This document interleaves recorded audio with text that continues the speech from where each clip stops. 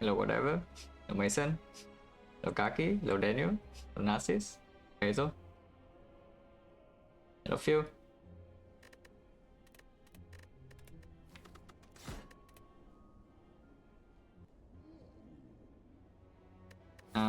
Uncommon color is fine. Damage array is fine too. Part is ultra aggressive. With the floor 6 burning elite into floor 8 into floor 10, and then you get the fire into here, yeah? If you do not fight floor 6 burning elite, I guess you can still do something like this. The annoying thing about pathing here though is that you get fire into 2 elites, yeah? 2 fire 2 elites is a decent path. But you need to decide immediately. Because if you start here then going to burning elites is very unlikely, yeah? So if you start on the right side, you are accepting that you are only taking 2 elites, which is, you know, still good. It's like 2 elites, 2 fire is a good path. It's just that the burning elite path is probably just better. You trade 1 elite for 1 fire, but you also get the key out of the way, so free pathing, and you know, overall just like 1 more hallway as well if you want to, and you can get early shot for a bit of power boost.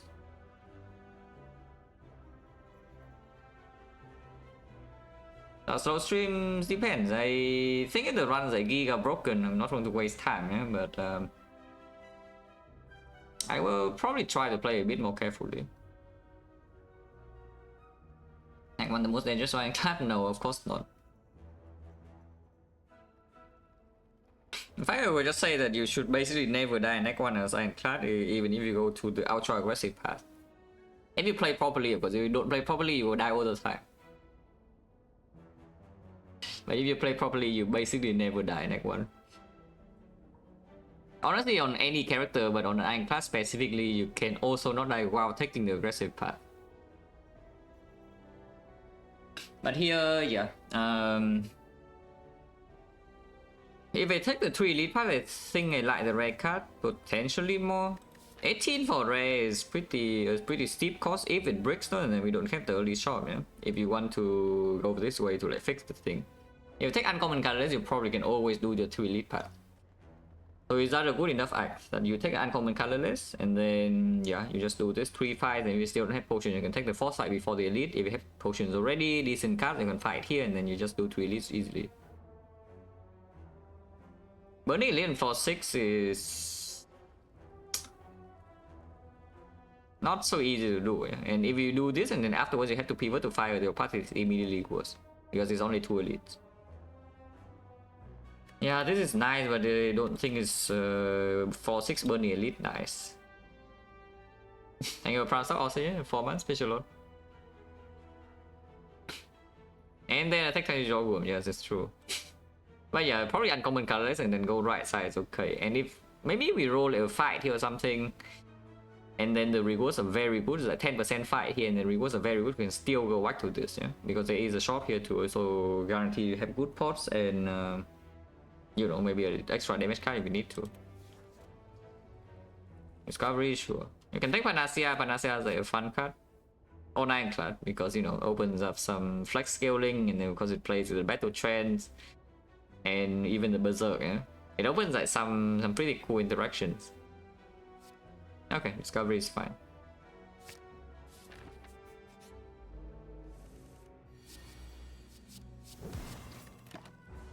Now, that turn was about to be terrible, and then we discover Cat, and it was not that bad.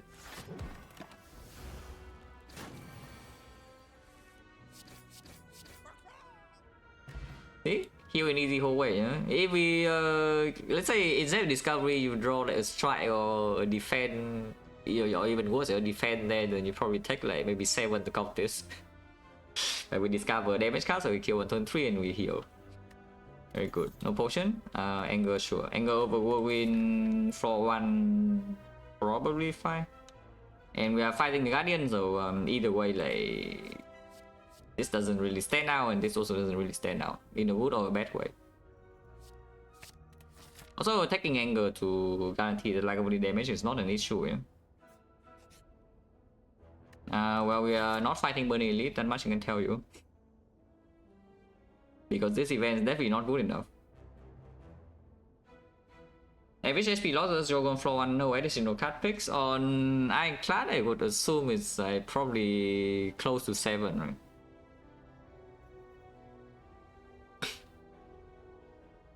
Seven without burning blood, of course, so you take like 1 or 2. But it's pretty... I think it's pretty common you take 7. But 7 is already a good fight, so maybe it's even higher, yeah? Hello Croven, hello Dashabash, hello Matt, hello Duplex. Silent takes less. Silent base deck actually takes... Silent takes like by far the least damage in whole wave fights, on average, between the 4. It's just that, you know, the low rolls are like so much worse.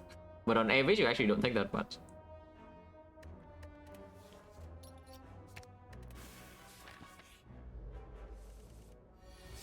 We added angle and there's a discovery, so I think I'm allowed to block.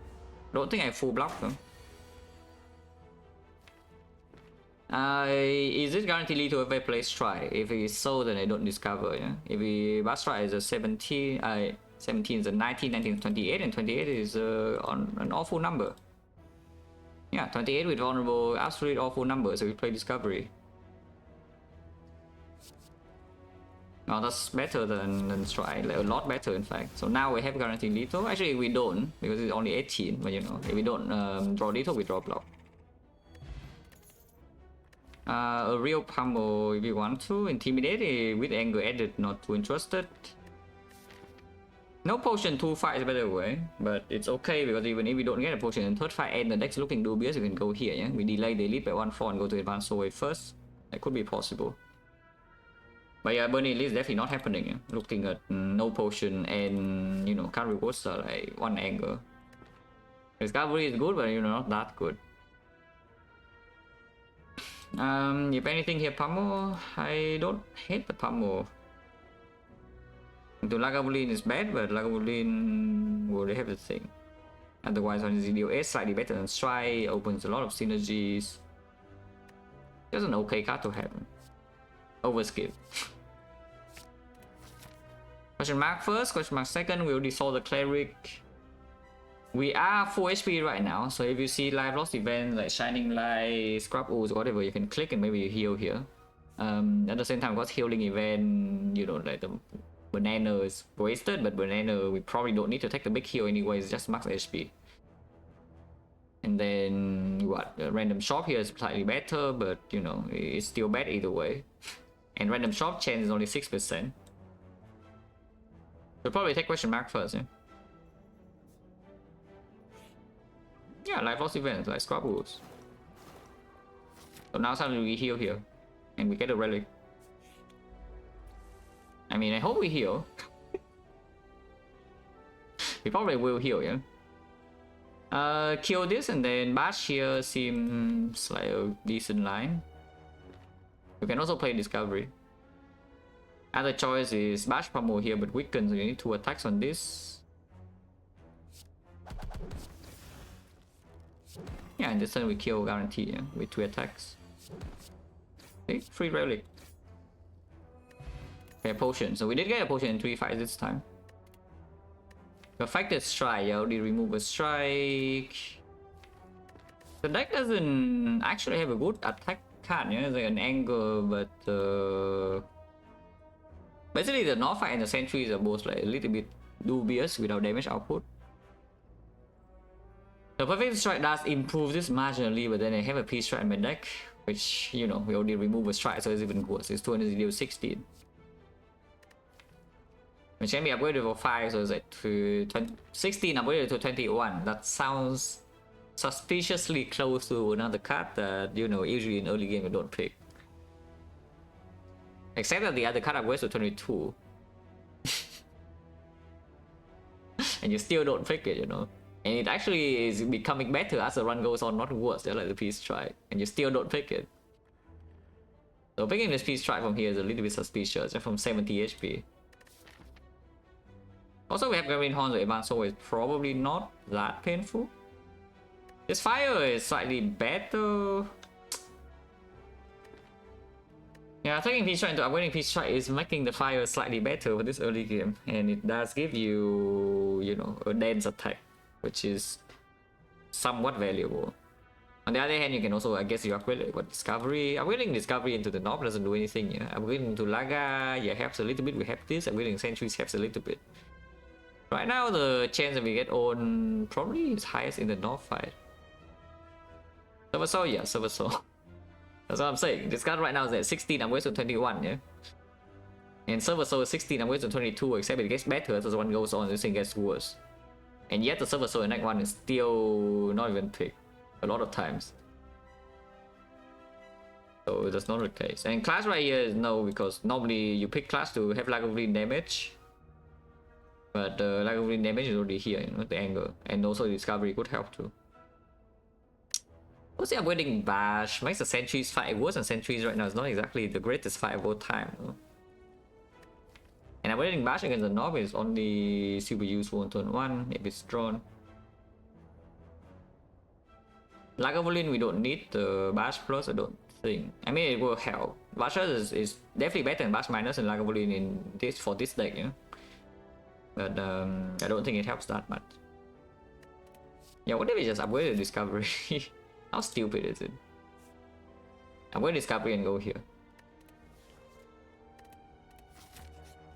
Chance 50.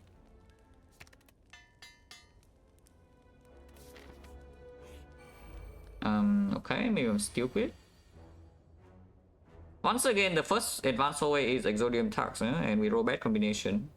The last advanced away in the Ironclad run, the very first one was also Exodium Tux. So we roll 10% 2 runs in a row. That's a 1% by the way. Yeah? The first advanced away is Exodium Tux 2 runs in a row. And this thing attacks. Yeah, this thing did not attack this fight, would not be so bad, but this thing attacks this turn, which is already terrible. Potioning now is like really strange though, because we have one empty potion slot. And it saves like what, 10 HP this turn or something. Is it worse? No. I mean, it's close, but you know, you can replace it with Slaver. Slaver is way worse than Thief. Because the Thief only does the 2 attacks and then he peace out, you know, like you lose some gold, you're okay, who cares? The Slaver stays there, it hits you, debuffs you, you lose like what, 1 billion HP and it's also tankier. So like you replace this with a Slaver, yeah, that's the one of the worst combinations. Sometimes the green is worse than the gray. Because normally the green just attacks you on turn 1, the grey doesn't. Yeah? So you have 2 turns to kill the thing. But on the other hand, this thing attacks on turn 1 immediately, so I don't even know. So we roll like a bad fight and a bad combination, and this guy roll 30% attack. Which is, you know, awful. It's like what, 9.75% to roll this fight in the first place, yeah? Roughly 50% chance to roll a bad combination. And this guy attacking is 30%. So yeah, very cool. Freaking amazing. Robot funding about the red fish a lot. Oh dear, we get robbed or what? Because I think we are getting robbed, yeah? This deck is no way, there's no way we can kill this thief unless the Discovery give us some bludgeon or something. This thief will attack again next turn, but the slime most likely will not, and we just let the thief runs away, in which case, in this part I want to preserve HP, especially when, you know, it leads to the next floor and there's no show on the eye. We should probably full block. Like 11. So like pummel here into double defense, yeah? Next turn cry.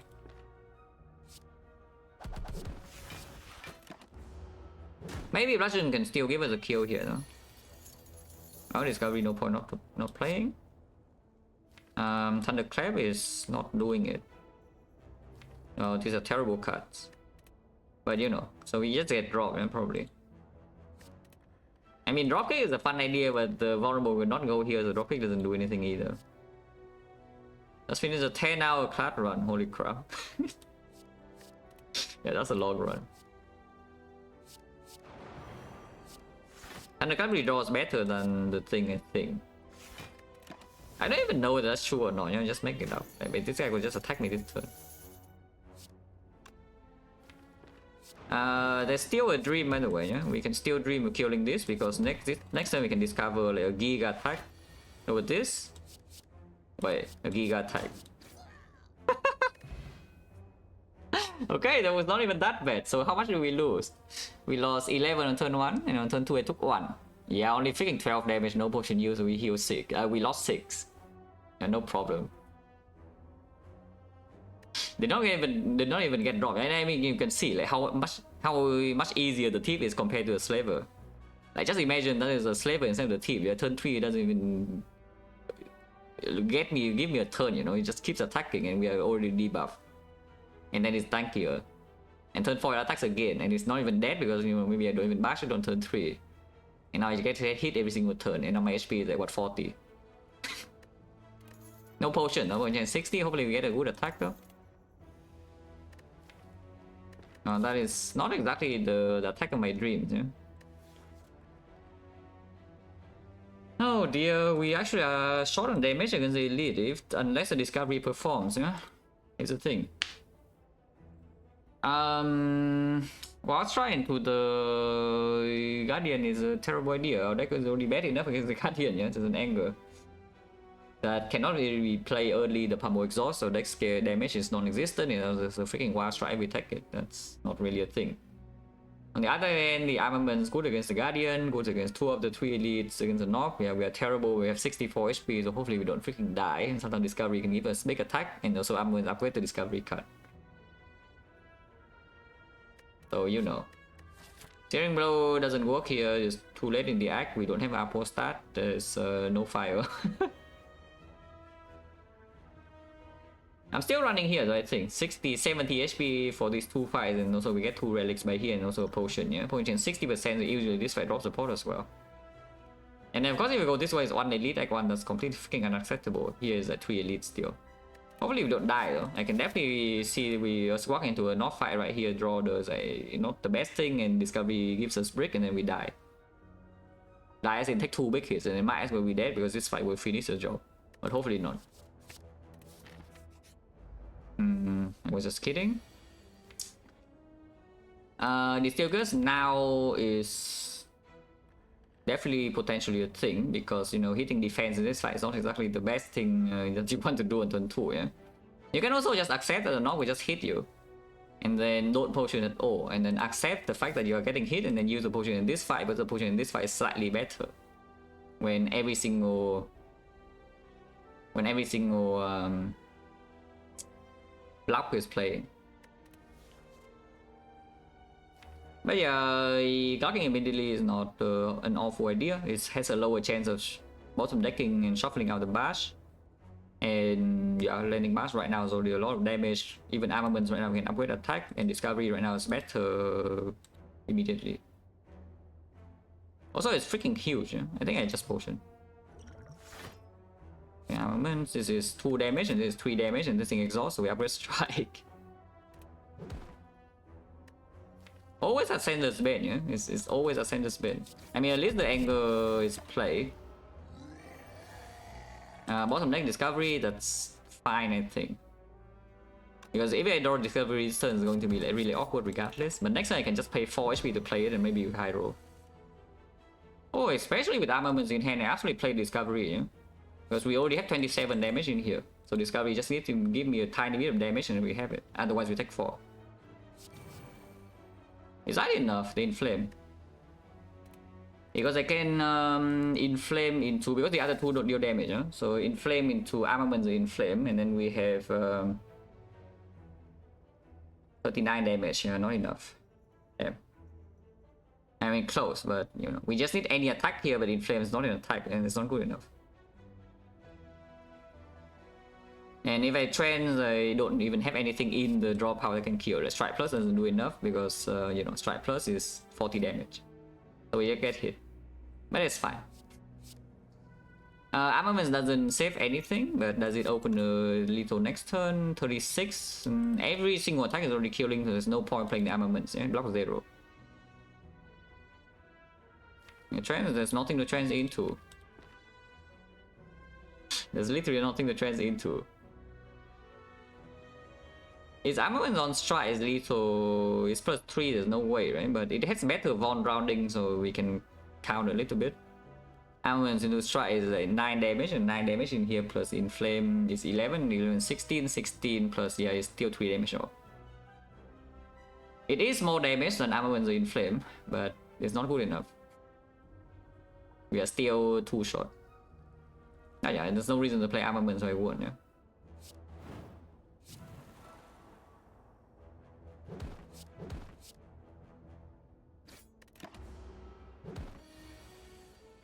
I actually draw 4 bricks and a bash. But you know, I don't think there was any... Actually, there was literally 1 brick. We could have drawn 4 defense and Ascender's Bed. That was in the draw pile. If that happened, I would die. The Giga Strike, I'm gonna deal 16. That's kind of big.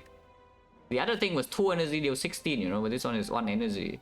On the other hand, you can take the headbutt, but from this position, I think we just do the Twin Strike, yeah? Oh yeah, the Panacea Berserk.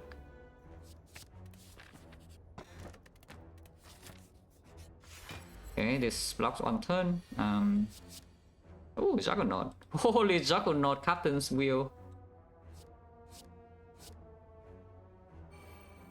We open next turn. So to get the Captain's Wheel block. This draw is terrible. Actually, it's not that bad because we have Captain's Wheel, so next time we just want to play attacks anyway. It's just we do waste the time of energy, but with the Juggernaut, like, even this deals damage, so it's not that bad. So once again, we armament. I think on this position, we should probably... I don't even know. Is Armor Strike lethal potentially in 2 turns? Point chance right now is still pretty high. I could see using the energy pot. Energy pot to Sentry is also slightly less effective because Gremlin Horn is already there and energy in the north is not needed. We have Captain's Wheel. Even if we draw brick attacks, we can just take a turn 3 hit. And every single strike is big. So we can count a little bit. This turn we go aggressive line, yeah? It's going to be Armor and Strike and then play Strike Pummel, which is 5 damage plus another 12 is 17, 25 damage, 25 damage. Next turn we have another 5 damage. That's 30. 38 plus here is 24, 62. 62 if we energy pot for double strike here is another 26. That's 90. It is possible to kill, and it's more likely that we draw attacks than block, yeah? I think we do it, right? I think we do open energy pot. It's a bit weird though, because if we draw full block, then we just block. Instead, if we draw full attacks, then we can just pot the turn after.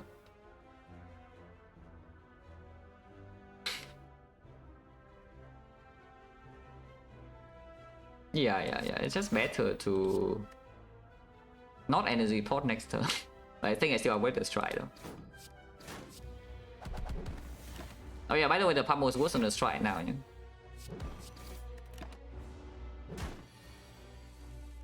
Yeah, like this we just block then. With the Juggernaut, there's no way we're short on damage. So no pushing use. Can see what this is for fun. Holy. East Pipe.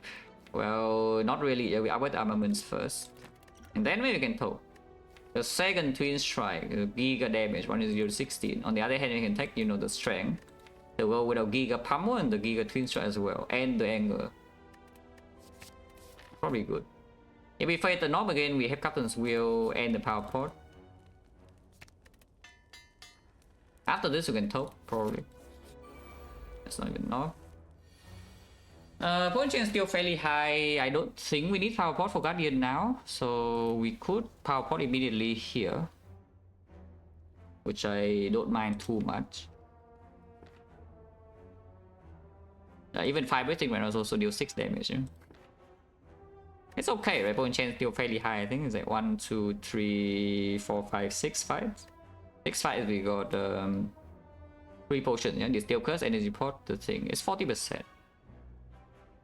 I put real Juggernaut? No, of course not. Like I already have damage, I already have scaling damage even, so why would I pick like the bad damage cut?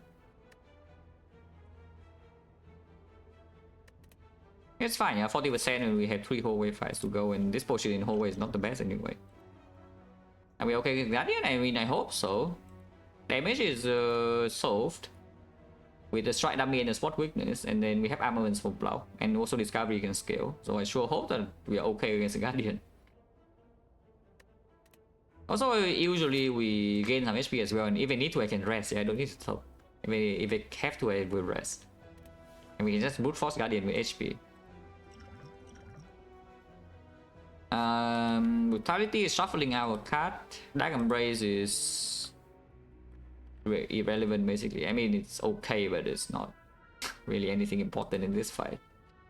Because I think our deck has enough damage output that it doesn't really care that much about the second redraw. Yeah? But at the same time, then Brutality, what does it even do? One card next turn and lose 1 HP. Probably steal Dark Embrace anyway, but then we just take a hit on turn 2. And so this Power Potion is fairly worthless. And in the Guardian fight, it's not exactly good either. I guess you take Brutality if you open this in Guardian, but you know, it doesn't do much. If we take Berserk to get hit for 30 damage next turn instead, sounds like a terrible idea.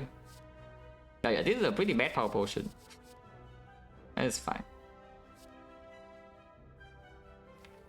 Embrace sometimes shuffle a card, yeah, sometimes shuffle out, but this always shuffle out, and this takes 10 damage. 15 damage, so you know. Unless you tell me we skip the potion, which you know, I don't do that. It's 15. Don't think we should take 5. Even though striking here does open some detour here, yeah? But Twin Strike plus Strike is already perfect detour. Also, we draw like this. You know, 30 damage and then Gremlin Heart, and then draw 2. Oh damn.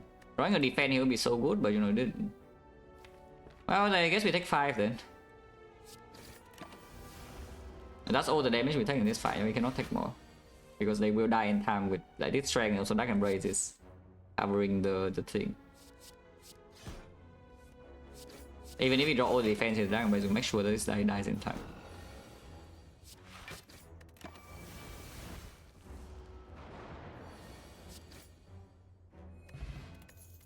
Three strength without strength build. Interesting. Yeah, potion max of one change now 30. Exhume for the feed that we are definitely getting in this act because we cannot win without feed. So you must well assume that everyone has feed, otherwise you lose. Discovery is already green, no? Otherwise this exhume is actually kind of tempting, yeah. And then it's only on the pummel. We are so strong early game, so you can actually greed a little bit for later, but I don't even know whether I want to greed the exhume or not, yeah. Because if we see one good exhaust card like the Offering, the Reaper, maybe even the Feed, that's probably already good enough on its own. So like, and we have no corruption either at the moment. Reaper, no, that's the point. If you see one Reaper is enough. You don't need 2. Same thing as Feed, yeah, okay, 2 Feed looks nice and all, but if you can land 1 Feed, that's good enough, yeah, for per fight. Because if you can land 2 Feeds with the Exhume, then absolutely you can land 1 Feed. And then you have enough. Yeah, there's nothing here, yeah? Unless you tell me we need True Wit against the Guardian, I sure hope not. And Warcry is not really, and True Wit is not green either. We might as well just top over the upgrade. Okay, move on. This guy is alone now. His friend left him. Maybe it was his girlfriend, but you know. The point is that this guy is back alone and he's looking to die. So you know, we fulfill his wish. Yeah? He wants to die. We can full block here, but do I want to? Probably healing is good. Or do we need to start Guardian fight with 2 strength? Do we need to start the Guardian fight with 2 strength? Because we absolutely can. We can just take 6 this turn, you know. Yeah, you can simply just take 6 this turn. And then you stay at rest of the next side, get it under control, take another 6, and then start the Guardian fight with 37. Or otherwise, we full block here, and next turn, next fight, we probably can also full block, and then we heal to 49 instead, and 49. Sometimes we fail to return 2 though, because it's not even with the strike dummy, especially if we remove a strike here, yeah? It's actually kind of suspicious in early turns without the 2 strength. Because the spontaneous doesn't land, and then this doesn't do anything, and then you know, anger doesn't even want to be played, and everything sucks. And if we take a hit on turn 2, then staying in rest cow is already worth it. So maybe we should just intentionally take 6 damage every time. That said, or maybe just full block here in case next fight is like nah, starting with 3 strength, the next fight can also save a lot of HP with something nasty, you know. So either something nasty in the 3 strength is just good, yeah, starting. Or the next fight is bad, or the next fight is easy, and then we can control it perfectly, and then we just take the damage then, like, what's the problem? Yeah, then we can just take 6 damage then instead of 12, like, what's the problem? So I think we should take 6 damage now. And stay in rest call. So yeah, we take limit break over power through because power through blocks too much. And then boom, 3 strength. And then play 1 defense only. Yeah. And now we kill it. Except we have to take 1 more because, you know, Ironclad sucks. Like, what the hell? And by the way, this is why we want to stay 3 strength before the Guardian fight, yeah? Because, you know, with this kind of draw, with other 3 strength, the Guardian splits your face in turn 2. Unfortunately, I lose 1 HP here against the tip, but you know, it's fine.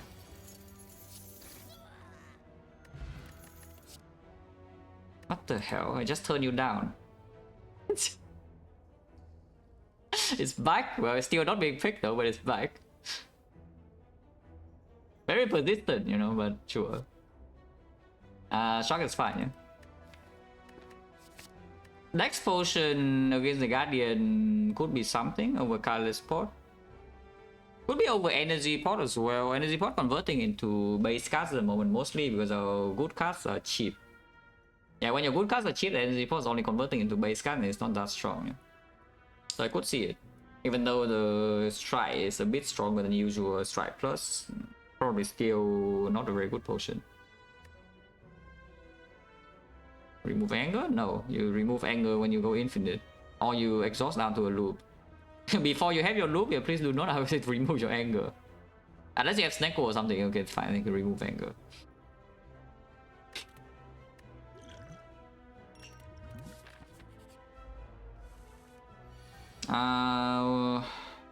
Maybe taking 6 damage in this fight is not so easy. Taking 13 is a bit too much though. So Discovery needs to give me something, otherwise I'm sad. I can kill it instantly here, yeah, but then we heal to over Rescue and then maybe I'm doubly sad. To resurrect your back? No, you can. Because every common card is pushing it to 1, and then as in you see Exhume in the first fight is the first slot, yeah, so it resets to like what -2, and then you see 2 common cards, so it goes to 0%. And then the next fight, yeah, the first 2 are common cards, so it goes up to 2%, and we roll the 2% on the third card. Because the rarity is roll per card, it's not in one same reward. Otherwise, you would see like 3 rares on the same reward all the time. But like after you see the rare, the chance reset immediately, and then the commons will advance chance after. So that's a very, very rare occurrence that you see 2 rares, even the same rare, yeah? 2 force back to back against a whole wave fight. But it can happen. If we discover and fail to get damage, we take 13 and I'm sad, but I would like to try to start the Guardian fight with Rescue, but not take 13. Oh, that's perfect. Wait, that's ideal. We lose 6 and we heal 6 and we stay at Rescue. Wait, that's perfect. Because you just play Offering and kill it now, yeah, easy. Oh, thank you. You can play Fogginess of Fun. Why does he do 16 again? Well, this thing is like pretty freaking busted. That's the best attack we have, you know, by far. It's so freaking strong, guys. We have 1,000,000 strength and the base is 16. And then I die to Guardian because the deck has too many attacks. Probably not. You cannot take too many hits against the Guardian, yeah? The token the strike does mean that we could get owned on turn 2, but we start the fight with Rescue and now there are 2 twin strikes. So I think we should top. Because otherwise, what are we even doing in the fight? There's nothing to do. You can recall or what? Like, yeah, what are we upgrading? There's nothing to upgrade. Only have armament plus.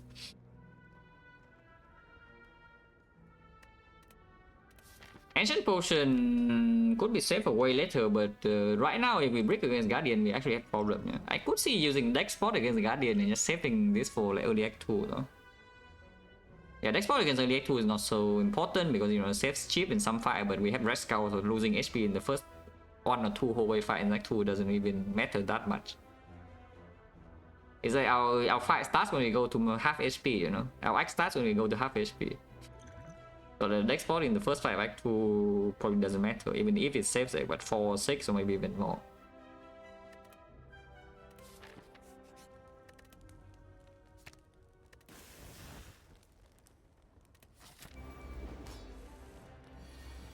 Well, we split the Guardian immediately, and I like that. If I shrug it off right now, I can miss the Discovery, or the Spot Weakness, or the Armament, and I'm sad. I just split the Guardian immediately, right? Without playing Angle, yeah. But you can see this is 42 damage. And then that also lines up Captain's Wheel with the 8 times 2, which is better.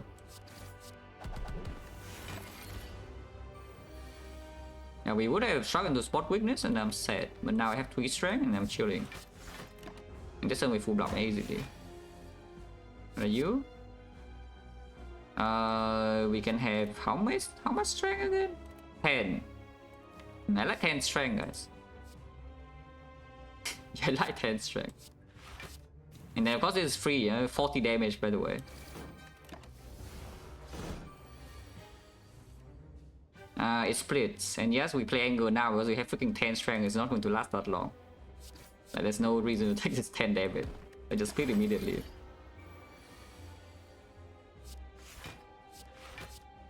$40. And just 40 for 1 I do trade.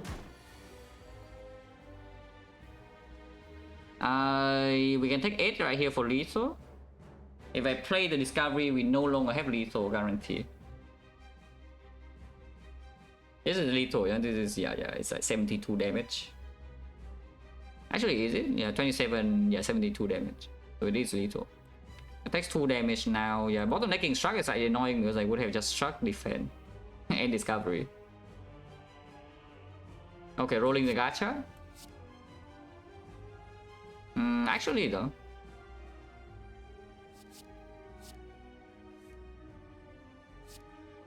I mean, we struck into it regardless, but you know. Hopefully I can kill next turn or block a little bit, or otherwise this is just a complete failure. But we can block, so that saves a bit of HP.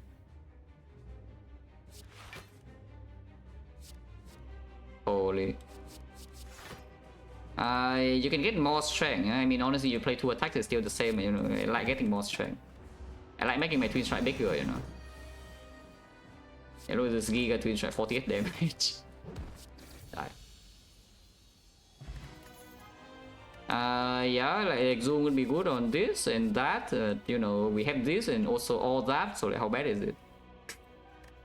Probably Reaper over Fiendfire. Yeah? Even though this deck right now is like very small, and we can keep toking, so the Fiendfire will exhaust her down into a loop like, very quickly. But at the same time, we don't need to. I think our deck's damage output is high enough. Let's take the Reaper and then we can ping pong HP. Well, maybe Angle is getting removed unless you tell me it's time for copy Reaper, which is basically free. Reaper in this deck is free because we actually have damage and there's a Reaper with Red Skull. If you take a Snecko, well, remove Anger, and then with Toke is also strong. Our damage output does go down a bit though, because, you know, our main attack is Twin Strike, and then of course it becomes sometimes more expensive than 1 cost. But it solves our potential drawing issue. That's the thing, like the Reaper solves your energy, but the Snecko solves the draw, yeah?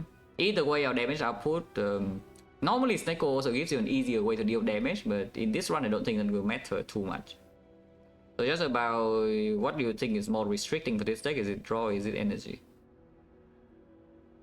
Honestly, ideally I would like a Snecko now and then Reaper after this, after Act 2, you know, would be nice. Yeah, but they show up both of them show up at the same time. I guess Swappers have both the Reaper and the Snecko, and then you're like giga chilling. That's true. Swappers win again. Oh, thank you.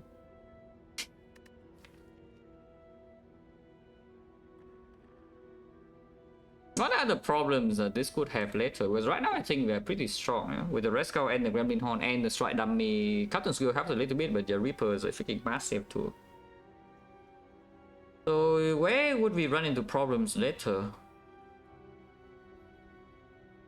Because honestly, with the peace pride, the drawing problem is not that bad, you know, compared to normal. Like normally, if you have a strong early game, you never find draw, like no Dark Embrace, no Burning Pack, no Head to Trance, no Offering, and you just like die. Your early game relics fall off, you want to act 3, you draw 5 cards per turn, and you die. But in this case, we can keep talking, and then we draw into some real cards, and we deal damage, and we Reaper back, and everyone's happy. And we draw upgraded block cards as well, which is not bad. You know? It's like Struck plus, Defend plus, those block were pretty respectable amount. And right now, the thing about Reaper is that energy doesn't play that much. It plays okay because, you know, an extra strike goes a long way for this deck. With the amount of strength we have and the strike dummy. But not that much, and there's also an anger, which makes energy plays a bit worse. Of course, the anger also makes the Snecko a bit worse. Yeah? The anger is just the worst card in the deck, clearly. From the analysis, you can see that anger is very clearly the worst card in this deck. No, actually, though, we take Snecko, of course, that's to remove. Yeah? We have Go as well. We speaks to Snecko, 2 potions, speaks to Snecko. I think we just take the Snecko. And the back one, there's plenty of time to see the cards, and I hope that I'm correct. That this deck will not die in Act 2 with Snecko. It definitely will not die in Act 2 with Reaper, yeah, I can tell you that much. But if Snecko, everything is like the worst thing you have ever seen, then maybe you could die sometimes. I hope that's not true.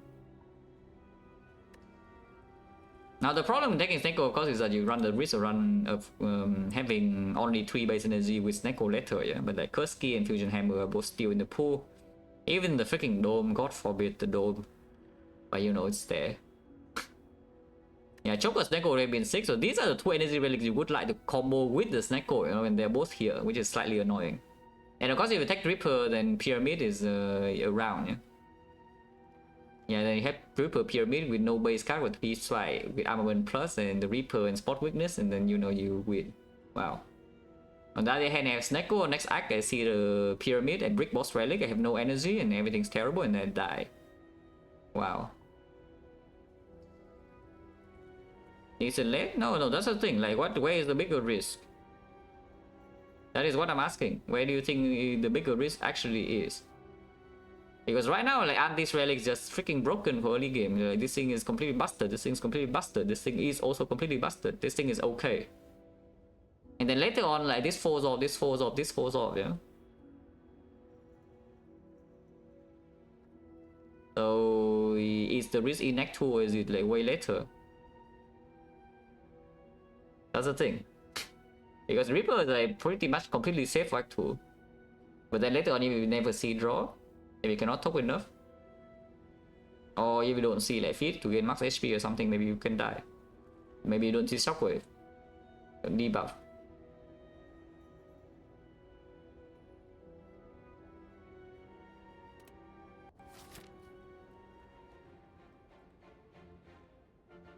What does this say? The act is annoying. This part is like pretty freaking annoying. Only 2 elites unless I don't go shop, yeah?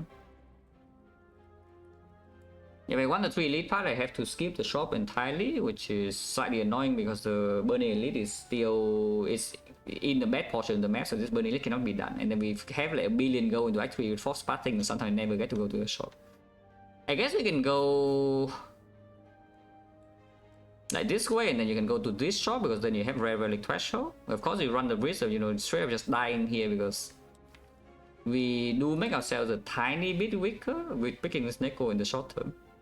Now, short term maybe it could last like only 2 floors, but you know, for now we're a tiny bit weaker than we were a while ago.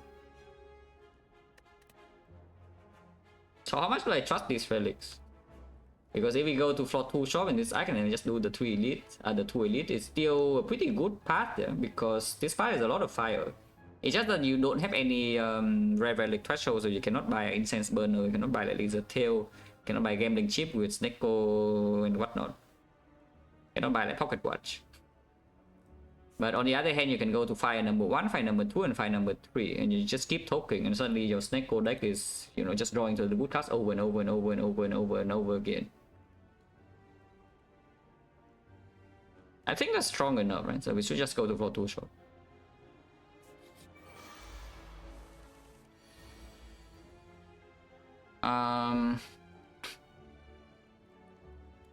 Do I trust Discovery or not? We lose 7 damage with the Discovery. I mean, you can also double block and then play the Twin Strike, but I think we should play damage, yeah? With the Reaper also around. But yeah, guys, do not forget, this deck right now has no active draw at all. We have one Structured off and that is it, yeah? We're still playing the Ironclad. Like, do not forget. But yeah, I think I discovered. Is that lethal? Not really, you know, because yeah, that's only 41 damage. So it could take Metallicize. There's no need to potion, yeah, we have Reaper and of course half HP is our home. Yeah, half HP is our freaking home. Discovering better and try defense crazy. Yeah, this could be a twin shot if you want to deal damage, but you can also take Metallicize to protect chip. I think we should probably take the double tap. I think we should probably take a double tap. And then this is 42 damage. 41 damage. 41 damage is 9 is 1 strike, but we would like to Reaper. Probably still hit the left though. Again, yeah, half HP is our home and we can rest now if we really need it, so there's no need to be scared of anything yet. Spoken is unfortunately missed next turn, so our Reaper does not get strength unless this guy freaking attack. So yeah, slightly sad. Oh, I could get drop, huh? Okay, this guy attacked though, but everything costs 3. So that's not great. What if I just don't play the Reaper? Yeah, what if I just don't play the Reaper because everything's too expensive?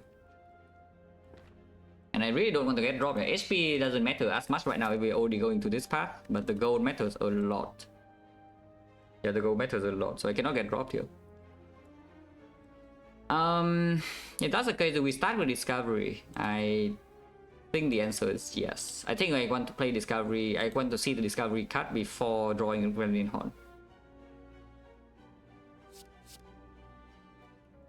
Havoc. Probably just take like Searing Blow or something. Let me just kill this now. Okay. Are we confident? Because I could spot, I could double tap the Reaper right now to get 8 HP back. So it's at 55 HP that we need to deal over 2 turns. With 0 strength. On the other hand, if I double tap the Twin Strike, I would die. Yeah, if I double tap the Twin Strike, I would die, but I don't. I lose 8.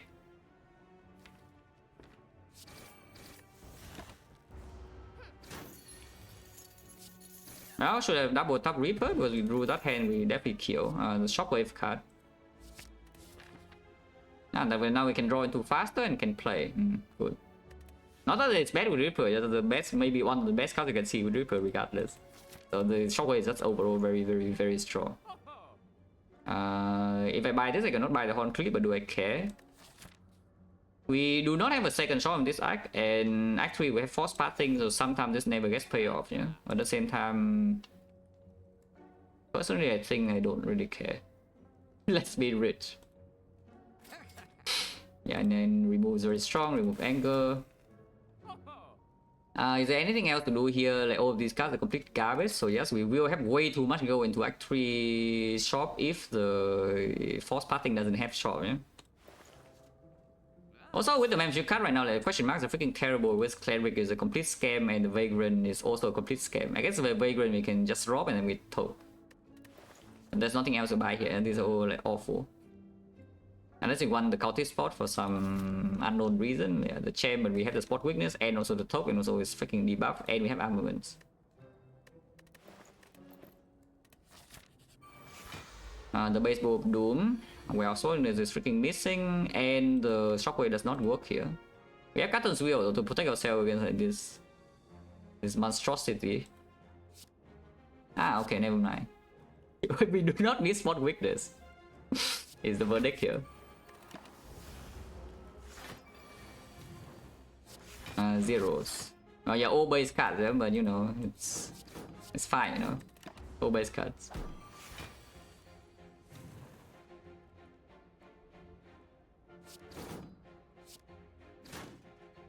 I can play this for fun, doesn't do anything.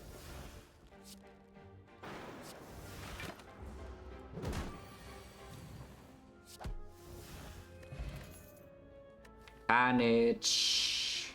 That's just so mediocre though, unupgraded. It is a big attack with Snecko, but like how big is it really? This is 16 and the Carnage is only 20. Yeah? Upgraded of course it goes to +4, but the Carnage is +8. But this also scale with strength and we have like strength.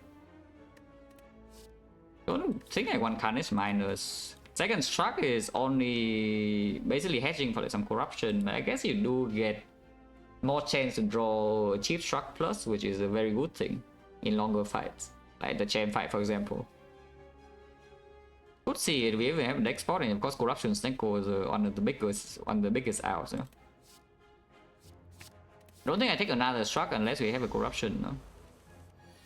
Yeah, picking struck so that it rolls zero cheap. We said, but it's fine. That's the thing. We have Reaper and we have Red Skull, so most of this HP loss is just completely irrelevant. The risk of Snecko in Act 2 right here is just that we walk into a fight that we die from half HP. If you get cheap down from full HP, that literally does not matter. But if you walk into a fight with, for example, 37, you die instantly, then that's the biggest risk. But right here, it doesn't really matter. Do I play Discovery or not? I think I do, right? Because I want to still play Bash to freaking, you know, kill this guy at some point. And this could be like impervious or something. That's not quite impervious, but you know, it's good enough. Oh yeah, Discovery Plus fixed for the Snecko a little bit more as well. Because, you know, you can draw Discovery and play it more often. And you discover strong Snecko cards and suddenly you have something to, you know, draw back into constantly because you have like basically no base cards. Store this fight we can, but at the same time we are already full HP, so like why store? You know, if you are already full HP, then why do you store? Also, Spokenness misses, yeah. That's fine.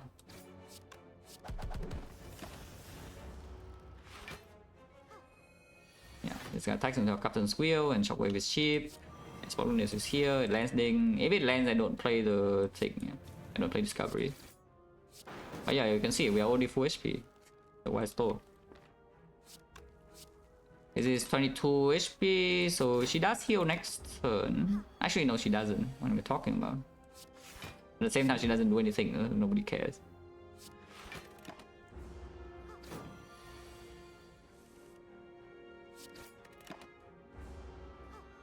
Discovery was on floor 0. 10 gold. Yeah, here's a second win. Yeah, here's the peace strike that we did not pick that also exhausts our cards, but yeah, second win we take, yeah? And then power through second win open. With Snecko, that's slightly worse for sure. If you have like the Coffee Dripper, then power 2 second win loop is a lot more powerful. Still okay though. Still perfectly okay.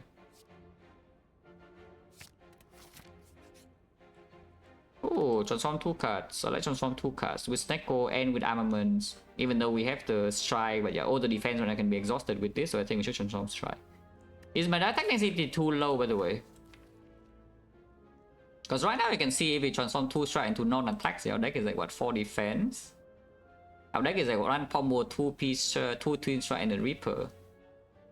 And 1 base strike, I guess. And then we bump into some fight that wounds us and maybe terrible things can happen. Hopefully not.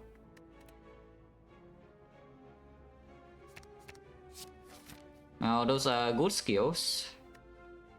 Snecko or not, yeah, those are good. On one, if you want to, you can just Toggle defend here, which I think I will. After seeing this transform, I will Toggle defend. But that's the thing, if you transform to attacks, you can still Toggle strike, yeah? And we are talking. So I definitely still do 2 strikes. Yeah, but we Toggle defend now.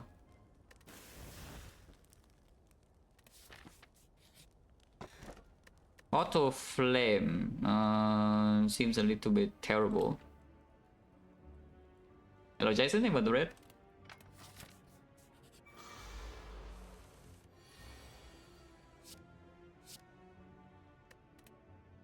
I could just second win this whole thing away, or I can just take more damage.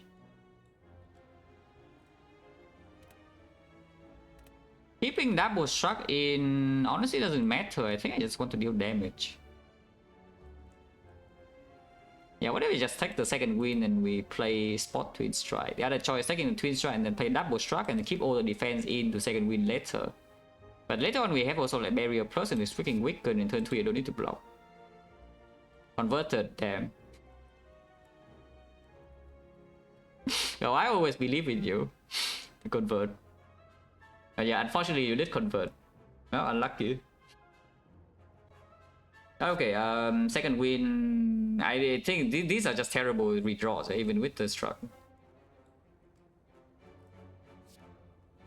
The second win in the deck is a little bit weird sometimes, you know, the second win can exhaust each other, so maybe it's not that bad.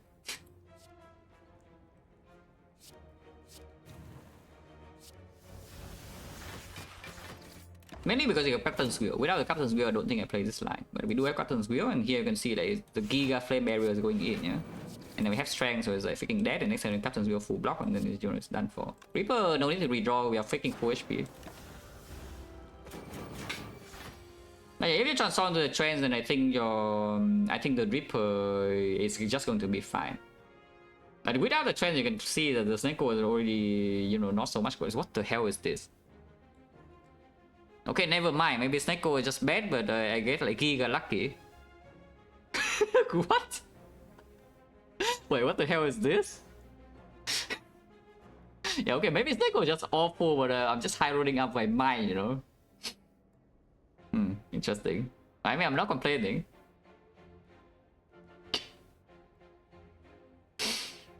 I mean, the last Snecko I saw was also, you know, like Snecko on Silent even, yeah? It was rolling the best cost ever, you know, of all time. Even at the very end of the run. So maybe Snecko is just feeling nice in June. Yeah. Maybe June is the Snecko month, you know? You think it's a Pride month, but maybe it's the Snecko month. Yeah, and negative sky, I don't even know. I mean, I do, but I also don't really care about the last line. It's completely worthless stat. There's no need to play armor. I just play attacks. It's already dead. Wow, tiny chest. Do I even pick this up? So some Kurski idea, but I guess Kurski is giving us more chance to talk. Am I even going to question marks? Because actually no, if I don't go, I'm not even going to question mark this second. Maybe it's good to pick up because I can delay.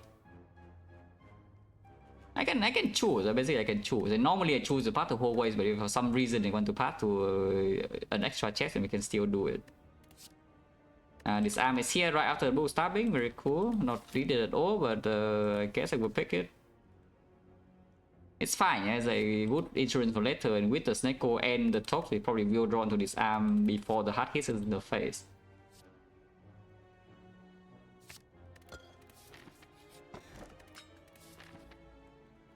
Keep talking. We took another defense over because Slaver is still around the corner, and of course, like after we took the strike, afterwards we just took the defense regardless, huh? So might as well just start with the defense now, no? Or you can recall. You can also recall first. But I don't actually want to draw defense in this fight, yeah? No matter what it is. So let's just talk defense immediately, and then maybe we can recall after the next elite. I mean, we have freaking pentagram now, so as long as they don't die from full HP, we're just giga chilling in this part. So why am I so scared? Recalling is literally just to open up some shovel, but even then shovel, I guess I will dig over top. Even though top is strong, we already have second win, like we'll dig over top. Or Giria, yeah, I will live over top also. Shockwave, nah, I have armament plus, if you want shockwave plus, you can just wait.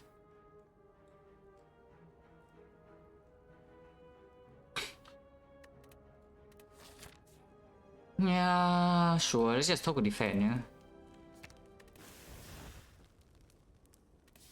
Oh, yeah, fight this elite and keep talking. Trees. Asylum, no problem. So you can full block here if you want, but I think I want my strength. With the Reaper and such. I think I just want my strength. And we have Pantograph as well, you know? Let's just get the strength. Okay. Oh, I guess it's full block over. Because here's my strength. But for real. Letting her attack is also not the worst idea, yeah? At the same time, there's no need. Probably let this guy alone though, because if she attacks next turn, it's a good case with the Captain Squirrel. So I want to redraw defend, get out of here. She doesn't attack, but you know, it doesn't matter too much probably.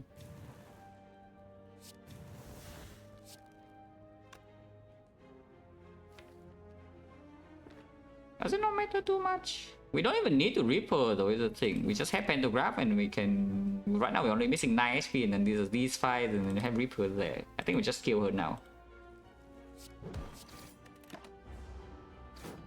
Yeah, let's just ignore the Reaper, yeah.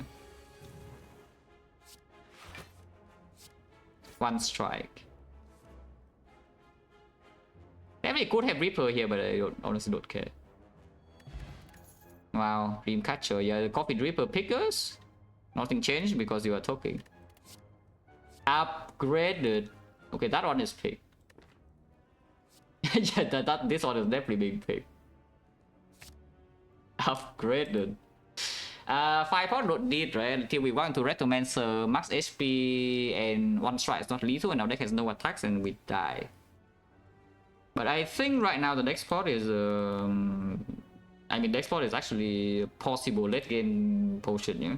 I mean, of course we would like a better potion, but you know, if nothing else is showing up, and we're still really strong right now, then the export is, you know, at least helping. This potion does not help. In the card, export could high roll into what? Apotheosis doesn't actually matter too much, we have armor plus. Still matters a bit though, it's not like armor upgrades everything instantly and also doesn't cost 0. From the potion it will cost 0. And then hand of greed, sometimes the hand of greed is... I guess hand of greed is okay, double the gold.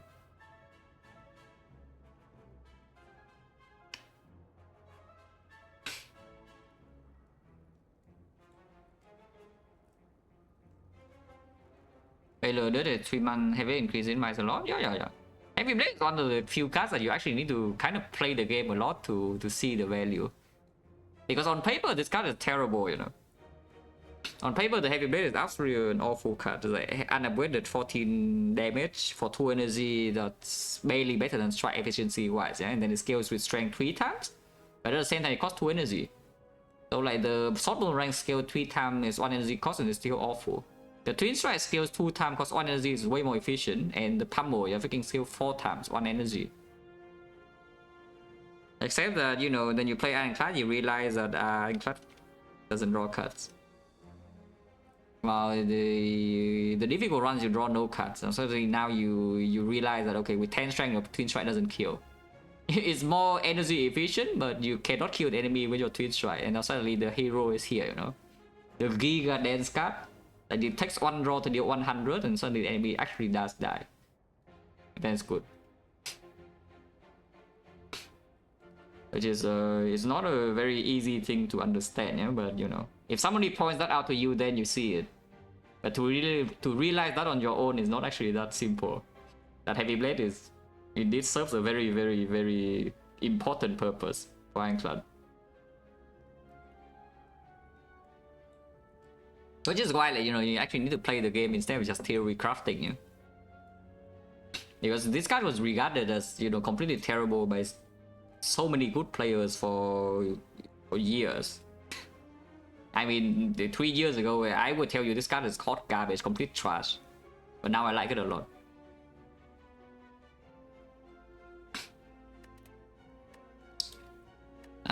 But also, of course, this one will have Snecko, so it's even better.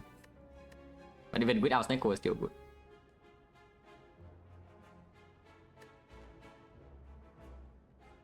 But okay, 5 pot over Carlos probably not, right? And then now that we have gotten past Elite and just pick up a Giga attack, it's time to talk the last strike. Yeah, it's time to talk the last strike. Well, people are going to see this deck and they wonder like what the hell happened to our base cards and say what did we pick P-box or where's the P-box? Because maybe at some point this defense will also go, you know, like how many cards have we top already? 4. And you know, it will keep happening. Cultist of Doom. And we find this fight, by the way, just checking. Probably, right?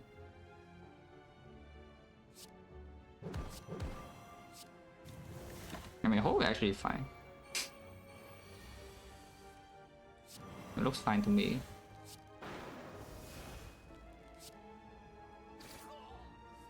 Golden Horn helps a lot too. And this turn we have Captain's Wheel. Trees. That's fine. 21. That's also fine. I guess I should have played this first. Too late now. I mean, not too late, but you know. Oh, that we saved. In case nothing good ever happens from here, this is the thing that allows us to kill fast. And we can block the first cycle of the heart with the Captain's Wheel and the disarm here pretty consistently, even without some artifact and only 75 marks. And then we survive first cycle, we vulnerable it, we hit it for 200 per turn, and then boom, it dies. Over this then, because deck spot, the thing about keeping like deck spot, counter spot though, is that they are not reactive potions at all. They are just output potions, but you know, it's fixed output. So for example, you are drawing like the worst hand of all time with Retromancer, she hits you for 100. And your Gremlin Horn cannot work. Well, what do? You die. Because the deck spot and counter spot are not doing anything, but the color spot can react. So I could see it like, throwing away deck spot. Now we just exchange the defensive output for offensive output, which is also kind of like some HP in the sense. Because we have the Reaper and also of course killing faster, it's blocking. This is dropkick if anything, but I don't think I care about the dropkick too much. The Reaper. Yeah, if you take Reaper, now you can take dropkick and you're like Giga Infinite. Because you still took every single card, you have a second win. You don't even pick this probably. And then you have a dropkick and then just a boom, dropkick.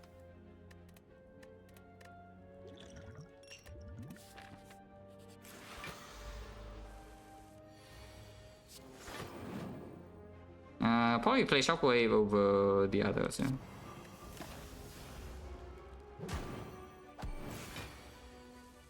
Red Skull, have I seen Red Skull that often? We can check. Common Relic you see roughly around 25% to 30% of your runs. If you make it to the end. I don't think I have seen actually that many Red Skulls. Right? I know I have seen a lot of feats and demon form. But Red Skull is not overwhelmingly common compared to like some other stuff. I don't think. But we can check. If you remind me.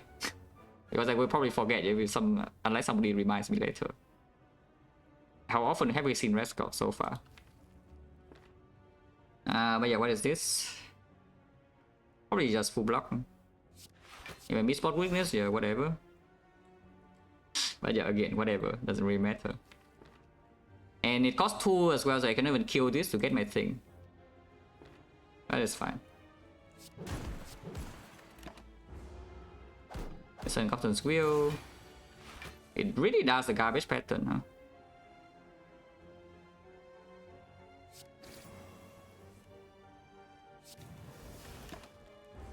I mean, it's fine. No? We have Pantograph as well, so HP loss in this fight is mostly irrelevant as well. No? This one cannot dodge us.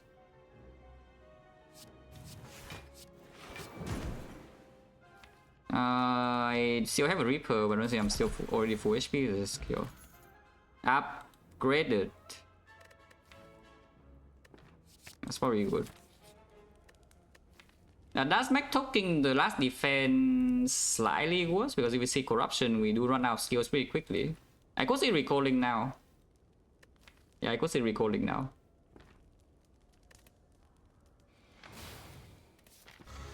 In theory, Cham is never a problem. In practice, who knows? Because we could just miss Foreigners every single time, he buffs every single time, our discovery completely missed, Snecko rolls terrible, and everything sucks, and then we die. Hopefully not. Just upgrade this whole hand and then shock after, yeah?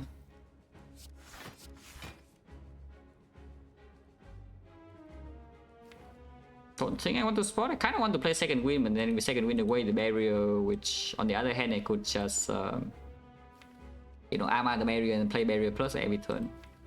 Let's just play this.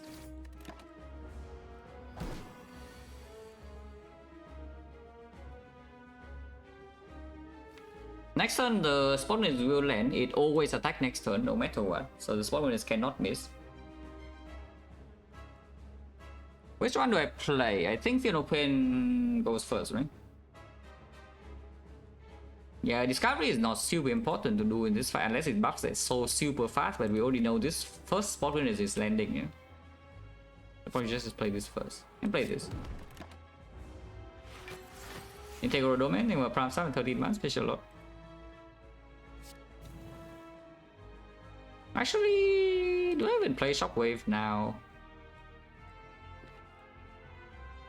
Yeah, I should have thought about that before I play the spot, because maybe I could turn to shock into the armor right now potentially, and then we lose one strength. Could see doing bash disarm also though. Probably just Shockwave, right? Probably just Shockwave. It's still like basically perma-von, you know, it's just weakness does run out. Yeah, perma-von. And weak. Exhaust is now, even though it is pretty good redraw attack, I just want to, you know, get my second win thing. Shock plus I don't want to exhaust, so yeah, we just keep drawing the second win with the good skill, but to be fair, we don't have many best skills, so you know, it's just the 2 defense here and the armbands. Keeping the good block class in is fine. Well, we can exhaust the stuff here. Full block and shuffle in the one attack. Or you can take like what, Juggernaut for what? Or Clothesline for weakness, but it's only weakened for. Let's just take it Silver Soul, you know. Do I want to keep armor or not? Because I can. Keep armor for the discovery card, and we still have the flame barrier and the shock to upgrade. It's probably fine. And also upgrade the bash.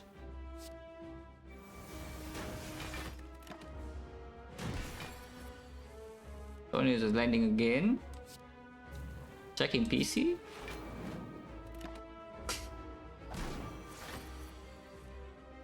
This is the most standard chair fight where spot winners actually behaves properly.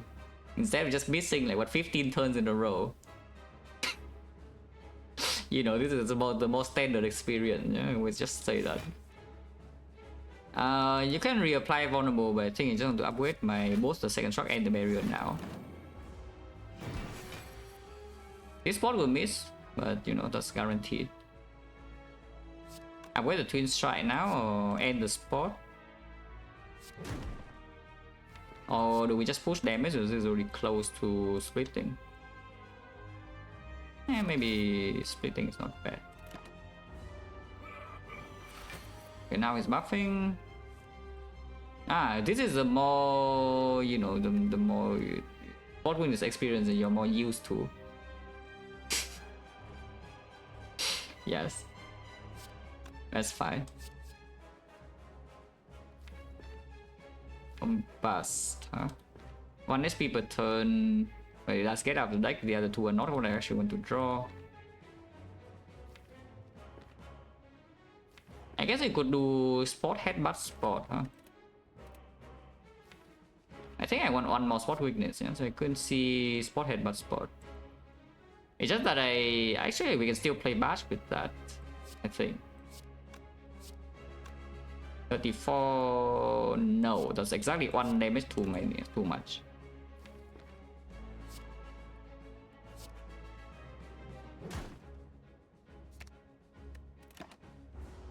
It always attacks this turn, so it's guaranteed to land. And 9 second win away. Do I want 4 strength or not? Otherwise I could spot and then second win the armor away, because armor right now also not doing much anymore. And this blocks a bit more. 1 strength.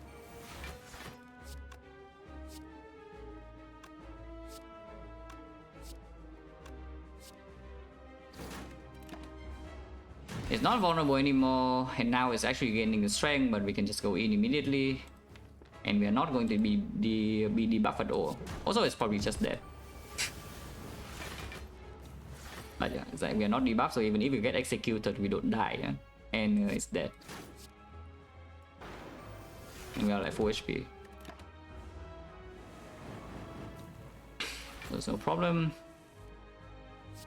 I don't even know what rare I want to see here, like there are a lot of good things.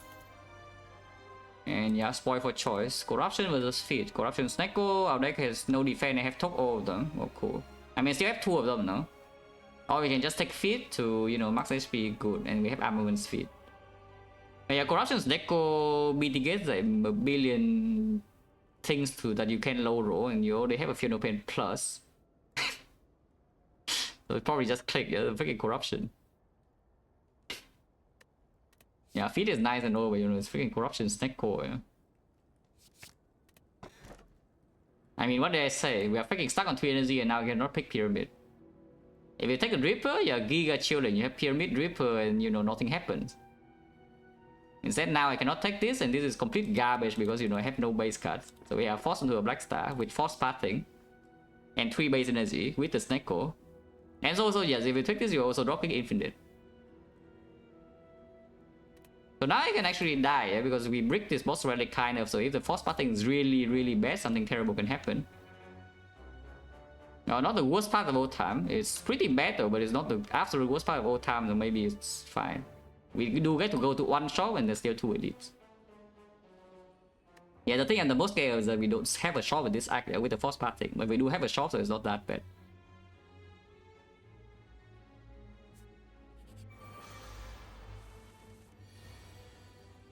But I mean, again, we have Corruption and Snecko, so like how bad is the situation? Probably not bad at all. Discovery, redraw, probably good. Evolve, doesn't even do anything, but the other 2 also doesn't do anything. And then yeah, Barrier, redraw, also probably good.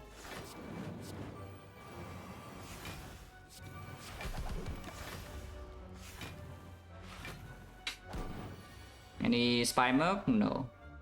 I mean, I don't have any myself and I'm not too interested in the Merc either. That's not my thing, you know? I'm not a Merc guy.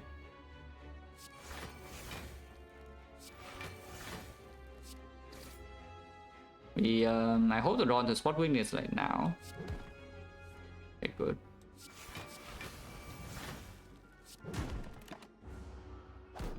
Okay, now I guess we try to go wider, yeah? And we stop talking defense. Unless we see an uppercut or something, this bash will not be talked though, so I think we just stop using the peace fight altogether. I have 2 fight in this axe still to figure out what to do, but yeah, I could see upgrading Shockwave, I could see something else I don't even know yet. But we probably stop talking. At least we don't talk about defense, but if we don't talk defense, there's nothing in here to even talk. You know, you want to talk a twin strike, what is this deck?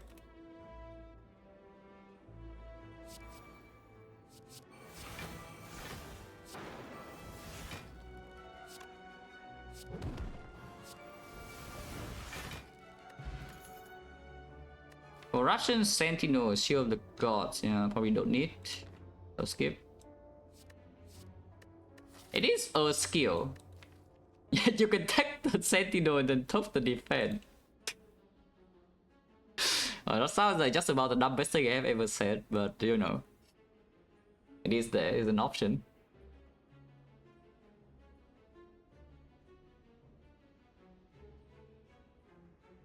No, actually how bad is it? Because we... our skill costs 0, but at the same time we do need the attacks to kill with 3 base energy. Yeah? And now suddenly with the Sentinel, it's like a Seeing Red except also against block. Yeah, it's a Seeing Red and blocks 5. So how bad is it? When, you know, the trouble here is maybe we don't have... actually the real trouble here is that we don't draw Corruption, yeah? But even second Wind Sentinel can do something sometimes. Yeah, no, it's probably fine, right?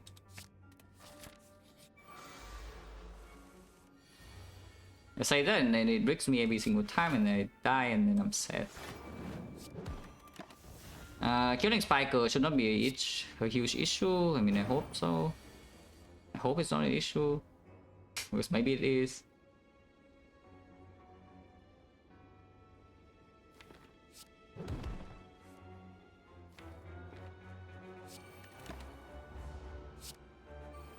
No, yeah, I'm thinking about the flame barrier thing, which is why they don't even play the corruption yet. You know?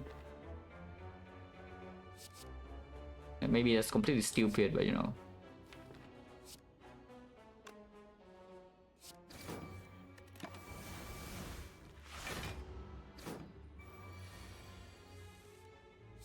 And the spot witness. If the spot witness misses, then we actually have some potential problem here. Yeah?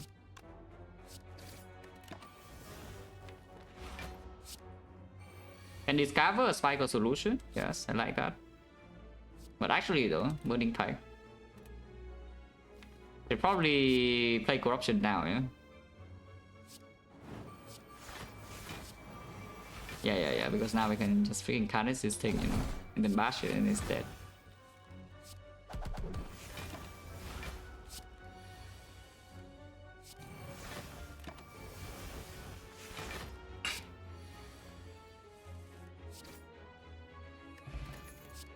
Upgraded. Well, that's just worse than the second spot weakness, but I take it anyway because yes, right now, again, if we run into a problem, I mean, we could still actually break, yeah, because with only 75 max HP and no feed and no fairy or something, the spear and shield can, you know, just ruin your day if they want to, and no artifact either. At the same time, I think the bigger issue is that we potentially just run out of block and the enemy doesn't freaking die yet, so we should improve our damage output. And the deck doesn't even have attacks, as like one deck cycle you have 3 attacks. Discovery, no. Discovery cannot give you feed. Or Reaper. It can give you Exhume, no? So you can Exhume your Reaper or your feed if you already have one in your drill deck.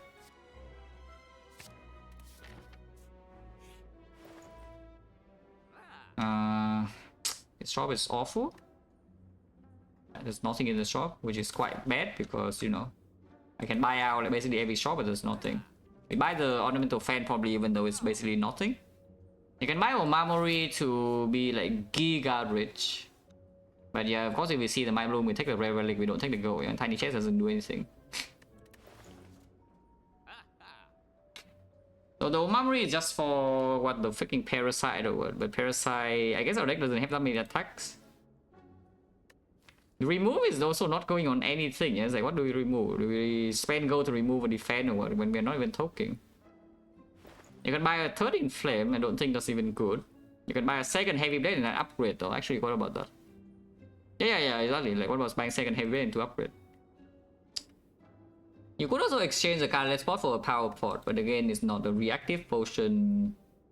And the number of owls, I guess there's barricade now. So barricade is an owl and dark embrace is a massive owl and demon form is a massive owl. So there are 3 owls with a power pot. 3 owls power pot on Ironclad. I don't remember the numbers. I can just literally look it up with my notepad.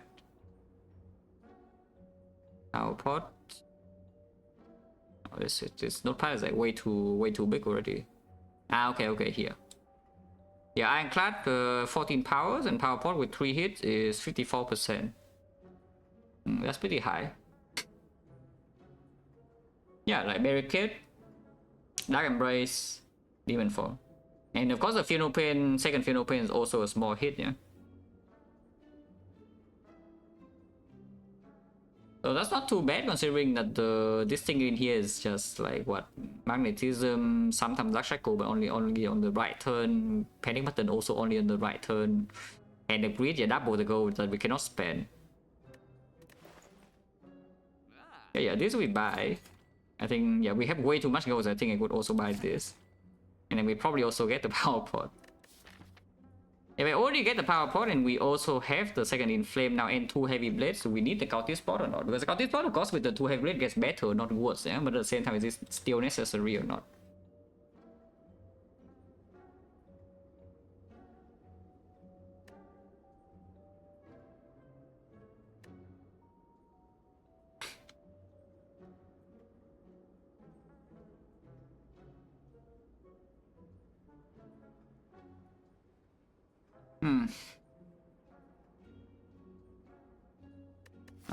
We never have any boss gauntlet problem, right? Because if we do, I could see upgrading this arm as well.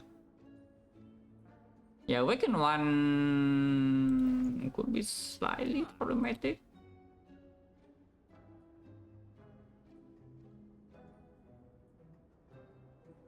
Maybe no reactive potion is not that bad. If the speed and shield fight, we have the Reaper and the Pantograph anyway, yeah? So we heal like what 31 living the fight with just the Burning Blood and Pantograph, and then the Reaper also heals a bit, and there's Rescue. So we should be able to leave the speed and shield fight with basically full HP, even if we break, unless we die literally on turn 3 or something. Which with the Captain's Wheel, pretty unlikely to happen, with the Snecko as well and the no base cut. So I think we should not worry too much about speed and shield, yeah?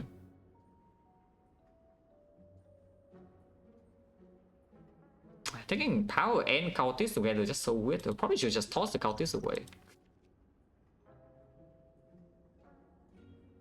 Is 6 strength enough for the heart? Maybe 9 strength with the rescue. It's 9 strength enough. With 6 strength, the heavy blade is 44 base, so with vulnerable it goes to 66. And with 9 strength it goes to 59, which is around 80. But we can maybe play like 2 attacks per turn. So 170, but we are pretty durable, and still the flame barrier is weakened for like first 2 cycles full. And that's assuming that first of all Blackstar gives nothing, the chest is completely brick, shop attack force awful. We also get no extra cut. And even then we probably will still win. So this cultist boss is just not doing anything, yeah? That's what I see. Let's just take a power pot. Over the cultists, not over the cultists. This remove is basically free. We have way too much gold. Is that true? I can literally see with wing boots here and then suddenly we don't have enough gold.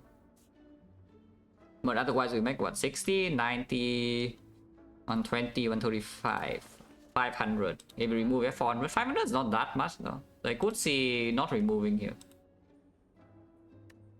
Yeah, sure. Oh, it's madness. Oh, Mamory 4 max HP already, guys. Or you can take the ride to have something to talk. So it's kind of like you dig up 4 max HP. Because right now we have nothing to talk yet, and the only upgrade I need is the Shockwave. And I guess you pick up a heavy blade to upgrade, but there's 2 fires. So literally you can just take up this ride to talk. It's like we dig up 4 max HP because we are forced to go to 2 fires, you like it or not. That's by the way fake news, because you can just take this elite instead. Because now the question mark, first question mark is madness, so this question mark is just good, yeah. Exchange 1 fire, 1 question mark, and fire is you already say fire is probably not good. Okay, fine. Max HP does matter because we will heal to full before the hard fight, so this is just losing resources for the hard, yeah, which is quite bad. You know. Sure. Oh, actually, fighting this elite is also just better because for 40 you can still see wing boost right here. If you fight this elite, you cannot see wing boost anymore. But here you can still see wing boost and you giga farm. Also, we are getting giga farm by the transient, so that's nice. Ow. That's not very nice, but in case you're wondering whether it's nice or not. Okay, that's slightly better. I think we play Pheno Pain, yeah?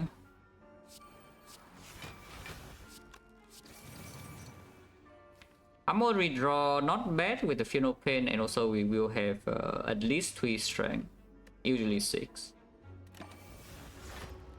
And we have 2 heavy blades, so it's not too needed, but yeah, it's fine. Also have Reaper. Just heal 10 now, probably good. Defend redraw still bad, even with corruption, Pheno Pain.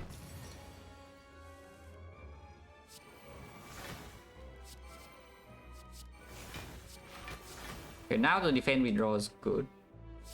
That said, that we also don't have any problem from here.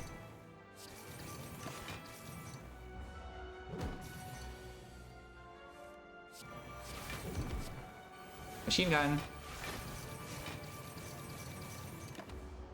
I mean, you see our damage output is not bad at all, no?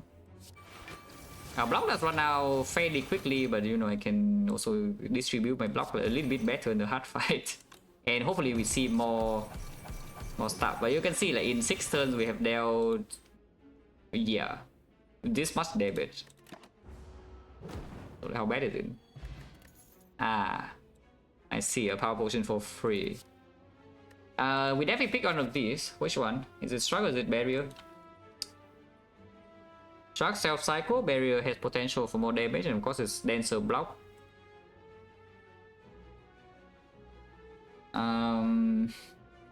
Self-cycling is pretty good, huh?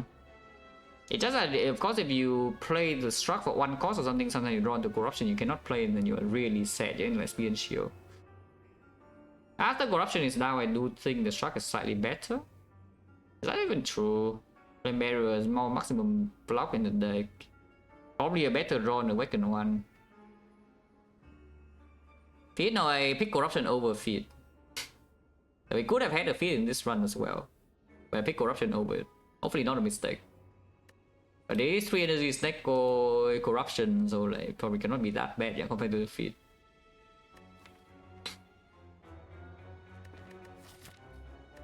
I mean, when in doubt, I just think says 2, so therefore it must be better. Do I take second power potion or not over the colorless? Because now we really cannot react, yeah, to all full draws if we take the second power pot. I guess sometimes you can, because if you bottom deck corruption, you open power potion, yeah, there's a real corruption. There's another corruption in the power pot, and suddenly you're fine. So like how bad is this really? Second power pot. Maybe it's not that bad. And then we want to Raptor, I draw no attacks. Every attack costs 3 and I get no strength. Here's max HP and then I die. Probably not. Oh, burning could be Raptor.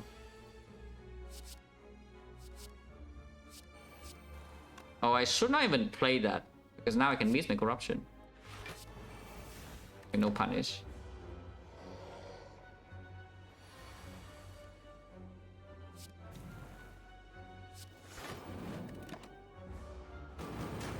Five burns, yeah, but we have the things in play.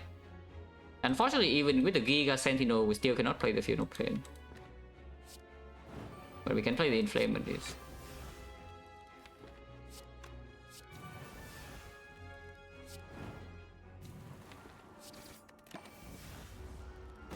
Five burns and not a lot of block left, so it's slightly suspicious. Maybe it's not that suspicious. Especially with this now, it's probably fine.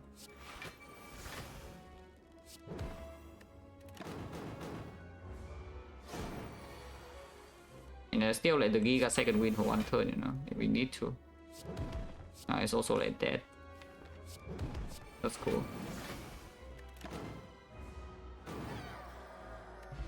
Holy, the Black Star. Oh, look at this.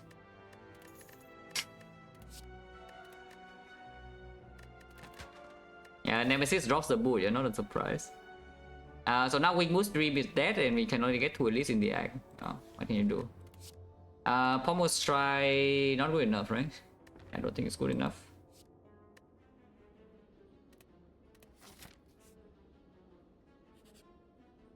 Wait. I mean, I already spent my gold. Good thing I did not spend all my gold though, because you know this shot is pretty good. Yeah, good thing I did not spend all my gold though. Not sure. Do I take a Duke pot now? I mean, now suddenly we are poor back forward because I have 1, 2, 3, 45, 75, 90, 90, 328 with chest. So sometimes we have to enough go for relic. But you know, could still be like that branch in sense burner. Burner in Act 4 is not that good, maybe still fine, but speed and shield we say we have control, yeah. And yeah, do potions for do Funeral Pin, of course.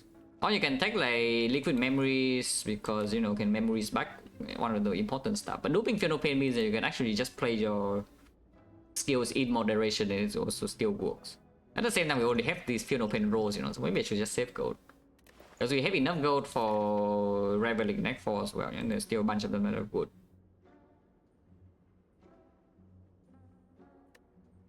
And the boss relics is P-Box for 2 and it's Pyramid with Snecko, so you know, I think you can also make the same choice.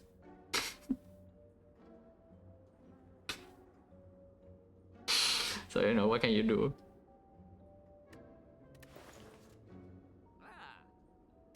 Yeah, leave, yeah.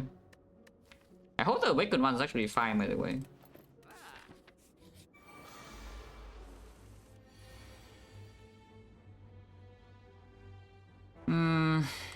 Inflame should be played, so we just take the full hit. Instead, if you don't pin. I mean, you can disarm here, but taking full hit is fine. I need this thing to like die soon, and then we can just we can always full heal here. We can always full heal here is the point.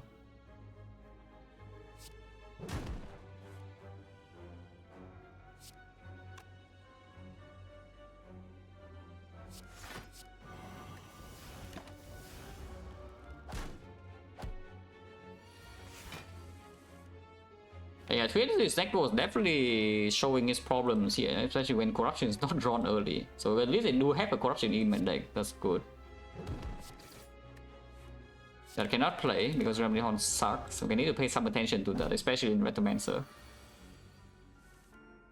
We do still have Reaper in that fight, so it's not too bad. But yeah, definitely need to pay some attention to that. This is not full heal. I think we stay here for a bit more. Yeah, okay, now it is full heal.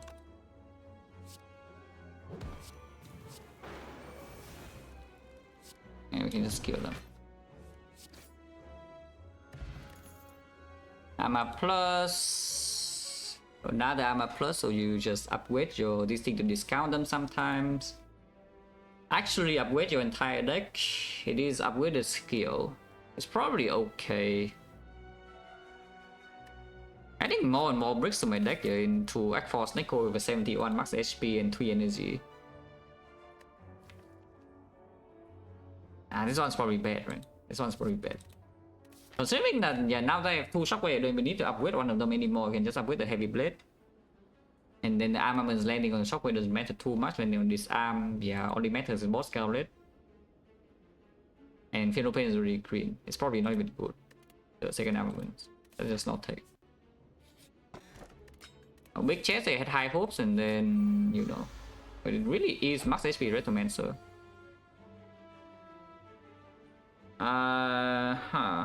And our deck doesn't have very high attack density, yeah? So let's be mindful here, but this potion cannot really save me if she's going in. I think this turn's fairly clear, right? There's so much to do this turn, yeah? We just play Dark Embrace, Final Pain, Bash, and take 14. If you are panicking, you can open 1 power potion now. But we do draw 8 cards next turn with 2 powers in place. If we draw Corruption, we win instantly. If we draw second win, we probably also full block. Any heavy blade or twin strike will kill one dagger to block 25, so you don't die instantly. So I think there's no need to panic yet. Should bash this guy probably though. They bash and then Hourglass next turn with deal 11, so 12, so 1 strike is killing. We have no strike. Very cool. How did that happen? No idea. Cannot tell you. But Pummel is lethal also. Yeah, Pummel is lethal too. Yeah, Pummel plus Bash plus Hourglass is exactly lethal on this. So we should probably hit this over this guy. Because it does beat 1 threshold. Defend 3 cost is not exactly the first good card to see. Okay, Corruption is here and it's 0 cost, so we're chilling. Oh, that was scary. For a 2 seconds. But again, yeah, the Act 4 is definitely not risk-free with this. Because we are freaking stuck on 3 energy now for some reason, and the relic support is not exactly the best. Eh? I mean, you can see these relics are falling off slowly, and then we haven't gotten like much better things. You know, look at the relic bar. Freaking tiny chest. This does nothing. This is nothing. This is nothing. Nothing. Okay, this airborne it does something, but it's mini boy, and then nothing, nothing, nothing. Actually, I forgot I had Dreamcatcher. Maybe I should have rested over. Probably still going here is better, right? And we did see, what was the event? Yeah, the shop. Okay, seeing the shop relic was not bad. Yeah, that's fine, that's fine. I actually forgot I had Dreamcatcher, so I could just rest for card reward. That's fine, yeah, she's like dead right now. Reaper is drawn turn 1 though, so maybe you want to full heal. Taken second Sentinel maybe, because second Shockwave doesn't do anything. We could just redraw into our Reaper now though. With 6 strength, she's also like dying.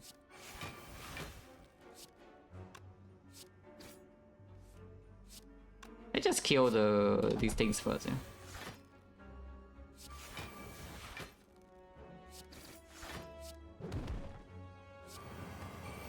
A barricade or calipers or something would be nice.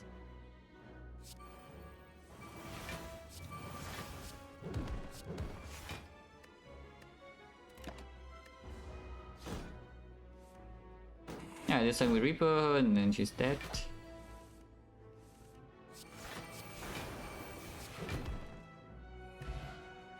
Wow.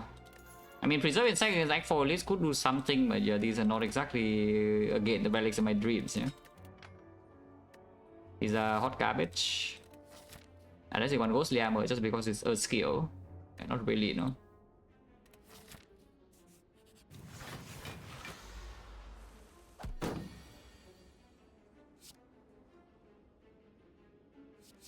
That's fun. And I mean, of course we are doing it, yeah? Already full block, no reason not to do this.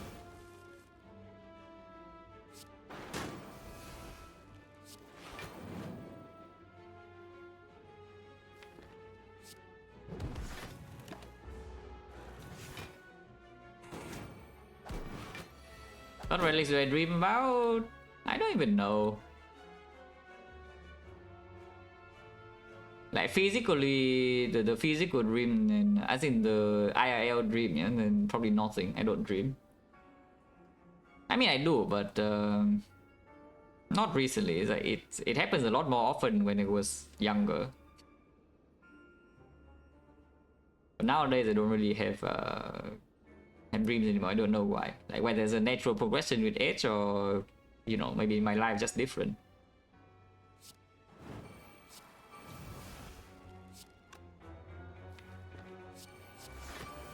Oh yeah, we can Sentinel here and then play your stuff. Sentinel wants to hide, but you cannot hide. Yeah?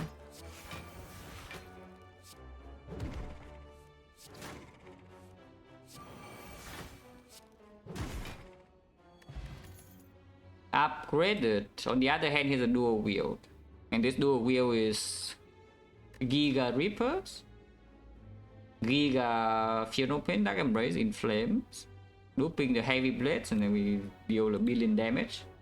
And it's dual wield with Snecko, so you just get your 0 cost attack loop or what? This is green is very, very, very good. Yeah? It's very good, but I think the dual wield is just stronger, right? This is also green, you know? And it works with 2 power potions that we currently already have.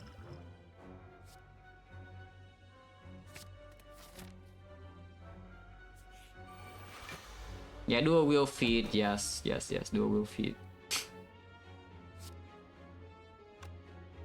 I don't want to draw corruption now, so just disarm this and then. Maybe I should have bash instead. Too late now.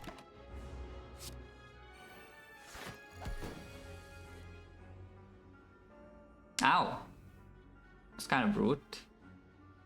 Again, we have Reapers, so we don't care that much, but you know, still kind of rude. Also, we have Pentagram, so once again, we don't care that much. But yeah, that's kind of rude. Yeah, nice dual wield on the 0 cost attack, which we have a lot of in hand right now, as you can see. All power, by the way, 0 cost power also. Yeah, I think a 0 cost play barrier would be pretty good here. You can play this one, but then we miss the Phenopane. Is that a problem? I don't want to miss Phenopane, to be honest, but if I play the Phenopane, I'm taking 111. They're just not right. Let me just play this. And let's just play this.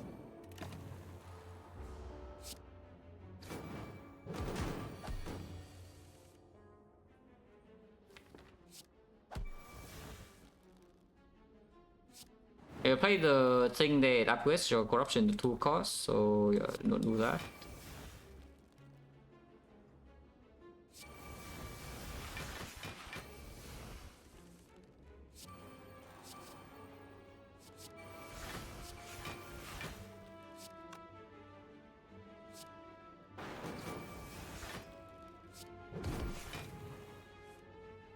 Full HP and this thing is dying, yeah.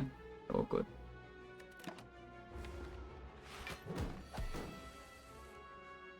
Holy dueling 0 cost attack.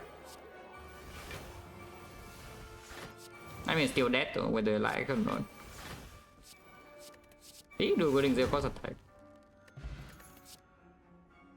Complete garbage. Distill chaos that doesn't really do anything wrong ever. I mean, sometimes I do a wheel is a random card that we don't want to, but you know, overall just good. Yeah, this is a good reactive potion. Now with the dual wheel, maybe one power potion is enough, and we even have the corruption field open. That can break the whole thing in our deck already. That can break was a major out from the power point, and now we already have one for real. So let's take the let's take the active potion now. Yeah. We are giga low rolling goal, by the way, just so you know. Because on average we have 164, and right now the maximum we can get is 158. So we will not be able to buy Reveling in Act 4. Yes, they don't have gold either, so we are giga low rolling gold here. And you buy them vào Prime 7 and 8 months, a lot. Upgrading Shockwave now doesn't matter with the two things in. We could see upgrading Heavy Blade. We could also talk the bash now that we have two Shockwaves. I think I want to upgrade the Heavy Blade though. Yeah, especially with the dual wheel now, upgrading Heavy Blade gets a bit better too.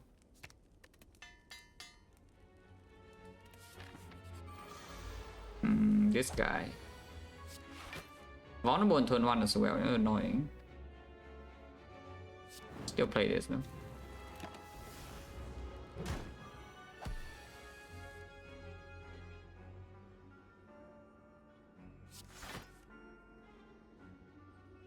Yep, annoying. It's fine because we again Pantograph Reaper. You can definitely see this deck's problem if it bottom decks the important stuff. You know, right now it's like kind of happening. 57 this turn, not exactly very pleasant, but you cannot play Final Pain Corruption in the same turn.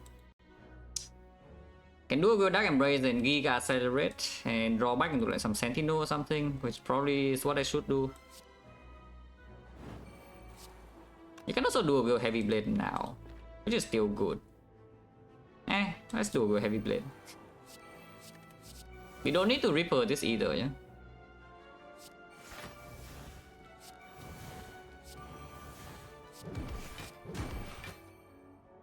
Don't play the last one. Actually, I mean, you can play the last one, it just dies. Well, we definitely do not upgrade Shockwave now. I still take this one, no? We definitely do not upgrade our Shockwave. With 3 Shockwaves, I think I'm allowed to talk Bash now, right? I hope that's true, yeah? Because if in this deck we still cannot talk the Bash, then when the hell do we remove Bash, like, ever?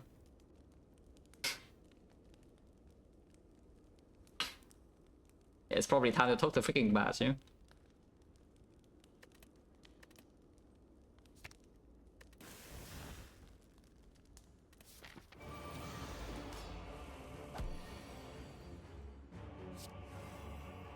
Not exactly very pleasant first hand, per se. What's the plan in this fight? We pop every power and it dies? Because I feel like maybe I want to do a wheel my Twin Strike here and then just play 3 Twin Strikes, you know?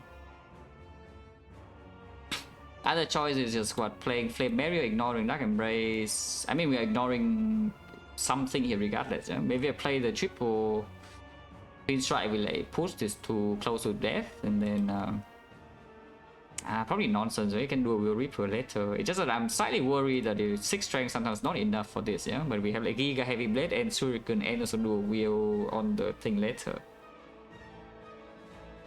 F what? The stream die or what?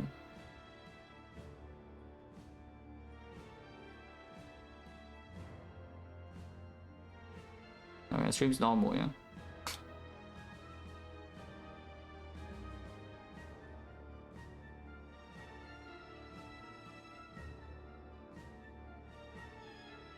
Okay, this fight is problematic.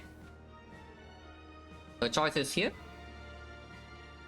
How long this run? Not that long. It's like around maybe 2 hours. We could die in this end game though, because you know we have brick boss relic. The black side don't actually give us enough stuff, and I don't have a consistency potion or consistency relic yet, so Act 4 we can just die instantly. In fact, we can die inside Act 3. Not likely. Not likely that we die inside Act 3 here, but at the same time you can see this turn is already not very good. Yeah? Not playing this Dragon Blade is such nonsense though, because if I play the dual wield on Twin Strike, we also draw more attacks later, which are not heavy blades, and then you know maybe they're not dense enough to kill this thing, and we only gain like what 4 block right now and 1 strength.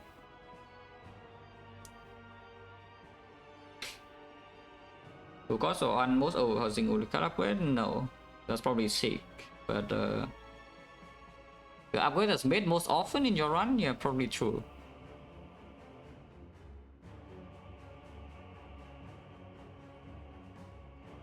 Yeah, strongest upgrade in the game probably sick. On average, of course. There are cases where sick upgrade does like freaking nothing. Yeah.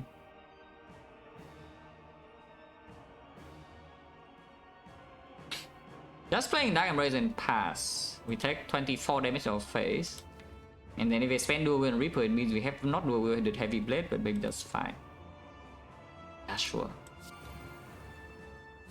Still hit here though.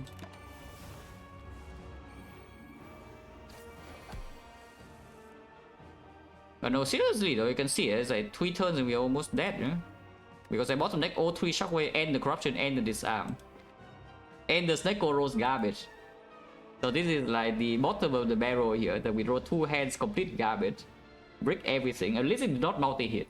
If it freaking multi-hit, it would be Chariot top, yeah? But it did not multi-hit. So this is already absolutely awful. But because I'm never potioning, we're still basically full HP here. Even though it looks bad right now, you're still basically full HP. I'm just thinking whether I'm allowed to play Final Pain and pass turn again or not. But if this happens in Act 4, we are going to die, just so you know. When Corruption is bottom deck and we roll terrible 2 hands in a row, and you know, even reaching 3 will not help. Because yeah, the Snecko was Giga positive earlier, it's still positive with the stats, but I mean, you can see it's evening out, yeah? And I don't really like it evening out like around this time, you know. Other choice is playing Spot Weakness and not the Final Pain, but the problem with that is that next time we have to burn more cards to block. At the same time, it gives me 3 extra strength later on, which is, you know, kind of important. Because this guy needs to die like very quickly from here. Because I can only play 1 Reaper most of the time in this fight. So what if we just play Spot Weakness and then pass turn and take like 36, go to 11. Which is why the max HP for Madness matters so much, yeah? Because you know it's real. 11 is still completely fine, no? Unless we don't draw Corruption next turn, then very much not fine. We can always distill curse into it. It's just that distill curse will always also hit the Reaper and then I'm sad. But yeah, we Spot Witness and pass, and then we just take 36. This is what people were scared when they take Snecko. I have to say all the time. It's like you roll every you draw 8 cards per turn, and then you play 1 card. Yeah, that is what's happening right now in the first 2 turns. Which, by the way, is not supposed to happen. But it does happen sometimes, which is why you don't want... There are certain things you can do to you know, make sure that you don't see this kind of thing in your Snecko run, yeah? Or, if you see them, it doesn't end the run. Because right now we see this happening right now. But I'm still fine. I mean, fine is a relative word, but you know, I'm fine-ish. So there are certain things you can do to, you know, mitigate this kind of garbage thing, because it will happen. If you play enough turns with Snecko, it will just happen, yeah? And just with a force bottom deck Corruption. And every single shockwave is expensive, so my Distill Curse is gone. Which means this arm might not go on this, and my Reaper is gone without this thing. Which is, you know, tanks. Freaking cool. I guess I can open with Twin Strike and see. I don't think I'm allowed to play Shockwave first, right? Because if I play Shockwave first, 2 costs, it draws into Corruption that costs more than 2, yeah? And I can no longer even play the Corruption. So this is like the absolute garbage draw though, yeah? You are always having nightmares about when every single card is expensive and your key card is at the absolute bottom. It's like disgusting, but you know, sure. If I play the Shockwave and I corrupt in cost 3, how is it? Like, do I die or not? Because if I do not die, then maybe I do that. Because this potion is really important.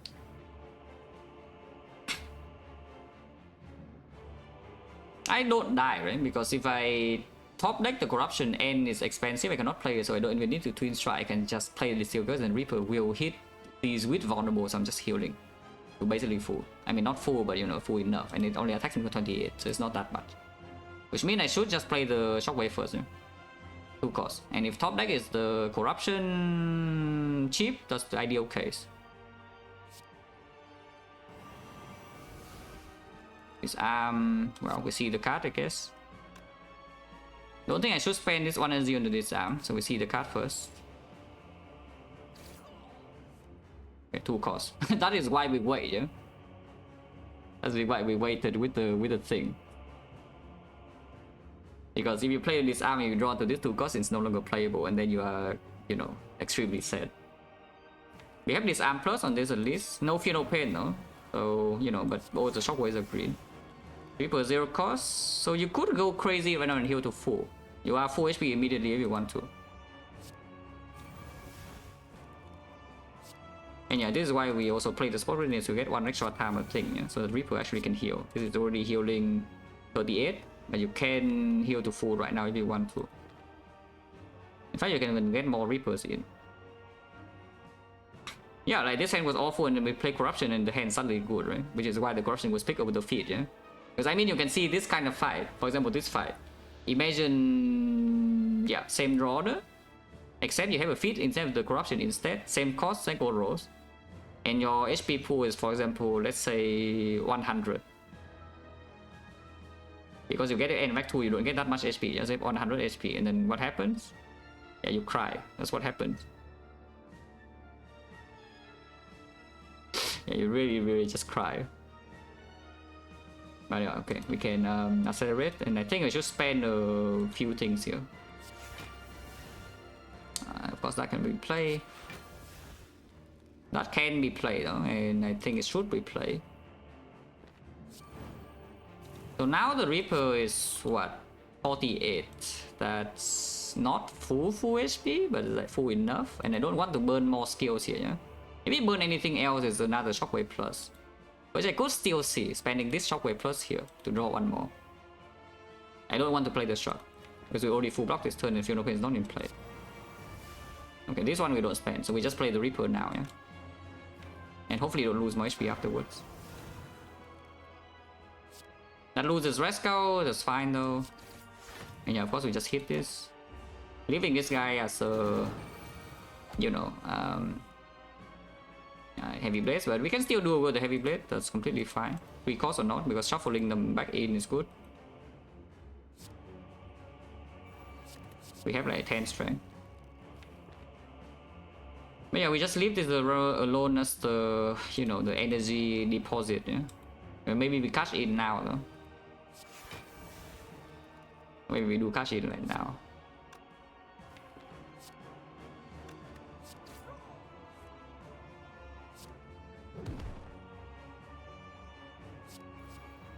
Okay, more strength is good.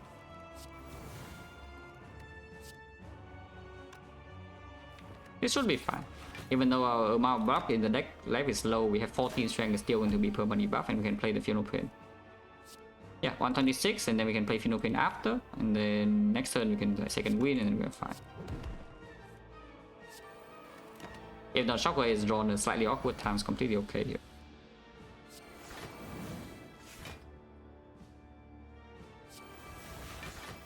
Yeah, full block this turn easily, and it's also freaking dead because, you know, you see our damage output. And what happened? Yeah, we are full. It's what I'm saying. It's like, even though absolutely horrendous things happen there, yeah, what happened? We use no potion, we leave with full HP. So this deck is like good at mitigating that, yeah, but it would be better with a few more things, for sure. You know, the 4 max HP of the madness would be nice.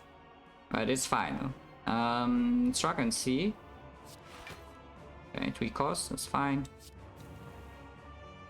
Any reason to play the 1 cost Shockwave over 2 costs? No. Any reason to play the 2 cost over the 1 cost? Or also no.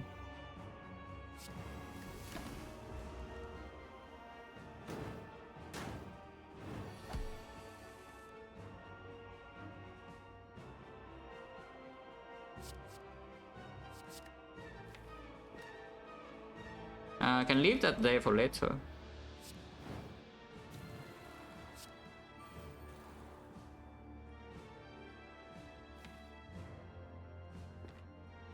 Next turn we have Captain's Wheel. Would see just going 4 cards. We draw 6 as well, but yeah, sometimes we have like some dual wheel thing, but usually not. We do have some dual wheel thing. Never draw skill, no, can I play that? Yeah, if not, we just play this. Okay, this fight should be solved. We do not have healing in early act 4 though. No meal ticket, no... Yeah, no meal ticket, no eternal feather or anything. Yeah. So we should try to heal to full here, which should be like very easy.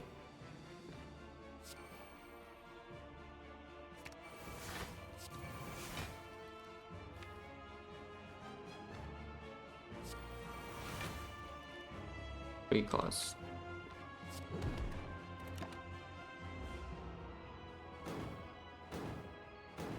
Have another spot weakness, right? Yeah.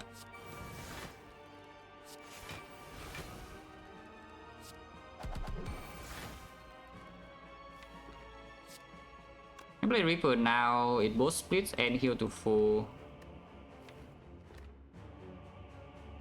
Selling Reaper is probably slightly safer. Actually, could have killed next turn. Maybe. Yeah, 12 cards and still Vaughn. We have 10 strength. Looks really doable. In fact, it's already dead. Okay. Rest anyway. Actually, I forgot to catch it again. But yeah, are we resting or not? Because it might be true. Because right now the upgrade is like what? Actually, spot weakness is a decent upgrade. Yeah? Like generally, the spot weakness is a decent upgrade. Otherwise, you can rest. But I don't mind upgrading spot weakness at all, you know, with like this deck. Yeah, I don't actually mind upgrading the spot weakness at all. Also, yes, the 2 exumes that we did not pick back to back in Act 1 or something would be quite good right now. Both of them, by the way, exumes. Yeah, upgrading spot is probably fine.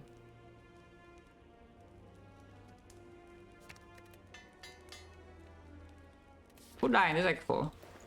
Usually not. Well, if you have, if your deck does not function until you draw corruption, then what if we just get another corruption?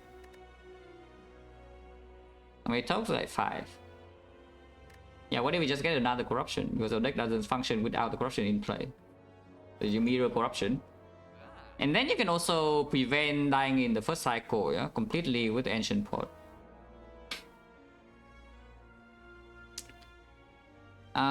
What is Ancient Pot being bought over though? I'm pretty sure this is happening. Yeah? But yeah, what is Ancient Pot being bought over if we even buy it over something? Because vulnerable is still good, and the bad case is that we don't even land the disarm. Multi-hit comes second turn and the disarm is missed. Multi-hit coming third turn and the disarm landing is also not very good either, because the, you know, the Captain's Wheel just wasted block, and then maybe turn 2 and deal 67 is not weakened with 3 shockwaves and I'm set and die.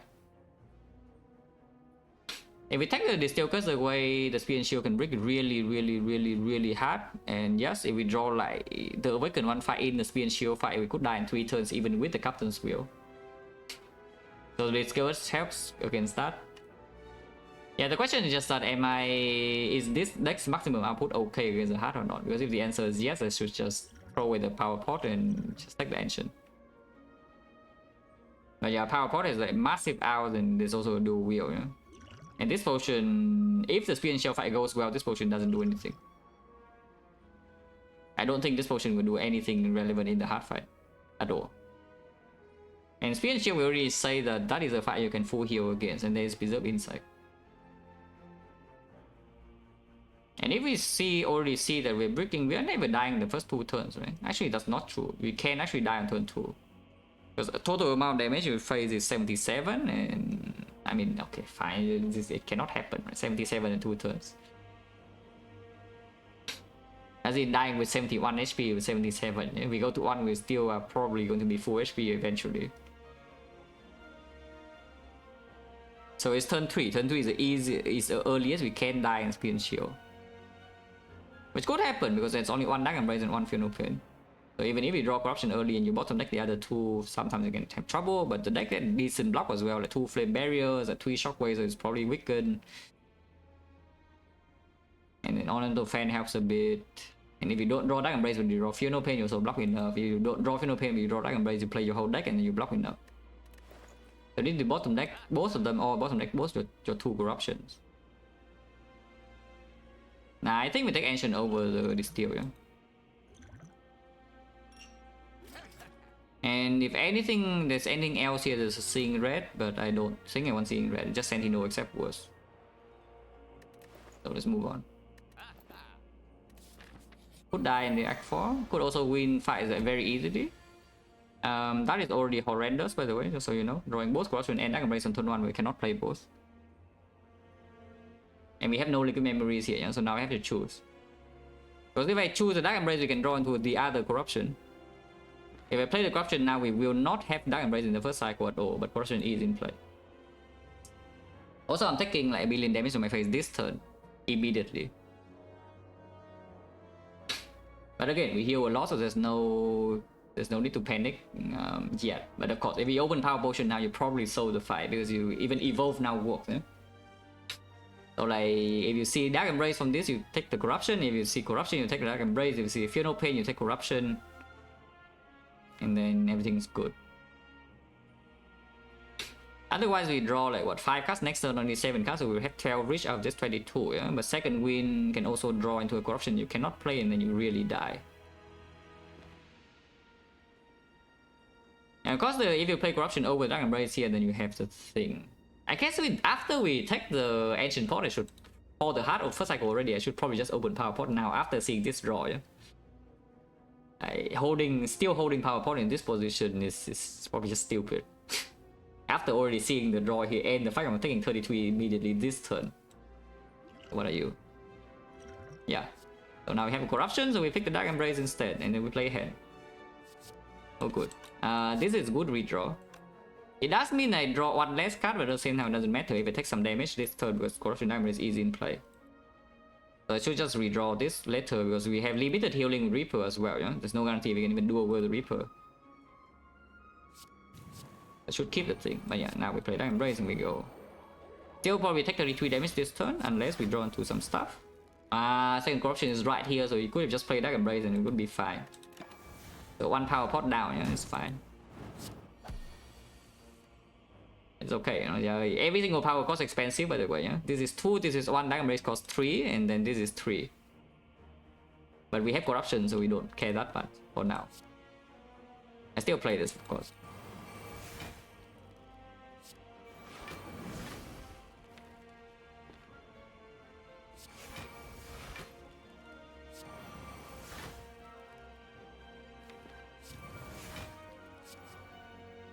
More dual wield.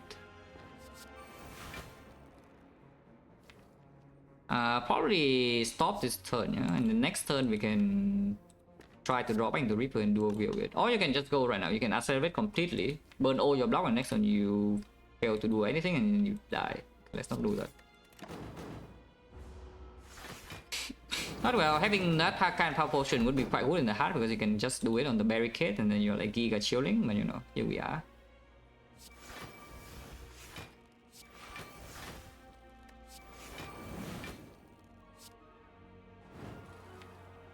Shouldn't I even play that because they have second win? Yeah.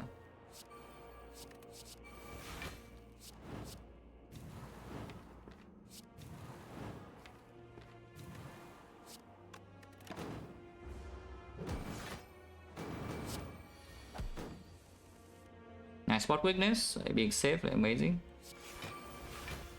But yeah, we have 4 HP, of course.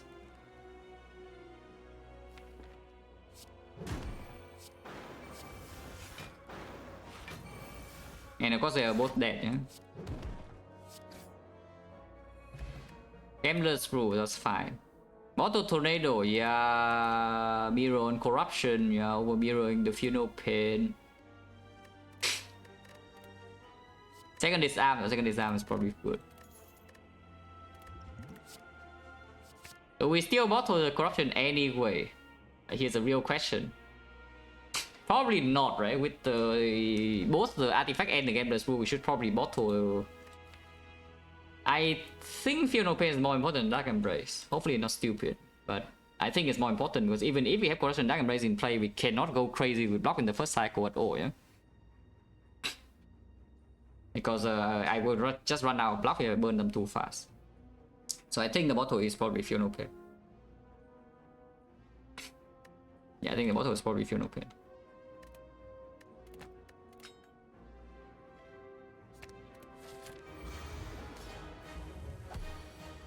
We draw every single thing and have to choose. That's extremely rude.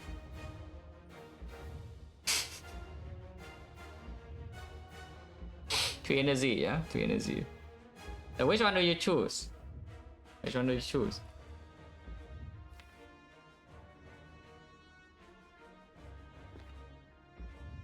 That's annoying, though. That's like so annoying. Because yeah, you can Corruption Dark Embrace and draw into a Sentinel sometimes. Or you can just play this first, get your setup, but you don't. Because first cycle you don't need that much to block, yeah? You're not vulnerable.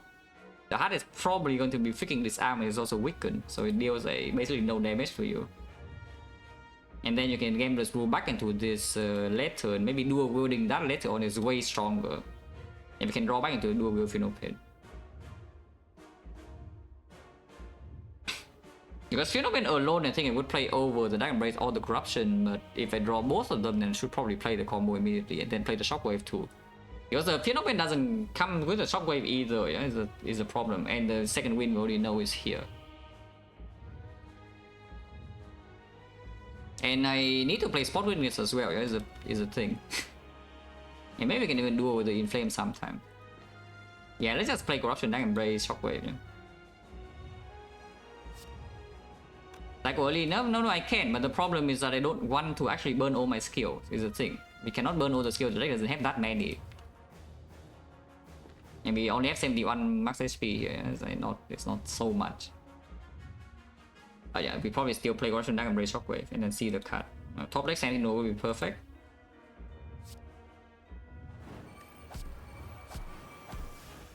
Second Shockwave is fine too. Wait. Few of the gods, and some people do not want to take this, yeah? Yeah, some people do not want to take this card. I'm just not saying who, but you know, there were some reactions against the Sentinel. But, you know, here we are, Shield of the Gods. And now we have this in play, and that too. Okay. Okay, this one we don't play though. We have another Shockwave to ship artifact, and then disarm again, because the weaken 6 is really good enough, yeah. Adam will also intact. This is losing the 50-50 because I mean you can see that first of all the flame barriers go to waste, secondly it's hitting me for a lot, thirdly my Captain's Wheel also goes to waste. Can discover. Discover Berserk for energy if we want to. What does energy do? Actually no, I am vulnerable. Yeah, normally the Berserk is just free to play this turn, but you know, I'm not vulnerable, so if I play this, I am vulnerable. Okay, let's not take Berserk. Bloodshed it is. Bloodshed is fine too. Bloodshed doesn't... It's weaker than Heavy Blade, but you know, it's fine. I mean, it's not weaker than it right now. So I could Gameless Brew immediately. I could block with Tiny Mid with the Struck. I think we can spend a few block cards, yeah? Yeah, okay, upgrading this hand is good too. Upgrading the Shockwave. So now we probably stop. Okay, I guess the next question, we don't have a bash anymore, yeah? So if I play this Shockwave, the disarm is completely worthless. So the question is whether taking Skull here, we can take the Skull... Yeah, sure. I mean, I think now it's already too late though, I think I have already blocked too much. But what about this? On the other hand, we can simply just pivot away from strength and do away with this bludgeon plus for damage plan by game this rule right now. But yeah, the question is whether I play this to strip artifact or to just keep it weakened for the whole fight. Because if we play this right now, it's weakened forever and it also blocks immediately, a little bit extra.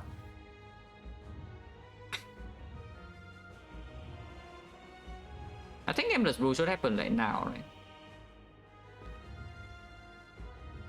But yeah, I think we just ignore the disarm. Yeah? Like weaken is already worth the same as the disarm anyway on the multi-hit. It blocks 30, and then vulnerable 5 permanent invulnerable will run out eventually, and we don't max out that easily here. So we should play this shockwave. Okay, now we can game this brew 1, 2, 3, 4, 5, 6, 7.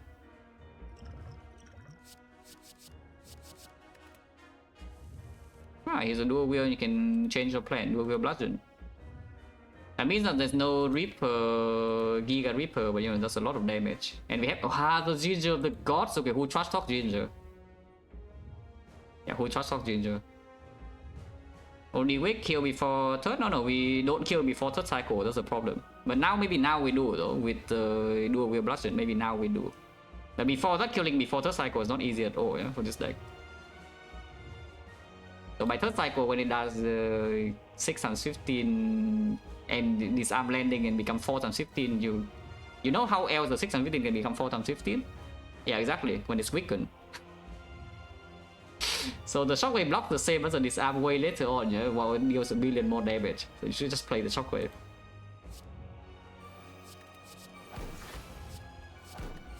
Holy, maxing out. Can exhaust its corruption as well, which is probably good. 8 damage for 2 doesn't seem like it's very worth it. Yeah, distance from this lens. Can ignore this in flame now probably. And we just do like boom boom boom. Let's just boom boom boom, right? Sounds good. Oh yeah, even boom more. You're freaking 90 damage here. It's worth it to play one block up for 90 damage. Yeah, boom boom boom. As they say, 70 damage. And yeah, 90 more as well, you know, coming in. This disarm is completely worthless, but you know, it's still actually a decent redraw. Because it's self-cycle and it blocks more than the thing. So it's still a positive redraw. Could play one defense right now. Do we run out of block? It's not, right? We still have Reaper and it's already almost dead, yeah? I want to deal damage this turn. Do we just do bludgeon and then take 4 damage or what? Because if I keep playing defense, like we are hoping to get cheap here and cheap here, well, this we don't even play. We'll probably just play the bludgeon. Boom. You know, if we're already booming, I might as well just keep doing the boom. You know, like here. And yeah, we can second win away this arm also, which is just better.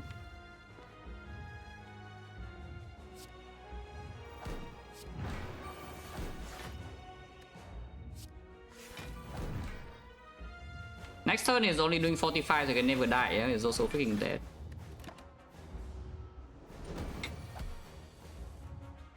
The slime, you still take bit of death. I mean, and redrawing the slime is not bad because of second win, but yeah, it's dead this turn. Even if it's not dead, we still block fine. But yeah, it's also dead. Boom. Ah. So that was what, like 6 turns because we do away the bludgeon on turn 2. That's pretty good. Yeah, bludgeon plus even, you know, so I discover into bludgeon and armor the bludgeon and do away with it and suddenly it deals a billion damage.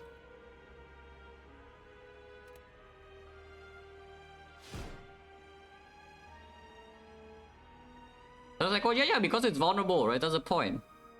Like, isn't this the whole point, that it's vulnerable, that we can kill? Like, my point is that if you save the shockwave in order to strip artifact from disarm, yeah, first of all, it doesn't even block anything, because yes, the weakness blocks more than disarm in the first place. And secondly, you don't have vulnerable, so it doesn't freaking die. But now it's vulnerable forever, it blocks, and we don't redraw the garbage, disarm and the shockwave, and then it's just dead. That's the entire point, no? How bad? I'm pretty sure we're okay. With the Gameless Brew as well. I used my Gameless Brew in order to actually accelerate damage, you know?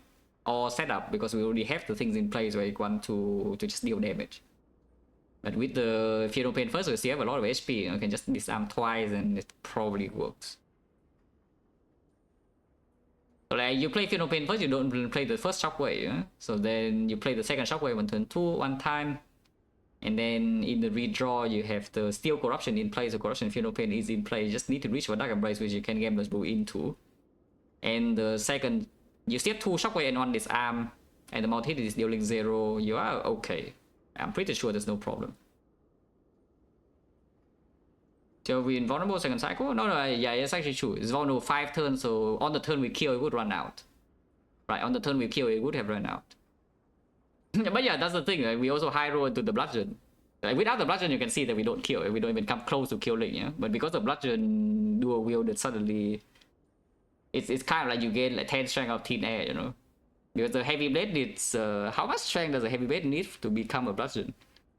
The base is 42, yeah? Heavy blade is a difference is 7 strength. Yeah, 7 strength and heavy blade plus becomes a bludgeon at 49. And we had 7 strength, but it was quite late into the fight. It's like the spawners lands on turn 3, and then afterwards on turn 4, turn 5 or something, we would draw into our Inflame, and Inflame is not even one, doesn't even want to be played because it costs a lot of energy. So suddenly we accelerate the fight by probably 2 turns by discovering a bludgeon into upgrading. But yeah, I mean, of course, this fight will still overwhelmingly favor after preserving all resources.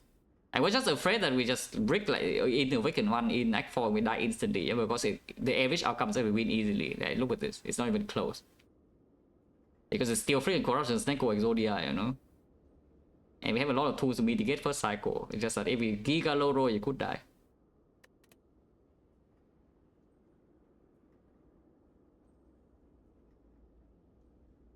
Lucky, yeah, I hope I get lucky like 20 more times, no? In a row.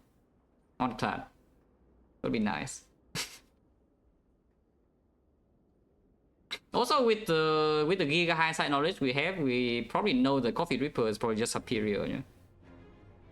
Than the Snecko, because suddenly there's no real low roll potential. You still have Gameless Pool. In fact, now you have freaking Pyramid, and the Black Star gives you nothing.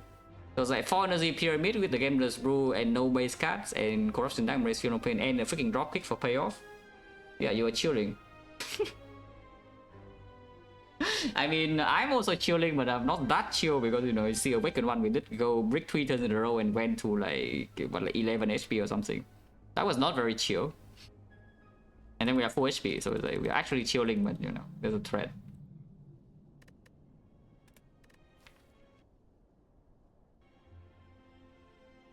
But yeah, Discovery to Elise are just very strong. Like 1 very strong, and then we see like, you know, some of the best boss relics. This is probably 2 of the best 3s that we could have seen, like Snecko and Reaper.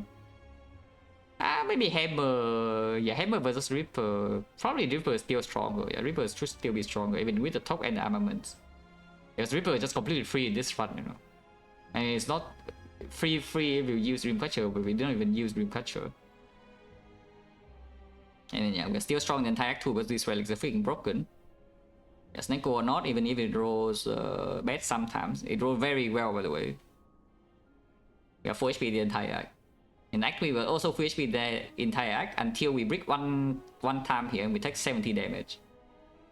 Wow, amazing. 69, perfect.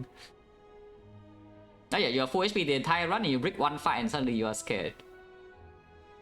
But that's the thing, with Snecko you will brick eventually, yeah? That's the problem. It's kind of like you have, let's say on any given turn you have a 1% chance to brick. That's a random number, it's not a real number, but let's just say 1% chance to brick any single hand. And you, inside the run, you play like what, 30 fights. And each fight is around 5 turns, like 150 turns. So you will brick, yeah? At some point you will hard brick a turn. You probably will brick 2 turns in a run, like maybe even more. So it will happen, like, so you cannot just say that, yeah, you pick Snecko and then you roll 1 hand and suddenly you say, it's terrible. You have to prepare for that because it will just happen. The run is too long. You roll way too many hands for the Snecko to not roll ever. So you have to be prepared for that. And here we are pretty prepared. Yeah? We have energy cheat and we have a Giga sustain kind of thing. And the deck has no base card, and we also have like some potion to mitigate. Which is why you go like Giga Brick here, we go to 11 and we are full. So there's no problem. Okay, can hindsight P-box a bit. Transform 2, yes. Amazing. Wow. But actually, wow though. This is one or two cards we don't actually have one, don't have the thing in our deck yet, yeah. And there's a clear top target as well, so we have something to do with the fire. Because you don't want to top defend, yeah, but the creep is just gone, you know, goodbye. And now suddenly you have the Dark Embrace and also 2 removes. And you save gold as well, because you don't need to buy a Dark Embrace. Yours broken. Also, the Black Star gives it absolute hot garbage, so you know. The value Black Star is nothing. Because I mean, you see the relic bar, right? Like, what the hell does the Black Star do? I guess it gives you both a tornado, which, you know, almost screw the fight over. Now, Rekat, no, if you want to Rekat Hindsight, do it yourself, because you need to input the seed and then you go to a different run. I cannot do it on this screen. So if you want to Hindsight Neo, you do it yourself. I'm not going to bother. Hindsight draw without battlefield of fate, okay, fine. So like what?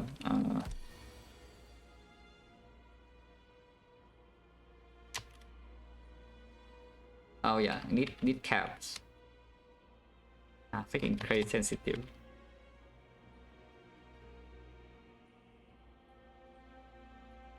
And then kill, you know. So don't pick this up. Second this arm still pick. This is gone and take the Gambler's Brew.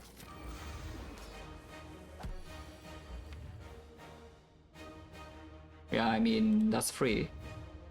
We bottom deck the strength, so maybe it's not that free, but we, you know, we draw to all of this right now. So conclusion, got to Tornado, terrible. Because you can just play these two at a shockwave, yeah? And then you draw into this, and suddenly now next turn you have like if you open this arm guarantee with Out of War. No matter whether you draw the void or not, you can still play both of these, and then you know you're like chilling. Your strength is low though, but at the same time you can also block a lot, so like how much do we really care?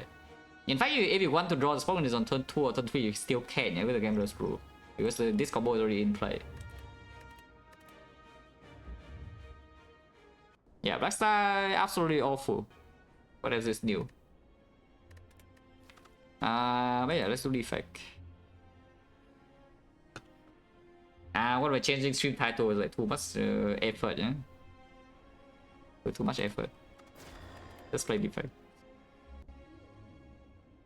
First of 250 sounds like the plan, and we run into Burning Legion for 6 or what?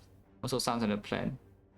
If something goes terrible at this floor or this floor, then we can dodge and we go like this way. It's still 2 fires, 2 elites with 250 gold stars. Not the worst thing I've ever seen. But we definitely want to fight this, yeah. Normality doesn't matter. It's like an injury for now, and it's gone here anyway. So yeah, that's a good roll for the curse.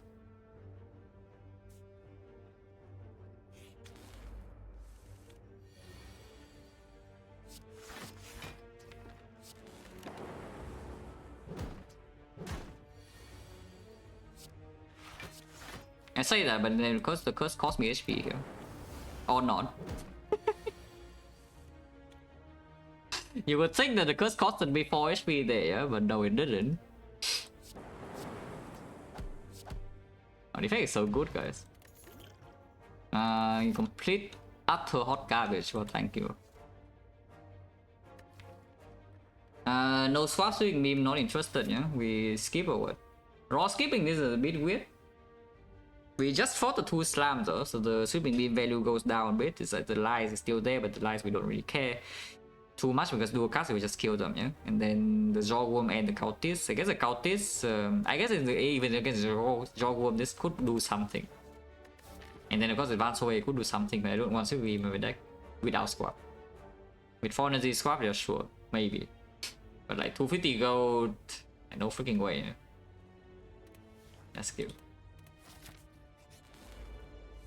Now I cannot deal. Now I draw every single attack. I cannot kill this and then die.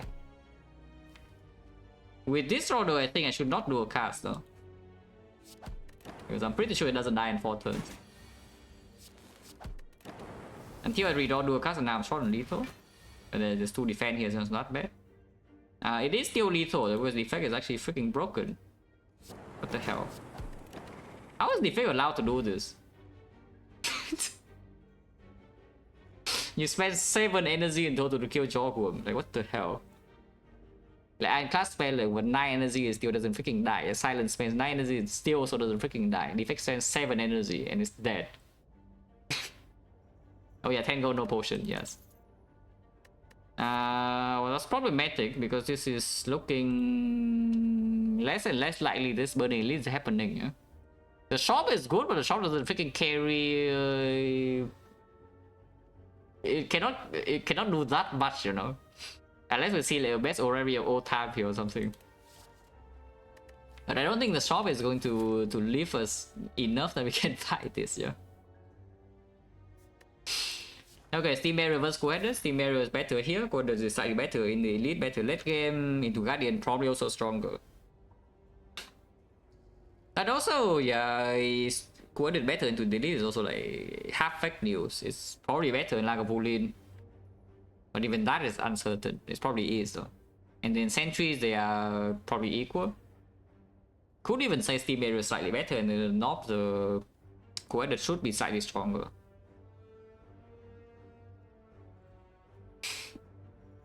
Clad, yeah, Clad won in 2 hours.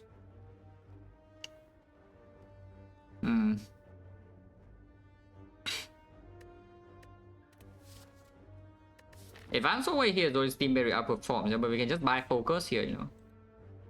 And also, again, I mean, I know what happened the last time I played like this, yeah, but the code leads to an easier run every high roll. And right now I just want to have an easier run. Yeah, exactly the justification for the aggregate last time. And you saw what happened with the aggregate, yeah? It was not very easy. You know, this time it will be easy, right? Yeah, only easy runs left, guys. Look at this. Oh god, no, I did not forget. It was too much trouble, so I did not do it.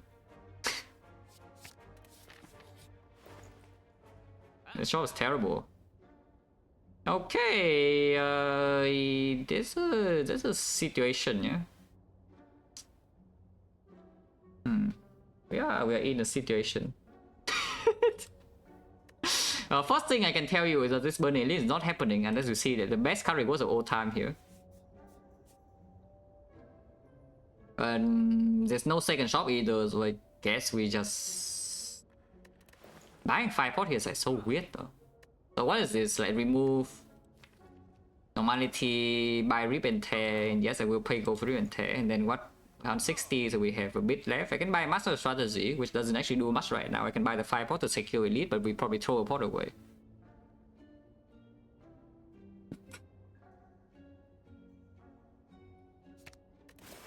Relics are not worse, eh?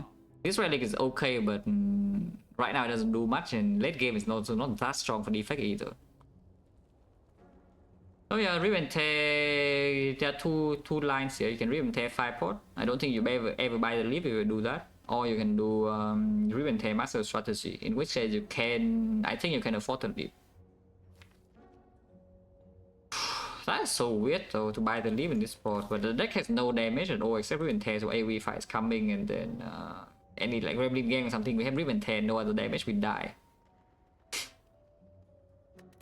I'm still going to advance forward though. I mean, I'm pretty sure that's getting in my deck, yeah. So it's just about this or not. Actually, it's 220, so you're gonna even buy the leap. So it's either you buy this or you buy this. One of the two. If you buy 5 pot, you're wasting your gold. You're potentially wasting your potion in here because potion change around 40%. So you roll 40 into 30, pretty unlikely 12%. And even actually, there's another fight. So it's more likely than that because you are most likely not going here. Yeah, there are 3 more fights to replace this next potion.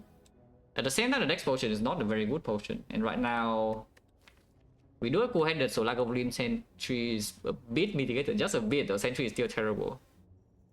Export does play very well in Sentry's fight with like 1 cool-headed. You play 1 force and 1 defend, it blocks. It almost full blocks.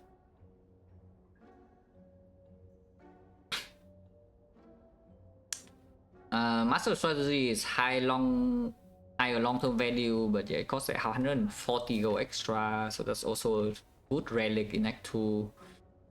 Probably just buy 5 pot and leave, right? You can buy 5 pot and the leap. How much gold do we make in this act? Let's say I dodge, which probably will happen. Oh yeah, it's like 1-2. Because right now, front road block is nothing into advanced always is soon, you know? And even this fight, the lead is probably already playing. Then we can count 45, 75, 105, 120, 135, 210, 370, 400. So if you buy the lead, you still have enough gold for relic. Well, that's just quite sad. But yeah, the on sale actually makes a difference. Yeah, the on sale actually kind of makes enough the difference. You can still buy basically everything in the Act 2 shop. Yeah, sure. And maybe we still see the best card rewards ever. I was saying that the loud is like no problem. There's a 50% chance that real take kills one now. So do you want to try that or not? I guess there's no reason to not quit it first. Okay, so real has a 50% chance to kill. Thank you, Real. Yeah, we lost a 50-50, so now I take 7 damage. Oh, cool.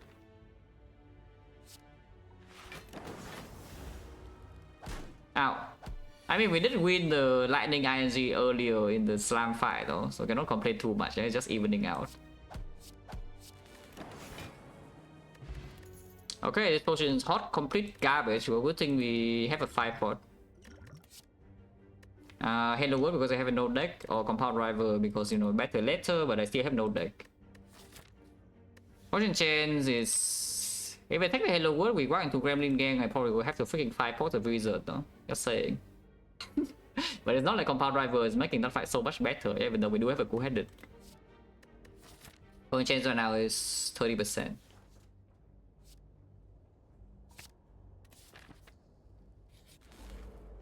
And the is good in this fight too.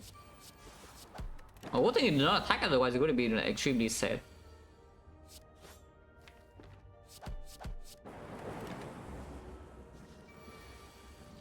Holy.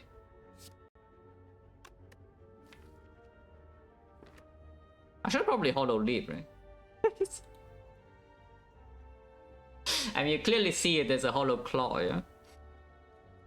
But I guess if we hollow leap into playing attack, then might as well just hollow claw and play to defend. It blocks the same. Blocks 8. Each thing block 8 and the other line like produce 5 damage and also scale the claw. Because full blocking and this guy's on 19 is not very pleasant, you know, to do. Especially when our damage even 10 zap is not even down. So dual cast redraw is bad. Yeah, sure. Makes the claw happy, yeah. Claw. We'll still fail to kill this turn and I'm really sad. This guy could also attack and I'm really extra giga sad. Real 10 misses, but you know, the chance of hitting here is lower, so you know, I cannot blame it too much. But yeah, the leap is saving HP, so that's good. Intense 40, yeah, burning elite is not happening. That much I can tell you, this fight is not going to happen.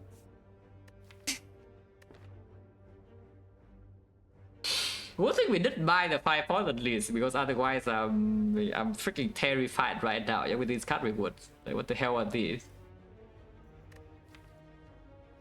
Like, what are these though? Second graded is not really a thing in this spot, yeah? It makes us way too bad into hallway fights and any fight that's not like a Lagavulin thing. And in Lagavulin we already have both the leap and the Halo Wood. Because the second graded is not even a good draw on sentries anymore, yeah? With the Halo Wood in play already, and the North fight is terrible. The hallway fight is probably also awful. The scheme, yeah, definitely. If I don't grid this, I definitely don't grid this. If I want to pick a greedy card, I would pick second go-headed over the scheme regardless. But here, I think we just skip and then we rest. There's no upgrade in the deck, unless you tell me it's time to upgrade Riven Tear. Which I could see. With 40 HP in here, we can still rest here. I mean, Riven Tear could make a difference. It probably doesn't make a difference, though, because it's only 4 damage in Knob. And, you know, having HP against the Knob is potentially like, a lot more important. In hallway fight is a random target, and in Lagavulin Sentry you have the Halo Wood, so most likely the damage doesn't really make any threshold in those fights. And the thing is that even if we survive here and we rest here, then suddenly this part is still dangerous. Yeah, this deck is not exactly the best deck of all time in hallway fights. You know, look at this. It's like terrible in hallways, terrible in hallways. If it's multi-hit, if it's AoE fight, terrible in hallways. And this is okay, I guess, but it's not even that good. Let's just rest. Surely the easy runs will come at some point, guys. It's like, yeah, I run number 1 of Defect, terrible, but we win barely. Run number 2 of Defect, also going terrible, and then hopefully we win. And then afterwards I win every single run because it's all free. Yeah? You know, you front load the difficult runs and then you win the free ones that come afterward, and your trick is long. That's how it works. Savage never farms up, fish a lot.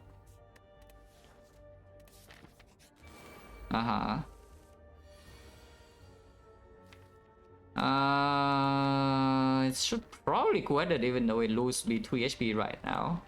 This fight is not good, by the way. But yeah, 1, 2, 3, 4 point change at the moment is 40%.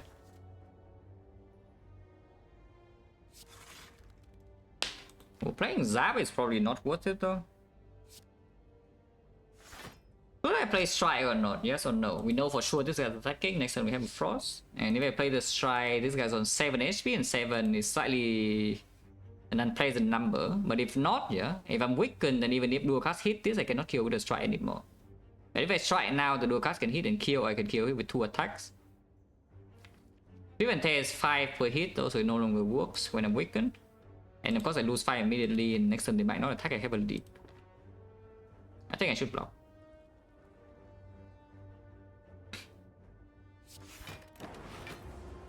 And if you go, I played too many card runs recently, so if you ask me that, I cannot actually answer.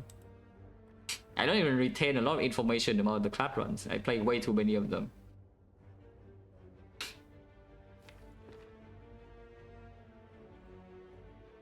But yeah, well here, Ironclad will never kill, so we are always taking 9 damage.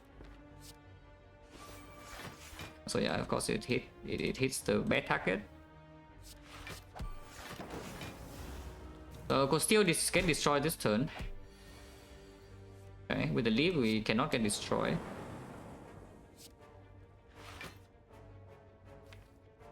If I play Strike here, we'll die to 1 attack next turn, which is pretty important. But this guy could attack again. Actually no, that's more reason to even try this if we're playing Halo World. Okay, now we are fine. Big potion, we have nothing to draw into. I guess to go for the eyes a little bit now, but yeah, I think we keep the deck spot. Yeah? I think we keep the deck spot. So one change now is 30%, and of course we fight elite with these spots. Entries, yeah, that's what the deck spot is for. And the Halo was also for this. One change 30%, and Halo was in play on turn 1. We have a leap, which, you know, at some point we will draw maybe. Yeah, at some point right now. Full block with the deck spot. I mean, the deck spot will be like giga value in this fight. Yeah, it's already plus. It's already what? It's full blocks. Yeah, it's full value both turns. It's already plus 6. But okay, now it doesn't save that much anymore though, because we have 2 Frostbomb in play. It could still save next turn if this guy's not even freaking dead. Just so you know. But yeah, we definitely shuffle in a defense. Yeah? So the defense first into wounded. I think I shuffle out Strike dual card. I don't mind that too much. Yeah, now we play Strike. And yeah, this turn deck spot with the Leave of the Gods. So that's plus 8. With Leave, we draw this turn. We definitely don't 5-pot, because 5-pot is still needed for maybe killing the Knob here. Our deck is like exceptionally terrible against the Knob, so we need the 5-pot. And if we can bring the 5-pot into Act 2, it's also not bad, you know. Should I beam sell here or not? Because beam selling there is hoping that... I guess the deck doesn't even have... I mean, it still has Strike, Cold Snap, yeah. But beam selling Strip Artifact here, for example, we can play go for the Weaken. Immediately next turn, and afterwards I have 3 Frost, so I don't need the Weakness anymore.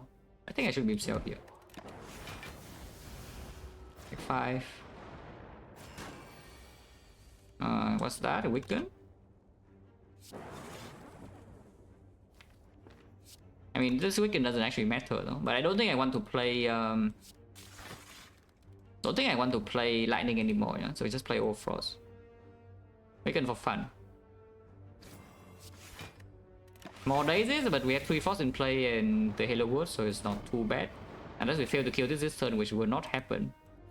It just actually cannot happen. Okay, so the next spot was what? 8 HP. Which is fine. 8 is fine. It could have saved more, but we get 3 Frost and play fairly quickly with the Halo Wood, yeah. But yeah, 8 is totally fine for next spot in Act 1.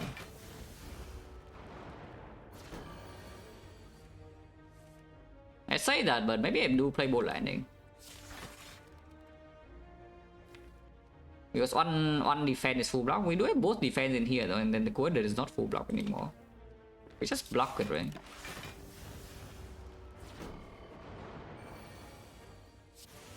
Yeah, and Halo Wood max damage for us. We don't really care about damage in the draw. Just have 3 Force and don't take chip for like no reason. Yeah, like exactly. Halo Wood just max damage for us.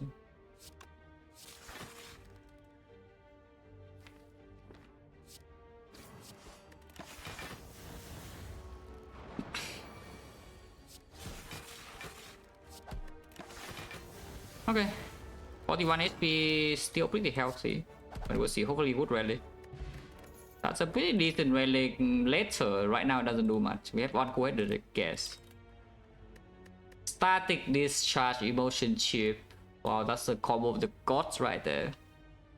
I mean, you see it, right? You get hit, and what happens? You make a lightning orb, and the lightning orb goes immediately emotion chip next turn. Wow, amazing. Like the insane combo, right? Because if this charge procs, it means they have taken damage, and if you have taken damage, then it means the emotion chip will proc as well. So you get your payoff in all of the lightning that the discharge gives you.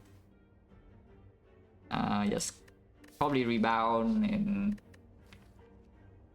41 HP. I guess we'll see what the relic is before deciding whether to rest or not.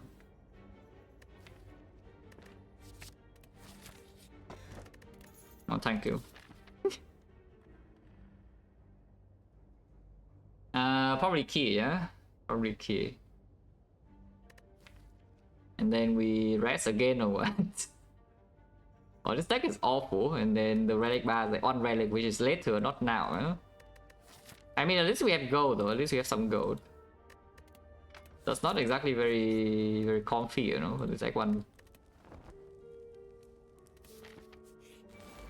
Exodium Tux again, but this time, you know, we roll the tame mesh combination. The Laos and the Cultist. Now let's say roll like that. If we do that, then maybe it's not that him.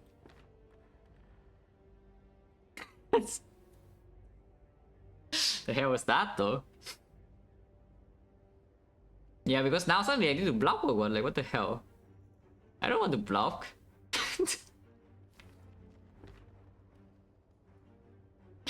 And blocking emotion chip, I don't even have lightning orb anymore. This relic does nothing also. And the cultist still needs to die in time. It probably will die in time still though, because the effect is just that strong.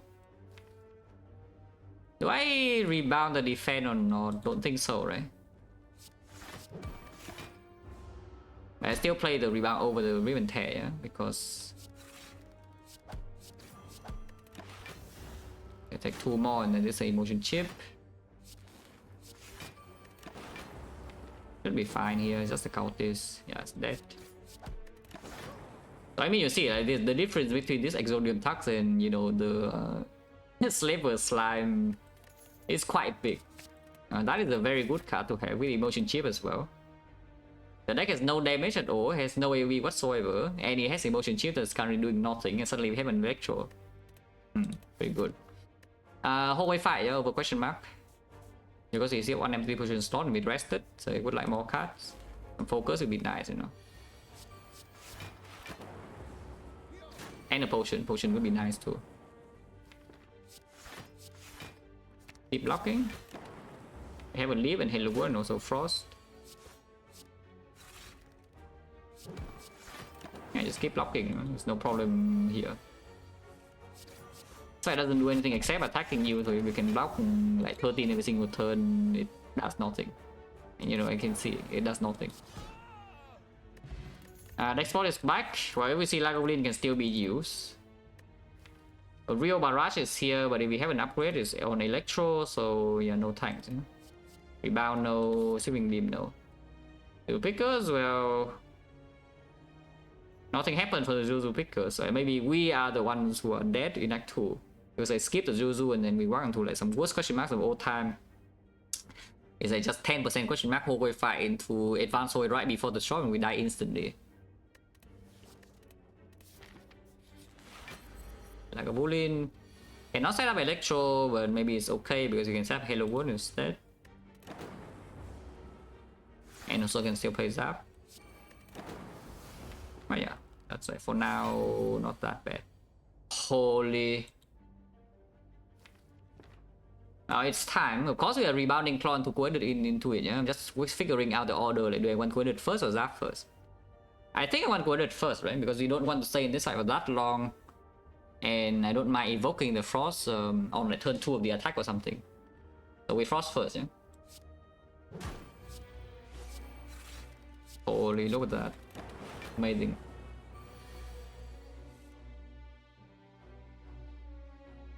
Full block with motion chip seems pretty decent. There's no need to deck spot, right? If we deck spot in here, we actually full block, and full block is not exactly amazing. What's the potion chance? If potion chance is very high, I can still use deck spot, but deck spot is not bad here.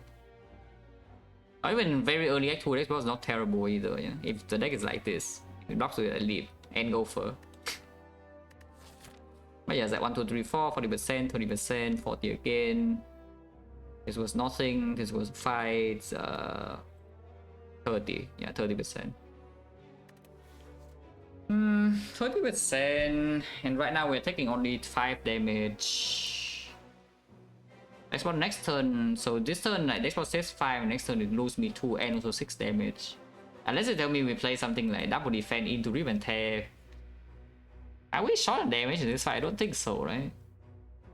I just block without export.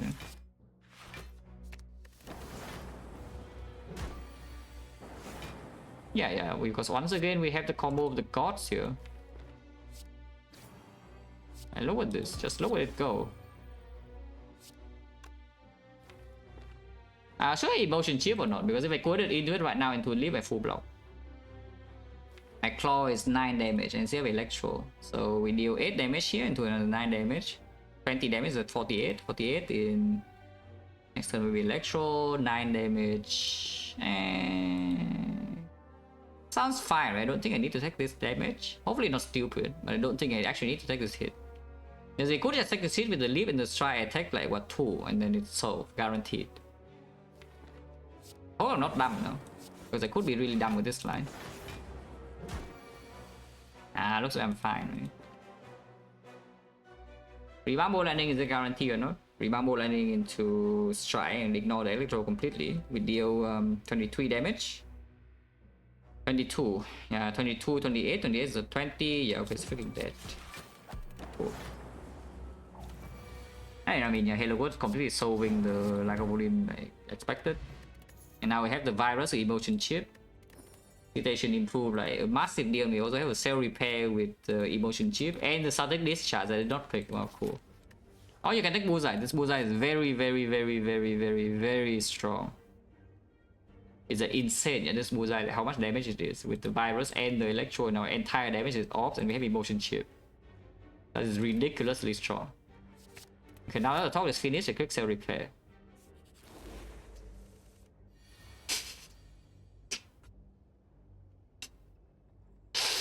Bây giờ leap defense and take 3. If I do a cast right now, then we still cannot evoke the thing next turn. If I play Zap, then we can play Electro and evoke.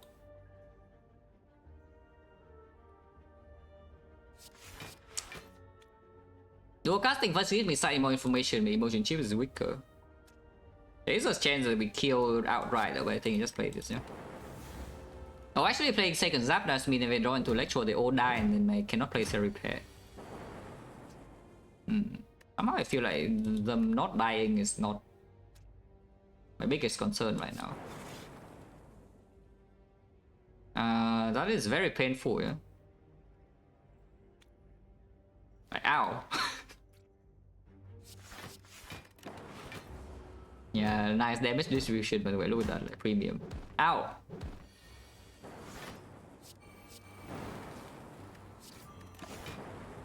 Oh, that was painful. That was not painful though, this card. I wanted to upgrade Electro first, but maybe now we change, yeah? And we upgrade to Defect and then, you know, improve the quality immediately. We also have the repair. Probably good, right? Next part not needed, now that have Defect and the Hello Good. And this potion actually help us split Guardian turn 2 if the virus fails. I mean, this hand plays itself, so there's nothing to think about there. I mean, of course the potion splits, yeah? We don't split well the potion, right? Because this is only 16, 25, 25, 28, 28, 30. 30 is where 4 damage shot. So it doesn't split. I could go into the ribbon tear or something. Oh, how about that? I had to miss Defect though, but this splits, right? Because we beam cell is a dual cast beam cell rebound, yeah, in some order. So this will be 16 plus another 16. Ah no, that still doesn't split. Well, what can you do? So if you want to play Defect now, you need to throw 5 pot. If you want to play explosive pot, then you cannot play this Defect. Which does it matter that you don't play the Defect? Because maybe it doesn't actually matter too much. With only one force orb and Halo Good, it's already in play. Because I think I want the explosive. I definitely want the 5 pot over the explosive pot, and with Electro in the deck already. So this turn is a squad. Explosive pot, we need to deal 24 steel, and that would be, yeah. Unfortunately, no Defect. Eh? Defect dual cast beam cells on off, and beam cell rebound is 16 only, and then we still need to play strike or dual cast, so it doesn't work. So we cannot sneak in Defect here, but that's fine. In that case, do I rebound the dual cast? Because I guess I don't need to play Electro yet. Maybe just dual cast and not play the rebound, just leave this in front for dual cast redraw.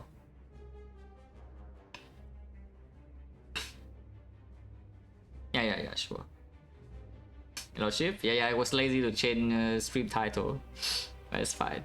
But yeah, Defect is freaking tanking the rough Act 1s here. That said though, this one is not even bad now that we have cell repair. It's just that the card rewards in the last 3 floors. It made this Act 1 way better, yeah.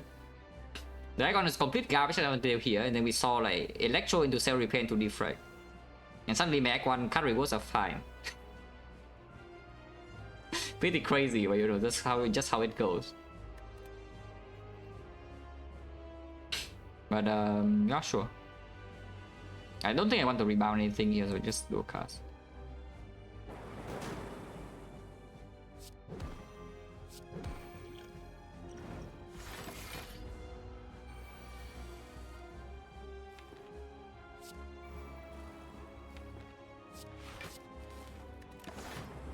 Emotion chip this.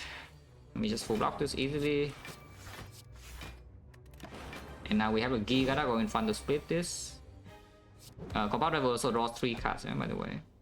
And yeah, the dual cards that we saved from way before. Now it's going in, and the Guardian is about to be like, very unhappy. I think I don't want to miss the Defect again, no? So I will just do a cast first and waste damage instead of playing Strike. Because I want to play the Quadrat after, and I don't want to 1-6 the Defect on top. I cannot play if I play Strike first. Okay, did not happen, but it's fine. Because this 9 damage ultimately does not actually matter, you know, after we get this in play.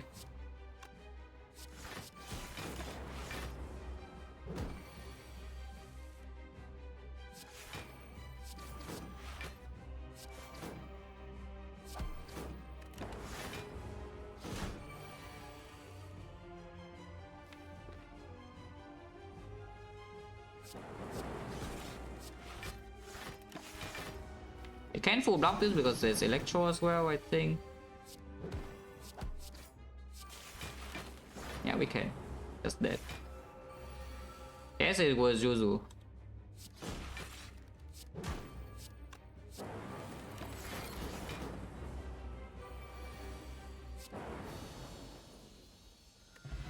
Oh, potion back is a good one as well. That is not an echo form. This amplifier is like the best amplifier I've seen in a long time. Yeah? On the other hand, you can take second electro, so you actually draw one of them faster. But this is like the one of the best amplifiers I've seen in the back one, like in a very long time without swap. Because sometimes you swap into pyramid and you can just click the amplifier. But this amplifier is not bad at all. Yeah? It's not amazing, but we already have 4 powers, and any one of these is a decent amplifier target. On the other hand, you can take Rainbow, but we already have Dark Orb for the chain potential. If you're scared, you can take second Electro, but yeah, again, it's just second Electro, not the first one. If you want to fight Act 2 elites, which I kind of do though, then I don't actually mind the second Electro too much. And the amplifier is basically to help you have maximum output, but the deck doesn't have off slot yet, so you need like a loop or capacitor anyway, because looping Defect is like nice and all, but it doesn't solve all your issues. Probably still take the second Electro, yeah. Yeah, probably still just take the second Electro, and we just run in and farm Act 2 probably. Maybe. Swappers, you're dead. Am I dead?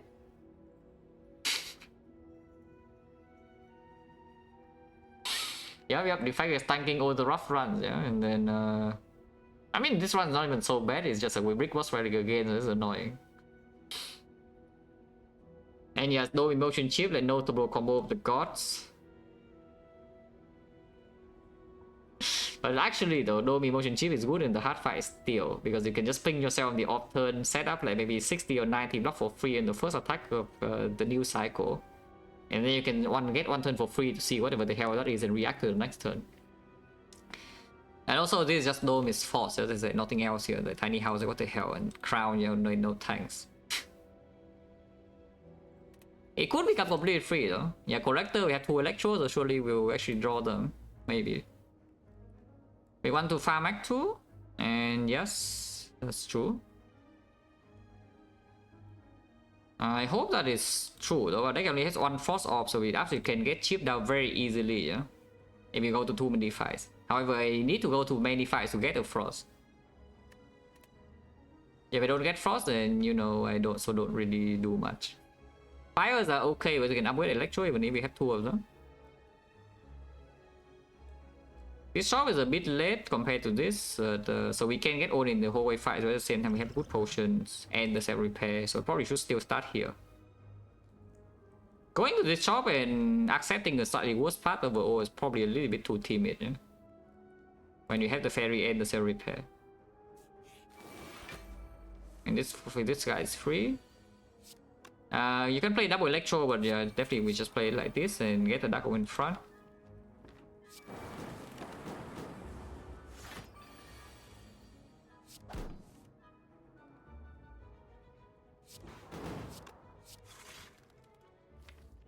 I can intentionally take emotion chip next turn, or I can full block, but full blocking here we do have Halo Ward, but next turn will be a bit painful. This is taking 4 extra, but it deals 6 damage, yeah? So does this 6 damage ever kill or not? Electro Upgrade kind of bad now, is it? I mean, it kills the Dark Orb, but the thing about Electro Upgrade is that when you want to play Electro, it means that it's a dangerous AoE fight, no? Otherwise you can just not play it. And then when you play the Electro in dangerous AoE fight, do you care if your Dark Orb is gone or not? Because I think I don't care, if the Dark Orb hits the minion in the leader fight, yeah? I just want all the minions in leader die immediately when I play Electro. That's the point, no? Yeah, of course it's sometimes annoying. Sometimes annoying if there's a fight that, like Collector for example, like Electro upgrade in Collector could be annoying because if you just leave the Electro as is, you keep your Dark Orb in front and then your 2 lightning off to the back, and then you play the Dome Collector by the way, and you play Defect, and then Collector hits you in the face because of course she does. The emotion chip with the Electro minus will kill the minions for you, and then you have Dark Orb against her before the fight lasts too long. It could happen. But yeah, here, okay, let's just go back to this fight first, because if I play defend, do I kill next turn or not? Because we need to deal 38 total, yeah? Hello World card and 38 is 18, 32. Pretty unlikely defect or not. If it is that, do I kill or not? Because killing next turn is definitely better than trying to block. Even if the defect comes down, it's only blocking 4, and this guy's hitting me for like 22, I'm frail. And Zap is of course the most damage out of this card. So if we play the Zap, how close are we from killing? Yeah, we deal 14 damage this turn. So it goes to 36, 36 next turn emotion chip 6, so it's a 30, and 30 another 6 passive, it goes to 24. 24 is very killable.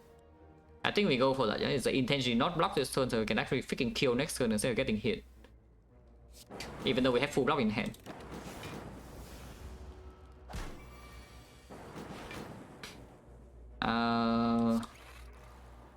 If this doesn't kill, I'm sad. And unfortunately I have bad news, we're 2 damage off.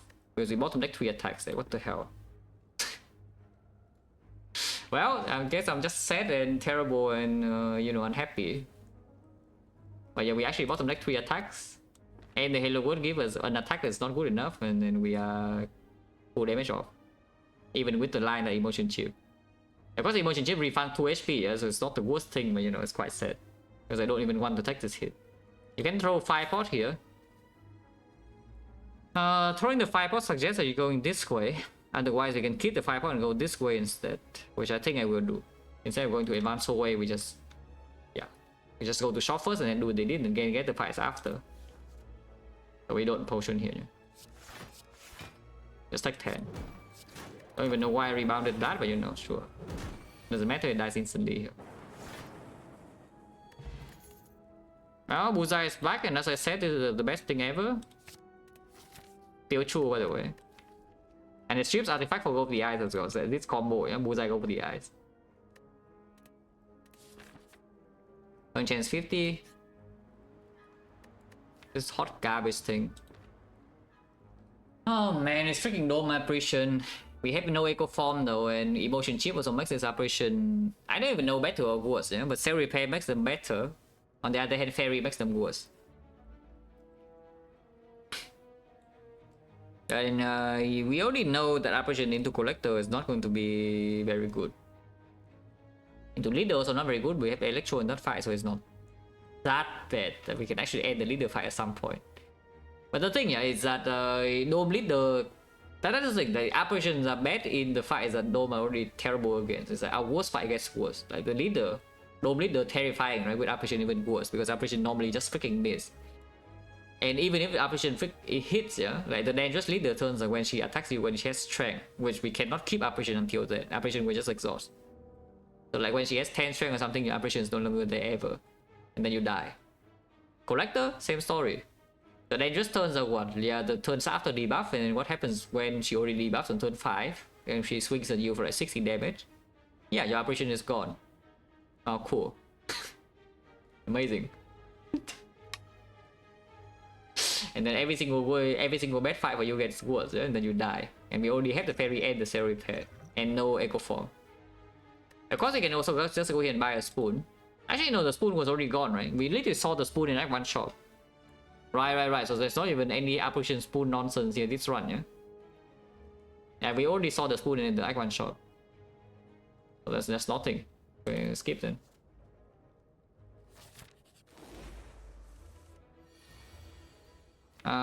The chosen enemy. You can rebound dual cast and get 24 damage payoff. It's not even good because then we can still do Bullseye into emotion chip and then evoke turn 3 and it's just already stronger. And I don't even want to play dual cast next turn necessarily. Yeah? I just play it like this, right?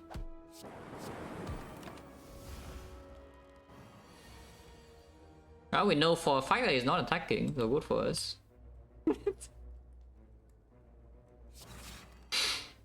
And we still play it, of course it's 3 damage, yeah?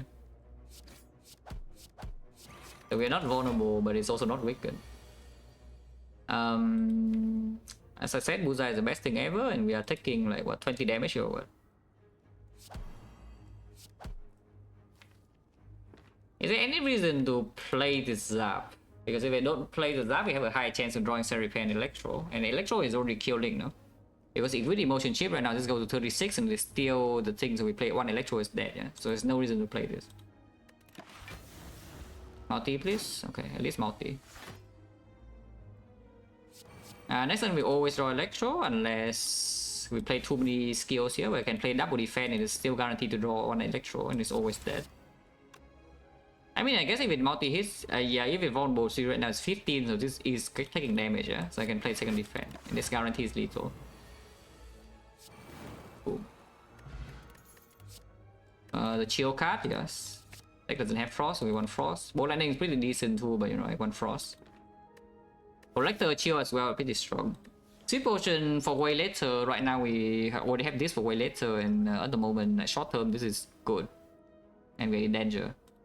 A bit. Our chance now is 40. This job is awful, so you can go next. Or you can buy Anchor, but I don't care about Anchor, yeah? I don't actually care about Anchor, I think. So we go next. Next shop. Unless you tell me some of the bomb again, this time we have 2 Electro and the Defect and the Emotion Chip though, and the Bullseye. I hope not. Oh yeah, next shop. Shop. Move on. Our chance is at 40%. The shop is still terrible. Is there another shop? No. Damn. Well, every shop just sucks. I mean, you can buy Waffle. I guess you can buy the Waffle. You can buy Secret Technique for your apparition, yes. Like, Waffle right now is not the worst thing I have ever seen. You know, okay. It heals 26 and 7 bucks is mattering a little bit with Fairy too. Oh well, what can you do, right? Lantern's not good enough. And the other war is probably also not good enough either. Yeah, it's like Strawberry that heals you 26. How bad is it? It's probably okay. And remove. Remove 100 is a bit expensive. How much gold do we gain? It's like here. Still dreaming a burning elite or what?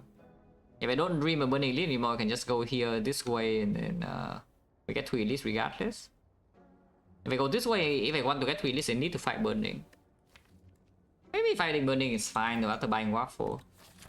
So we get like what? Like 160, 90, 120. Maybe late question mark is fine. So 120, 135, 135, 370, 440, free pathing. So removing is okay. You can remove.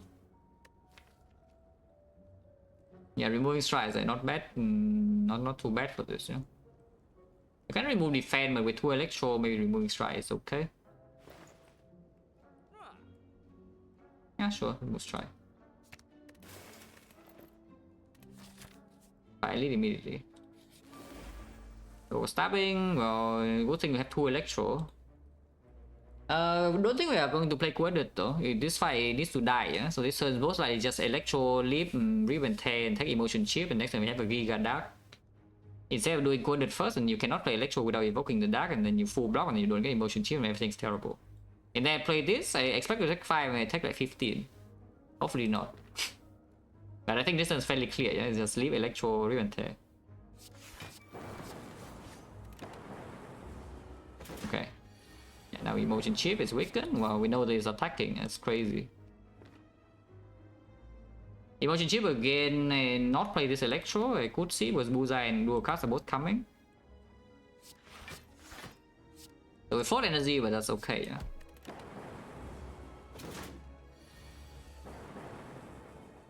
No Bullseye, so we are being attacked for 24 full here and there's nothing to do.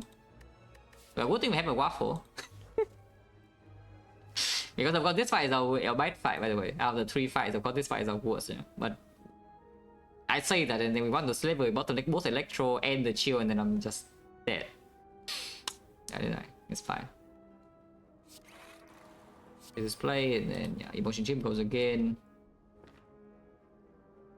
Or you just do a cast Hello World here and take 24. Then we should kill easily and yeah, it dies. And we heal 7, it's not the worst. Capacitor plus, huh? Well, for all the orbs that we currently have. But it can keep the nice thing about Capacitor plus though is that it does keep the lightning orbs around in Collector, yeah? which is quite important if you want to keep frost to block while also dealing damage to the minions. Keeping the ops is good. On the other hand, you can just, you know, take the cold snap, for example. If you take the capacitor plus, upgrading chill is so weird though, because it just evokes the thing instantly in the collector. You don't even want to draw chill turn 1. What about upgrading cell repair? Because if you upgrade your capacity, if you take the capacitor, then the electro upgrade doesn't matter as much anymore. You don't even evoke on turn 1. As in, don't evoke it when you play it if you have your capacitor already in place. So don't evoke on turn 2 or turn 3 when you draw into it. Taking capacitor and run into burn elite is definitely one of the lines you can do. Yeah, that's probably like extremely stupid.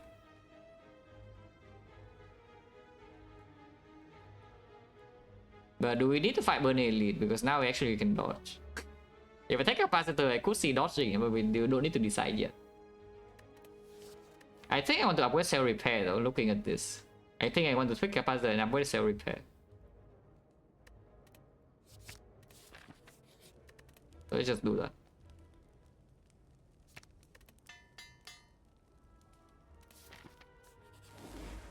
We have 2 electros, so yeah, one of them is here. So capacitor electro is possible, and then it's very difficult to evoke this, but we still have the chill. I mean, you top deck electro in this fight as soul, right? Like, surely that's how it works. Yeah, we top deck 2 electros, in fact, like they're like giga soul. How much is this, by the way? This is 5 lightning orbs, so it's 20 only. It doesn't freaking kill this. We have emotion chip though.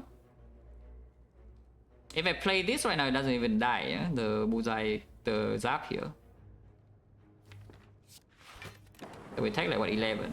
Hopefully I draw cell repair before they all die to my emotion chip though.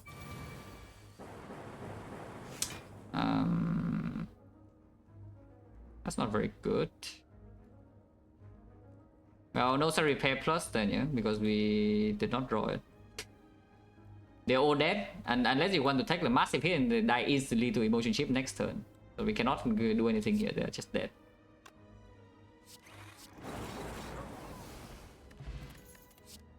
Warning plus. Upgraded. Upgraded maybe I should take. Should I? Should I even take? Our deck has no freaking draw right now. Hit sync the cost comes screen, but we don't have a hit sync. It is a pretty good damage card though, to be fair, even in the collector fight, because after 2 electro is down, we don't actually have more lightning. It's just a zap. So we fill with electro first and then we replace with force. You cannot fill back with lightning so easily. And this is, you know, lightning off that also comes green. Maybe it's okay. More reason to dodge the burning elite, by the way. I'm just saying. A lot of gold and also the thing. And also the fact that we're getting like destroyed here.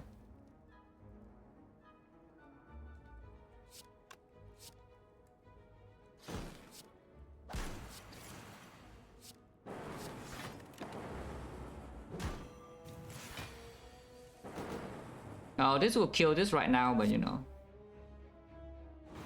So we are vulnerable, yeah, and frail. Maybe it's okay. Ow. Motion chip again. Yeah, nice capacitor. Definitely not playing that. Because we could be taking a massive hit this turn. Okay, it didn't do the thing. Therapy is already down, but yeah, like from this HP, so first of all, I'm pretty happy we have a waffle, and secondly, the burning elite is most definitely not happening. Because we lost too much HP here already, and Eternal Fighter is healing, yeah? And I'm like, I'm dying, you know? If I play the Leave in Dash 21, I could face problem. If I rebound the dual cast, I can still take damage. Actually, if I do this, I'm always fine. Yeah, and it does do the garbage pattern, but you know, we play around that. It is dead, yeah? 25, yeah, it is dead.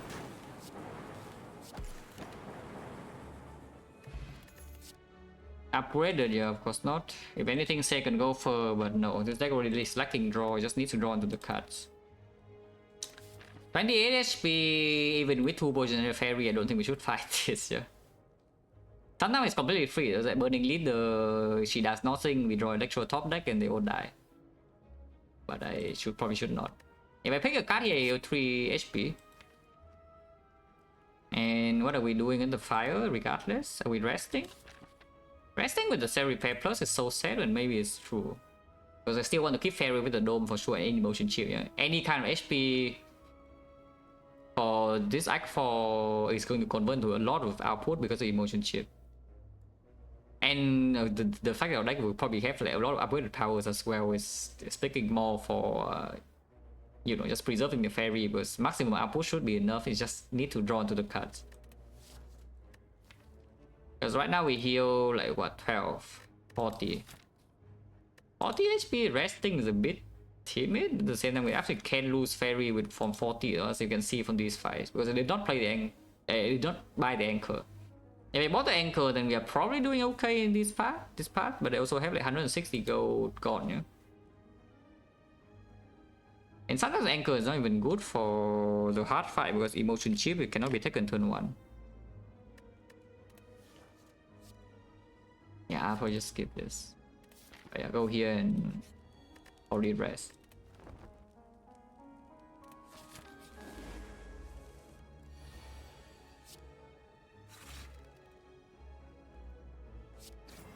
Okay, this guy attacking. So we are taking at least 6 damage here. Because she also attacks. That's what they do. If I do a cast right now, this guy is dead, and then this guy attacks me with 21 per turn, and I'm set. Am I that set? Otherwise, I have another kill. I guess Electro can kill them later.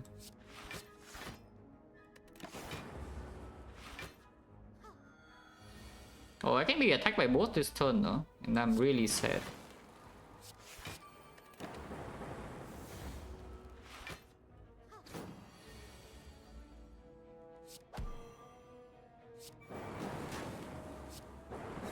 Okay, that's not too bad. No one's back, there's nothing to do with that. It puts back over the eyes. Blizzard is here, does nothing, and Beam CL is here, also does nothing. Yeah, cool. But I lead first because I got question mark or what? Actually, now fight value is higher with Frozen Egg, but going to this fight and using Firepot to get a potion back in here is also good. Let's go to fight. Leader, and we top deck Electro, so yes, Burning Leader maybe is completely free after all. But you don't know. We don't know.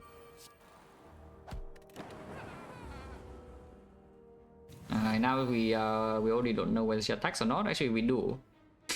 We do know that she is not attacking.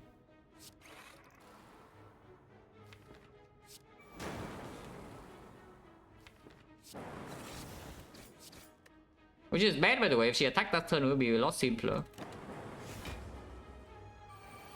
But now I actually don't know, yeah.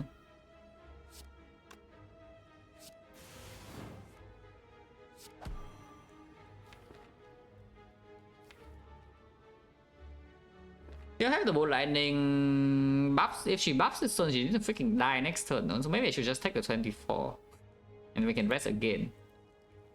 Is that I play Defend Zap or something, yeah? I guess if I play Zap, go ahead and it blocks slightly less than defense. I could even squid it first, but if I draw into any of these, all the cell repair is really annoying. Just defend Zap. Okay, it's like 48 potential here, and if she resummons, we need to make sure she dies next turn. She will. So we just need to prepare for the case she's swinging right now for 48. So how do I do that? It's a recursion dual cast, and double defend does not guarantee kill her next turn. Recursion deals 15. And then we deal another 14 in here. So that's 29, so that's 27, 27. Yes. Yes, she does die. So I am allowed to play this line. If she attacks right now, I'm taking 20 something. Okay. So it's actually a leader that never attacks, yeah? Which means that Burning Leader maybe is completely free. She just spooks us out, you know? But she never attacked. She spends the whole time buffing, resummoning, never attack. And we have Electro third one. So the fight was free. And maybe the Burning Leader was free and they just lost the key for no reason. Magnetos, okay, upgraded. And yeah, more upgraded powers. We walk into here, and I still want to find Frost, by the way. Common cards. I mean, I know I just turned down Frost. I turned down the first Cold Snap for the Capacitor Plus, and I turned down the second Frost for the Loop Plus. I mean, at some point I need to pick Frost over upgraded powers, but for now I cannot resist, yeah? And we go to the fight to maybe find Frost. No, Glacier would be nice. Oh, more upgraded powers, yeah. We don't find Frost, at least find upgraded powers. And yeah, Electros are coming, and we just play Electro. Probably play the second Electro immediately and ignore the Dark Orb. Eternal Feather now heals 15. This guy's dead. Okay, I want to play Capacitor or not? Probably not. No real reason. Sometimes I can kill this turn without the thing, but yeah. No cell repair, but we are only full HP, yeah. Frost. Well, we bought the 5-point Act 1 to farm Act 1 and never use it. And then we say that it's still good insurance for Act 2, and then we farm Act 2. Okay, we did not actually farm Act 2, we dodged Burning Elite. And never use it. And now is what's happening with the 5-point? Yeah, it's thrown away. That's what happens. Goodbye 5-point.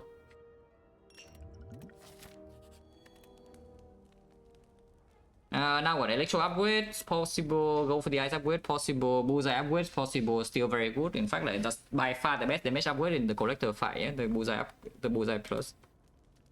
Or you can upgrade cool-headed because you know this deck kind of relies to draw +1 card. It's pretty good for the deck, I think, to draw +1. Damage.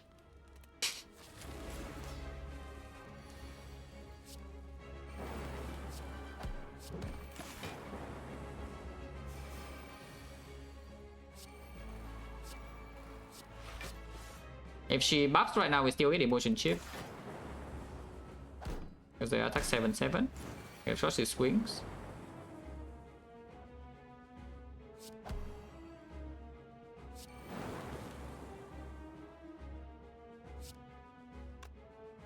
How much is this? Not enough, yeah. Let's kill here now. Of course, she swings again, yeah, thank you. Oh, I love Collector. It's fine though, she's alone and she's still debuffed, yeah? And one attack from her doesn't kill us instantly in the second half, and we have Loop in play already.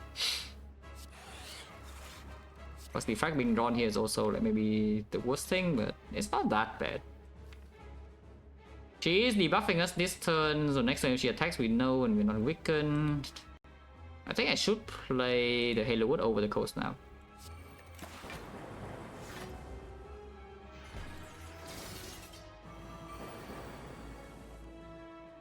He's not attacking, which is slightly annoying. Don't know whether buffing or resummoning is better, you know, both are like kind of bad. Reshuffle in, this is probably good. Yeah, that's fine, yeah. If she is resummoning and rebounding the ball landing is very strong. We only have 25 passive though, and there's a zap draw here. I guess even if she's buffing, she goes to what, 39 damage and we don't even die, so I should rebound this in case she resummons. Okay, she buffs, of course.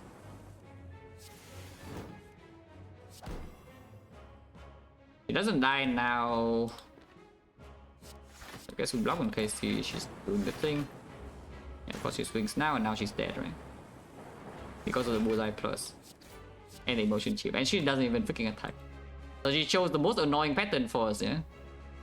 That's like the pattern that deals the most damage with this draw though. Yeah, for sure. So we took 61, yeah, thanks. But well, she's dead now.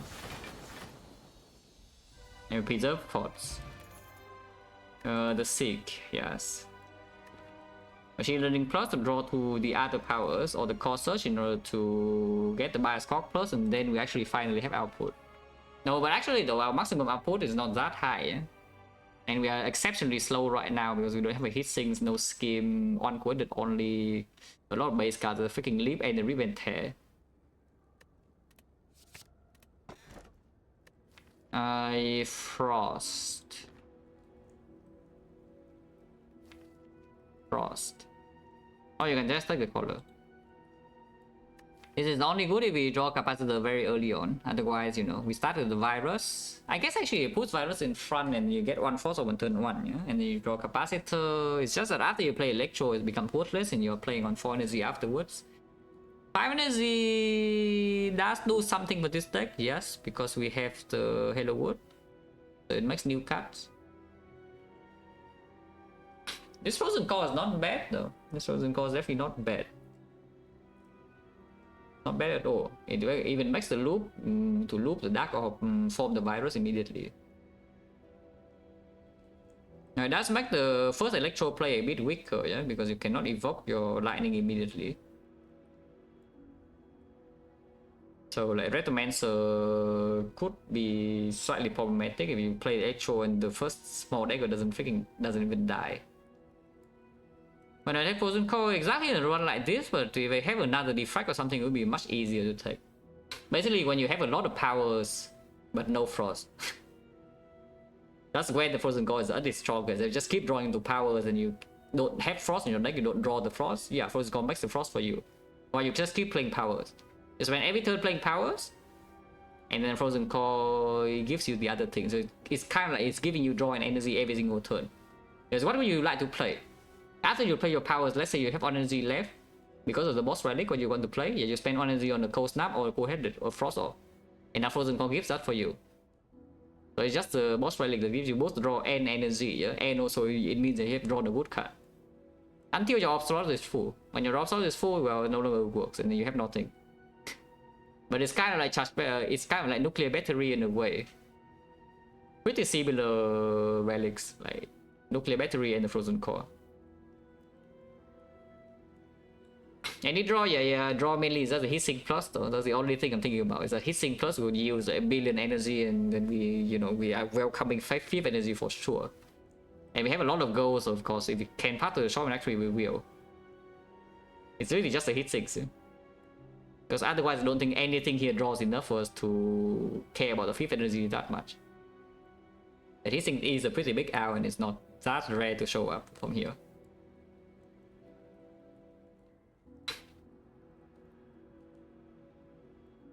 So small? Is it that small? I mean, maybe it looks small because we have keyed the thing and we have not spent gold on relics, yeah? That's another thing. We have not bought relics.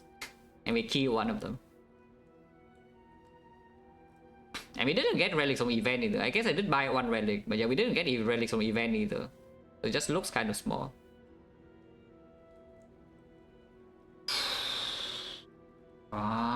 Not buying this, not taking Frozen Core, we can absolutely get destroyed in the early fall like 3 is the thing. So how much do we trust Eternal Feather and Cell Repair? Multicast and dual cast plus Frozen Core? I mean, of course it makes the dual cast slightly better because you can always just dual cast of Frost and multicast of Frost and it feels back one time, sure. But that doesn't really tell me whether I pick Frozen Core or not, you know? Because if you have like, for example, this deck, like, you just cross away the Defect, yeah? There's no way in hell I'm taking this Frozen Core, you know? If you just remove this single Defect from the deck, the Frozen Core is already bad. Is that your Frost need to be doing something in the first place for the Frozen Core to be good.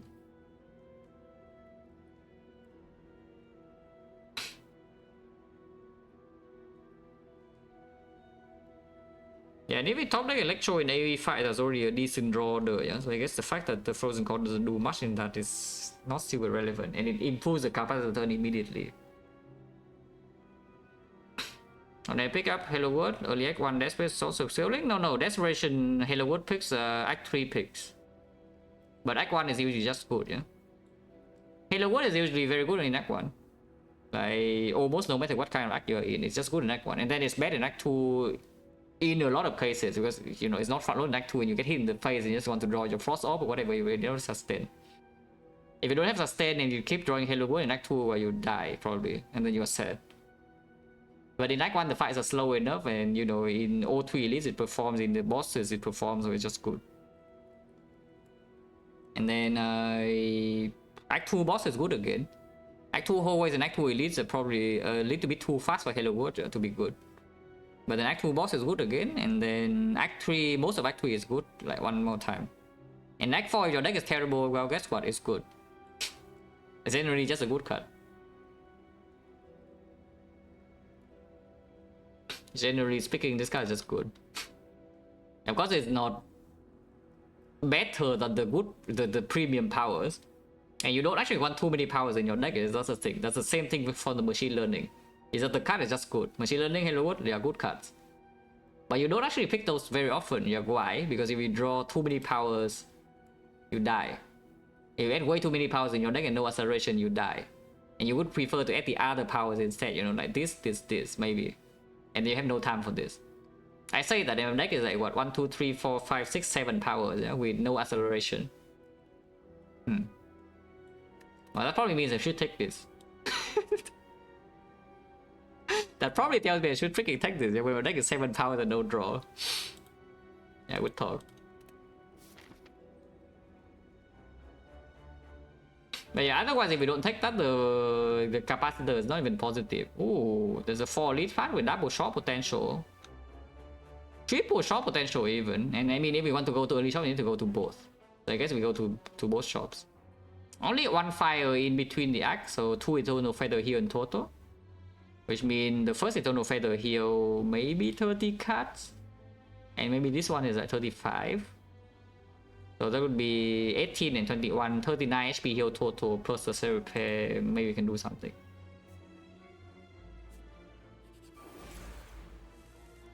Oh yeah, here Frozen Core is already doing something. Full block. Full block again. Maybe not full block though, but you can see that it's already giving it some stuff. It's pretty good on the stuff. But yeah, that's what I'm saying. Is like without the defect, the Frozen Core is not that good, even though you can see that it's already doing its job. It's like 1 force per turn is 1 energy and 1 draw per turn, kind of, in a sense. Because it gives you cool header that you play for free. Essentially, it gives you cool header in your hand, you can play it for free. 1 draw and 1 energy per turn until it stops working, so it's pretty good. At the same time, these frost orbs are not doing enough, and this thing is already hitting me in the face. Can I kill it now? I doubt it, but we can check. It's like Bullseye into Electro into Cold Snap. Yes, that's definitely not lethal, so I'm sad. Oh well, I'm just sad then. Yeah, it is not lethal. Yeah, it's 27 plus another 8. 35 only. Ow! Only 7, it's not that bad. Yeah, and now we kill. Only play set repairs or die. But I mean, from the very first fight, you can already see the Frozen Core for this deck would probably be good, yeah? And it's even better after we see the second Defect plus right here. See?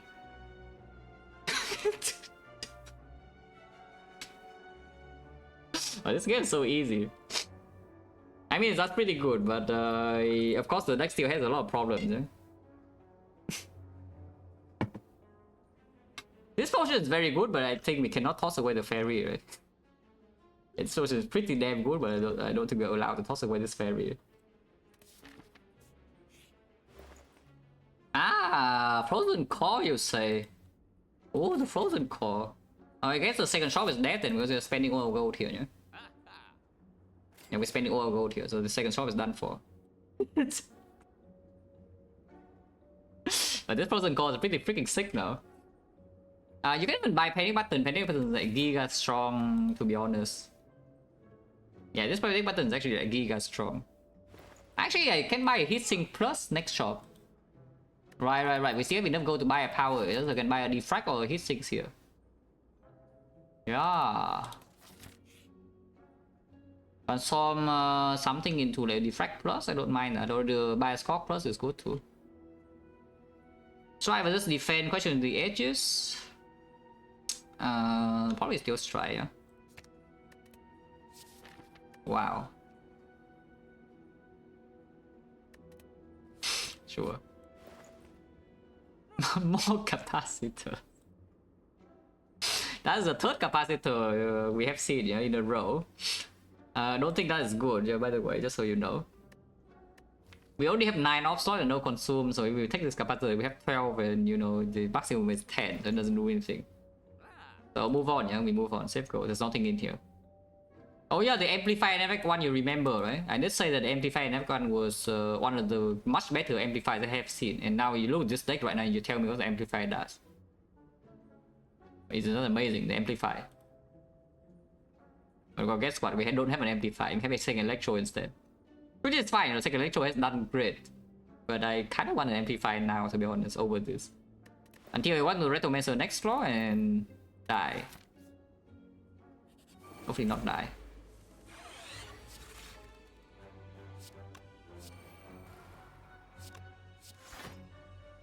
These are already full blocks.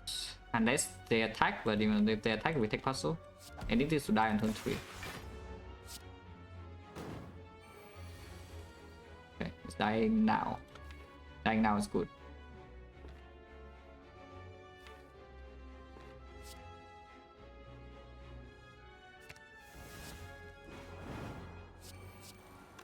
Do I even want to play Electro? That's probably fine. Ow! Okay, at least this guy did not attack. That repair is already played, so we just kill them now. Very easy.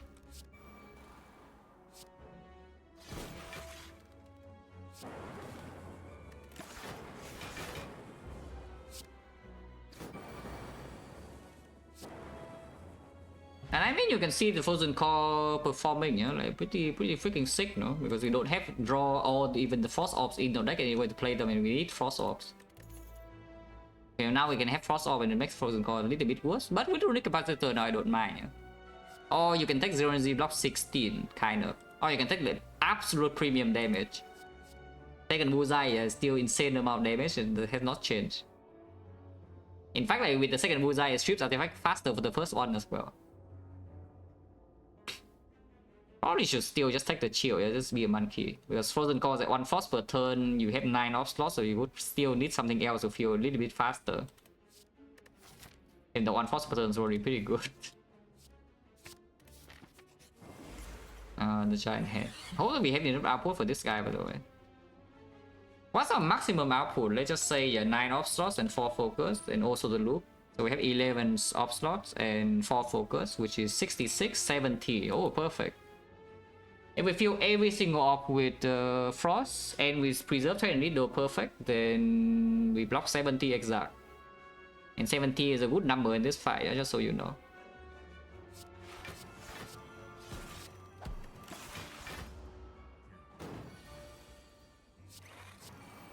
It's not attacking.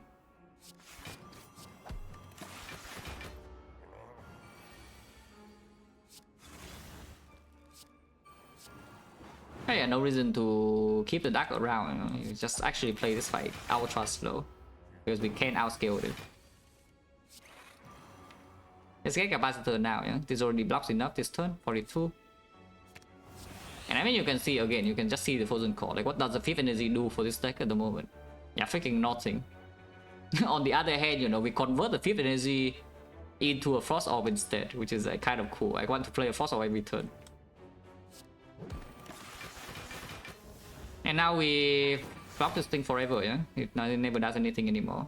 1, 2, 3, 4, 5, 6, 7, 8, 9, 10, 11. 70 block exact. We will kill this very slowly. I mean, not that slowly. We can have some barrage or whatever which can speed it up. But we have exactly 70 passive block. So you can never take damage as long as I just keep all my things around. And we kill this slowly.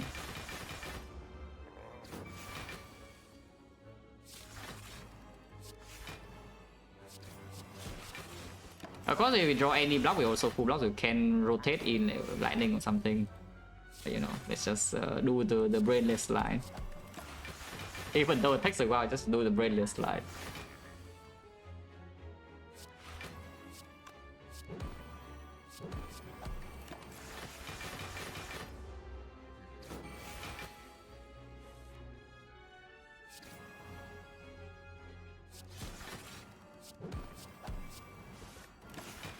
Yeah, Bullseye 5 where we never rotate force out. Only this must be done, even though it's probably not the most efficient damage wise, but it must be done. It already hit 70, yeah? And it is already hitting me for 70. But, you know, I also block 70. And it never goes above 70 as well.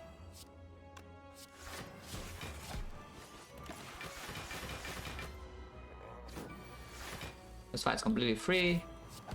And play this now. Then next time.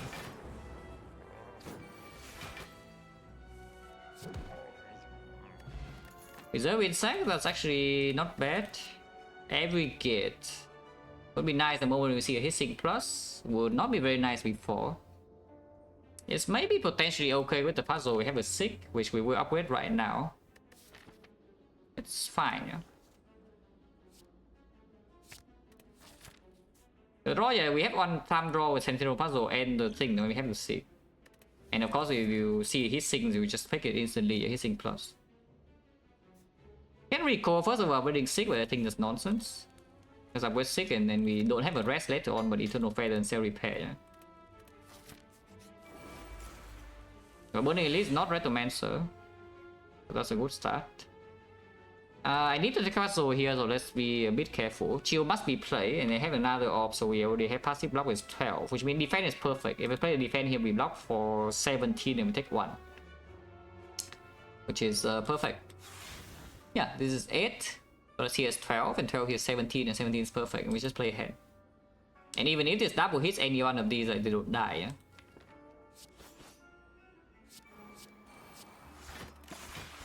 I hope we don't want to electro this turn, no? Otherwise... Oh, the heavy gate. I mean, I think energy is good, no? I mean, to be fair, we probably don't even use it because it did generate a turbo. Without a turbo, we have been doing something. You know, we have a turbo, so it probably doesn't do anything. Which is quite sad because this was this time, you know.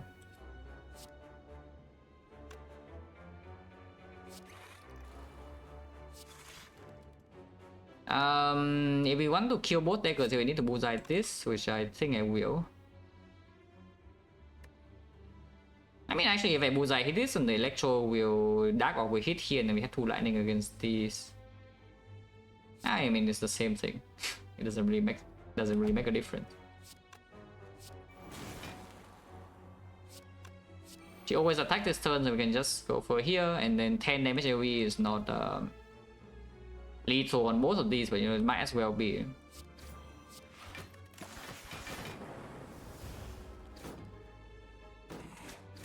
Exact full block, which is actually slightly annoying, but at the same time, it doesn't really matter.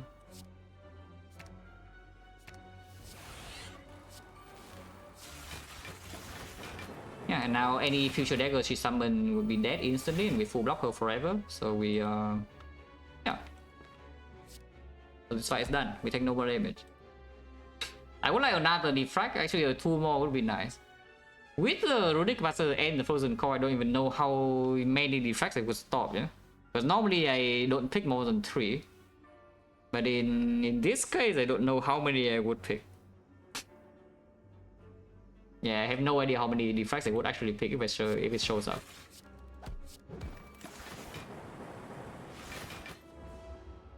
I mean, you can also see the power of this thing, it's like pretty good.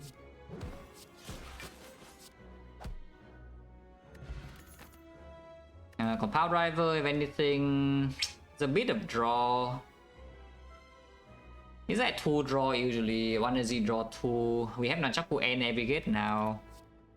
Or you can take recursion because the Dark Orb is right in front, so if you want to preserve this for hard damage, for example, then recursion could be a thing. We have the bullseye.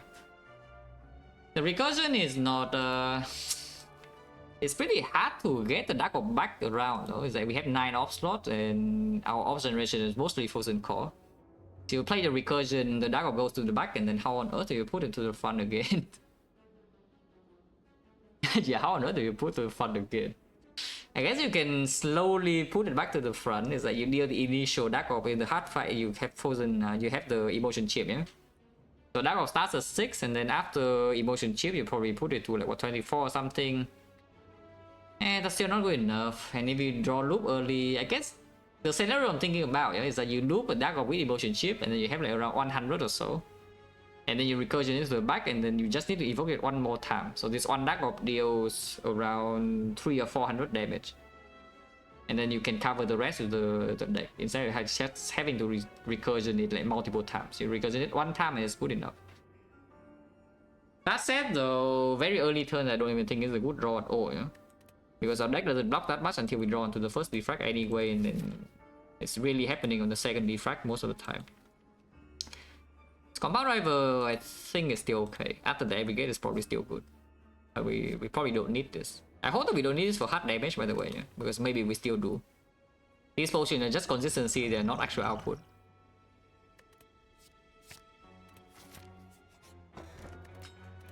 Barrage from the Halo Word and really go in with the Shuriken.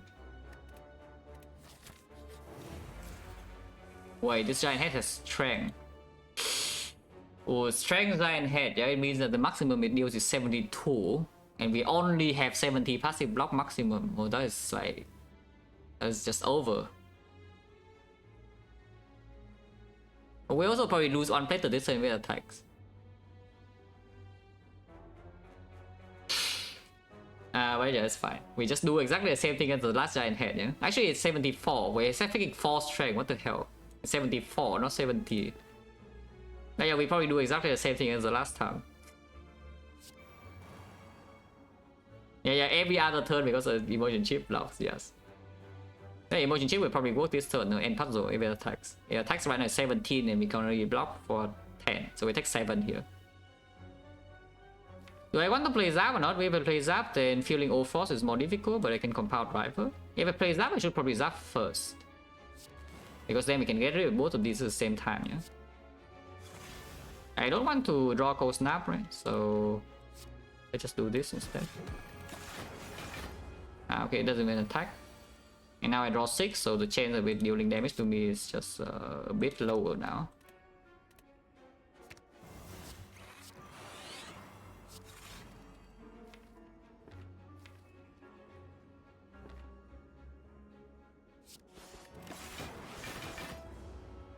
It still doesn't attack. What's not working? Why? Why is it not working? Looks like it works just fine, you know. I guess if you put this in front, you cannot loop the frost, yeah? When it attacks 40, which could be a problem. It probably is not a real problem, per se. You could even keep this Darko in front and just bullseye to death with thing, but I think I gave up with now. Now it attacks me with 44, yeah?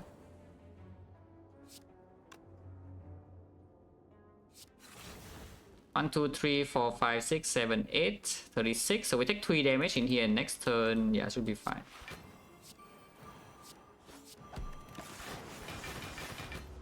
Ow! Yeah, this is an emotion chip. Holy aggregate. But yeah, now we can, yeah, just kill it. It'll be pretty easy. Keep the lightning around. Honestly, we probably should just deal damage. The bullseye is also here. Let's just deal damage. Holy strength. It will die very soon. And yeah, he's a freaking barrage, so it's just dead. Cool. Strength. We don't have a real barrage, so I don't know whether I would pick a real barrage or not. I probably will.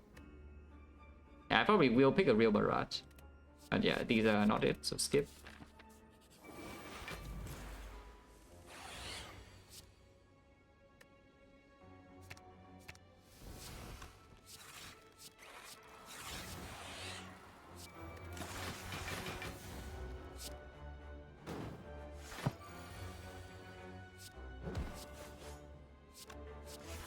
Can we explode it next turn? There's not much you can do about that. We also can just block 30 though, so like... It's 52 incoming by the way, so that's quite a lot of damage.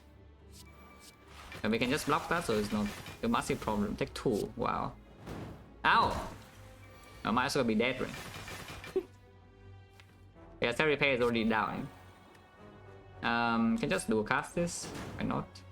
Yeah, kill this one. Alright.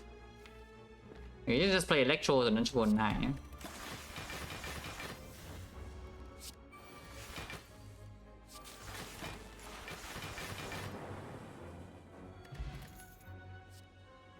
That's not the power we want. No, I would like pick a Defect, but here we already have again 9 off slots, so this is giving us only +1, which is not good enough. And go here to see one more power, but we don't have that much gold, so probably should just go this way. Don't have enough gold for rare relic or uncommon relic. We can buy a power, can buy any common relic, can buy shop relic. Yeah, of course the elite here is good, and maybe get something extra here as well. So Nemesis just never shows up, huh?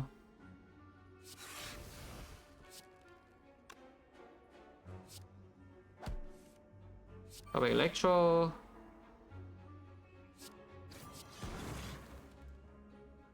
Yes, that's not take damage or no puzzle, but Electro is in place, so it's probably fine. Yeah, Electro is in place, so it's probably fine. They said. They're all dead. And I full block her no matter what the hit is. And now we get our things in play.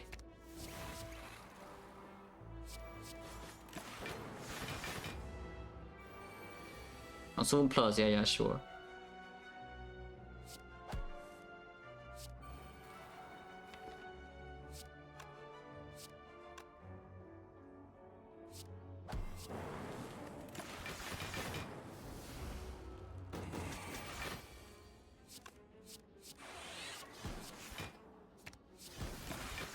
Oh yeah, completely free, yeah.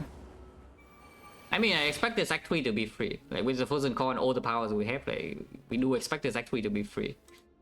Act 4 could be problematic if because our maximum output is just this, yeah, it doesn't go more than this. So we need to kill the heart, like, fairly early, and also the speed and shield could maybe scale way too fast but sometimes.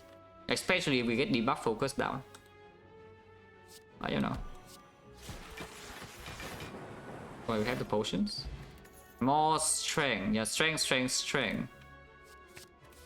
That is pretty good. We can buy artifact in Act 4.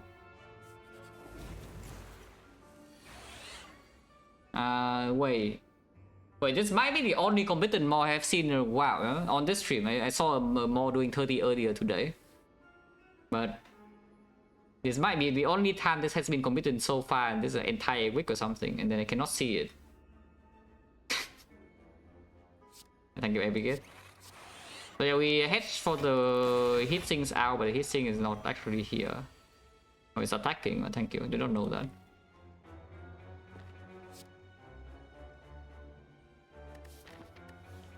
I probably play by Skok now. Should I? Maybe I should just play Frost. I just play Frost.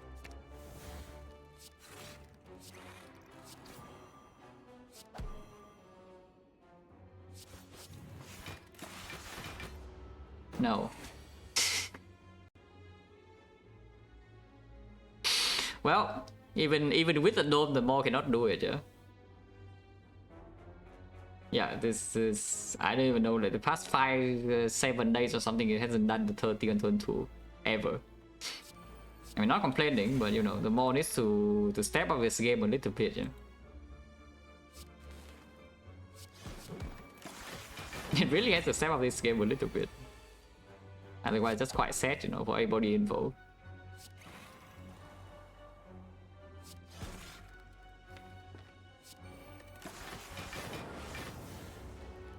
Perfect Dark Orb damage.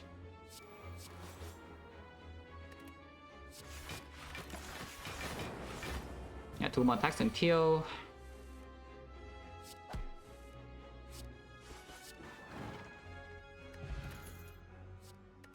Tempest. Probably not. It's really annoying to play, even though we do have some idea with like Tempest, Aggregate, Electro, the instant kill Act 4 leads. I think we just try to block Act 4 leads with the double chill and the Frozen Core and the Bias Core, you know? And then they have preserved insect HP, so even just the Electro and the Zap and Bolt Ending should just do fine. And of course, after you play Tempest, it's really difficult to feel back with Frost.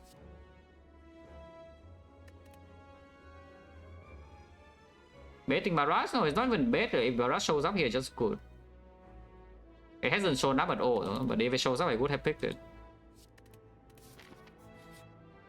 Oh, Mind Bloom. That's the best event, yeah.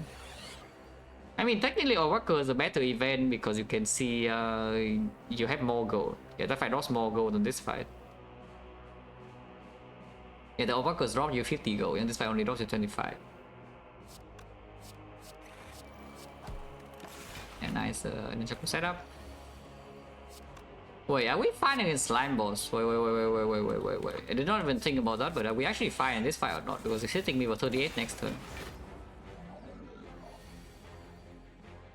It's fine, we can just split, yeah?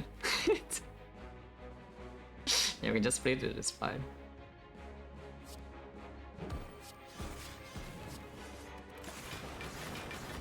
Yeah, and now we're okay. Of course.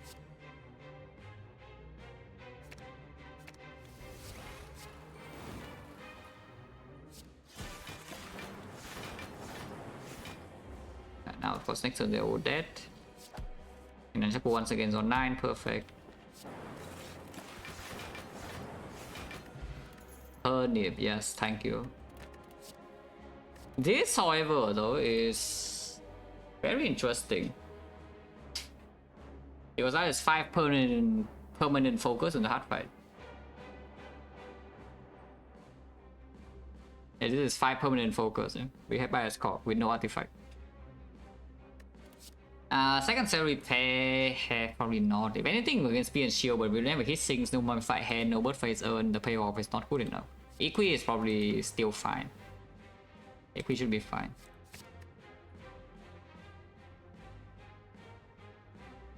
Fairy? No, Fairy is staying. Fairy is definitely staying.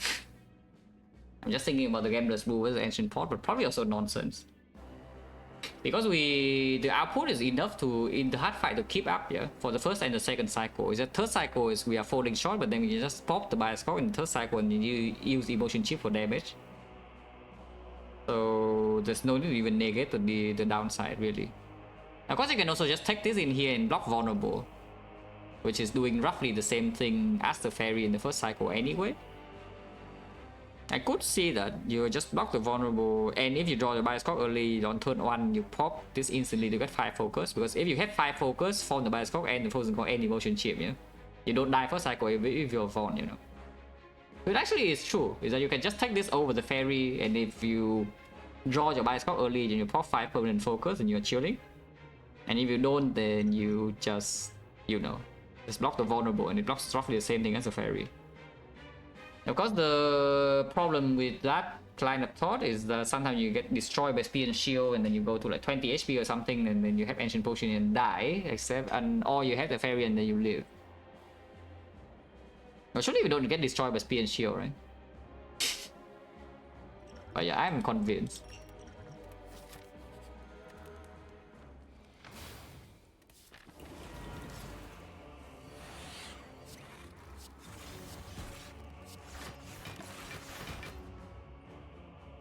Okay.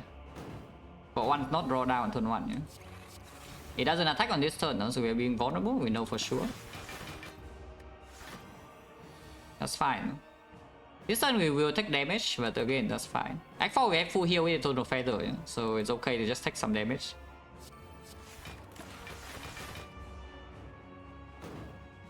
Oh, it's doing the tamest pattern I have ever seen. But it actually, though, it's actually the tamest pattern.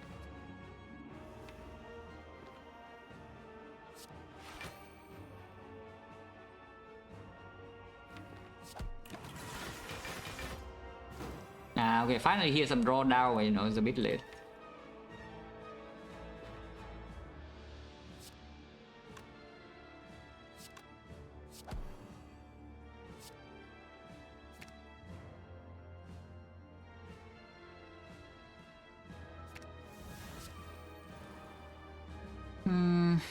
That's recursion.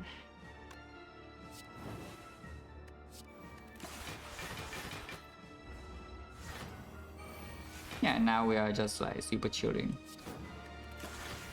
Probably don't, yeah, definitely don't need that. 64 is enough to block even without the gopher. I still want to set up Ninjaku though, so let's set up Ninjaku a bit.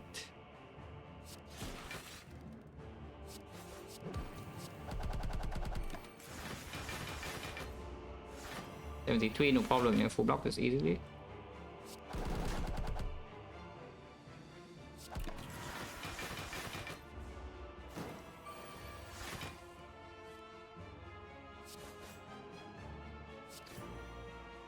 I just said I want to set on Chaku and then I forgot.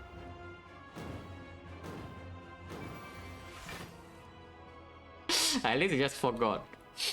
But you know, it's fine. You know, too busy playing attacks. Look at this barrage. You have to play barrage. Look at that. But it's okay. This guy doesn't do anything. You know? It doesn't actually do anything to us.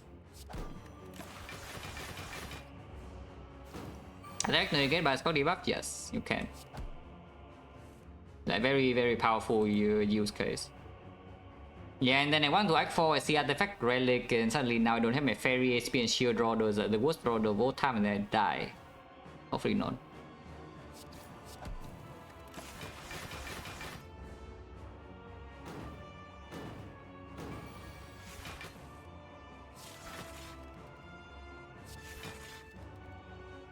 I want the attack to be cold snap to actually rotate off, or maybe bolt lightning. Yeah, like here. One more attack and evoke this and it's dead. Yeah, like this and it's dead.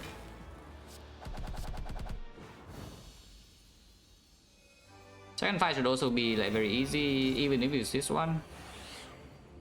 Also, I claim this fight will be easy, yeah? But is it actually easy? Because how many powers do we play? Not that many, to be honest. We play like 1, 2, 3, 4. 4 powers goes to 10 strength. 10 strength is 16 times 4, yeah, that's full block. And then the multi is second phase is also 60, yeah, full block. But yeah, I guess we need to keep this Dark Owl around or something. How do we keep Dark Owl around? It's impossible because Recursion is not in a real deck, so it will be slow and painful. Yes, it will be slow and painful. If I play Electro to... Actually, I also need to play Electro to kill these, so we will not even be full blocking passively. I need to actually play block cards. Oh, the freaking horror that you have to play block cards.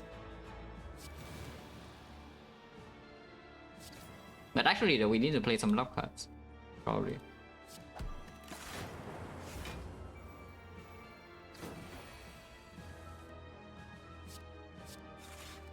Also, I'm taking damage immediately this turn. If it's multi-hits, I'm taking a lot. And there's not much I can do. As in, there's nothing I can do unless you play by Scock, which of course I don't. Ow! At least it doesn't do the root attack. And here, emotion chip.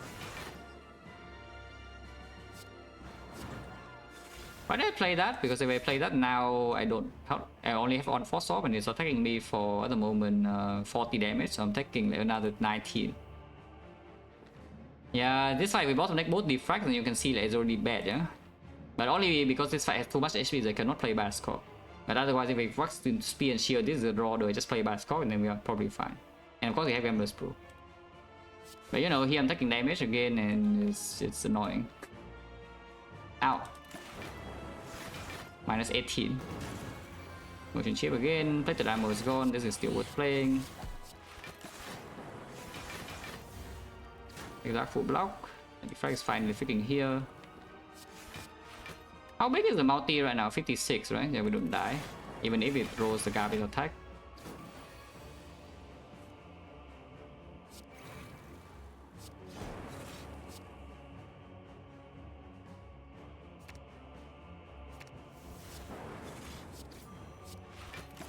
I've gotten strength, I think, otherwise this fight doesn't really end. So here we have 54 and it's doing 10 strength, yeah? 10 strength we already say 64. So we need to block like 9, 10 per turn. After I play the loop, it blocks 12 more and it deals another 8. So we don't need to play 1 defense, but still need to play 1 defense. That's fine.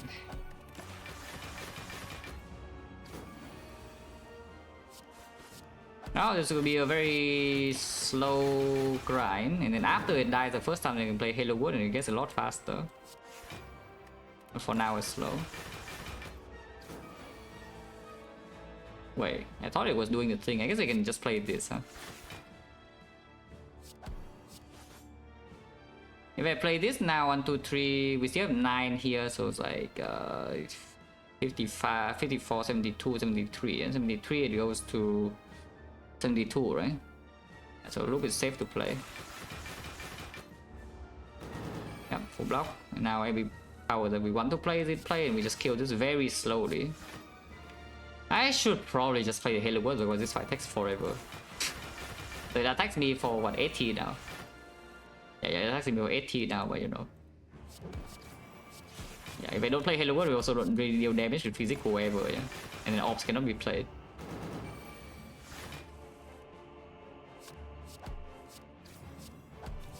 But here at least I can get my shuriken consistently, and at some point it gives me a barrage. Blizzard, Blizzard would be okay, but I don't think we would pick a real Blizzard like ever. Barrage I could pick though. Could take damage this turn because we have brick. Okay, we did actually take damage. That's our last plated, by the way. That's annoying.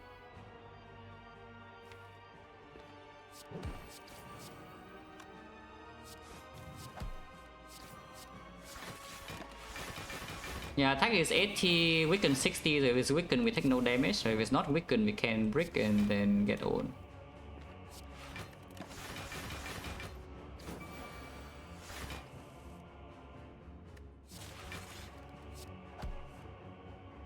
Uh, 54, 75, right? Good dual cast.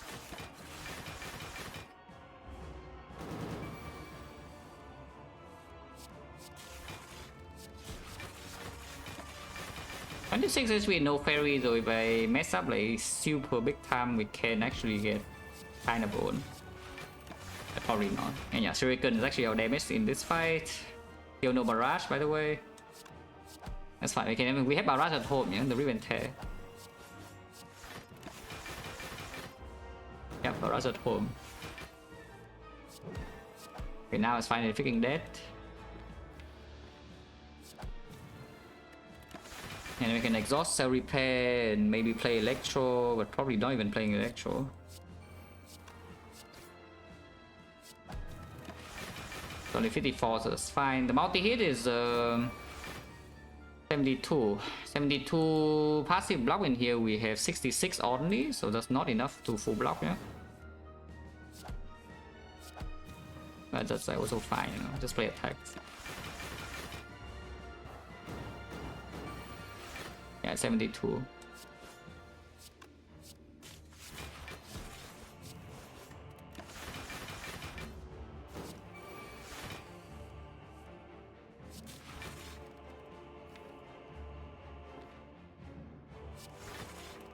Honestly, you can play Electro now. Not Electro with Bias Cogn and then play Electro to kill with the Nunchaku, but we can also be safe by, yeah, just waiting for Barrage. Gives you a Barrage, it kills, and then it's perfect, yeah. And we have Nunchaku 9. Okay, so full HP, no potion use, very good. And because you have full HP, Eternal Feather, yeah. As long as you don't die, you are full.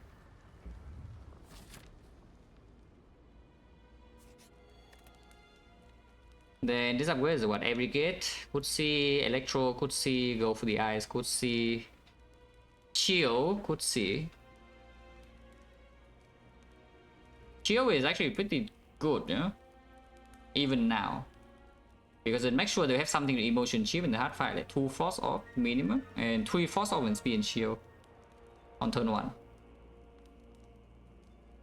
Upgrade ever? Now with the game that's ruined the puzzle, I don't think worded upgrade matters too much. It's good, but after the Halo World is down and we play the other powers, like the coded upgrade doesn't matter. Yeah, otherwise like what, Abrogate? The only place if we see exactly his Sing Plus in the shop. I still buy like Mummified Hand, but I don't even know whether we take Mummified Hand or not. I probably just upgrade Chill, right? Let's make sure I have enough Frost in play.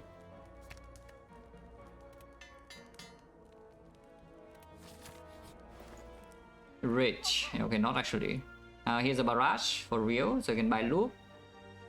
No artifact relic, yeah, but yeah, you can buy another Loop, which I think I would take, and then we can buy the Barrage, and can buy even Panic Button.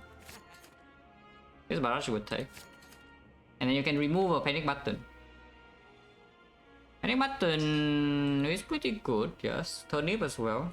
And then initial turn speed and shield, just pop it, and then you have Frozen Core block with the Bias Core and 2 defracts. Sounds good. The only thing you need to be slightly careful about is that this thing can, you know, mess up the instant potion sometimes. Hologram, I don't think we care about it. Yeah, hologram, whatever, right? Don't care. Just like this.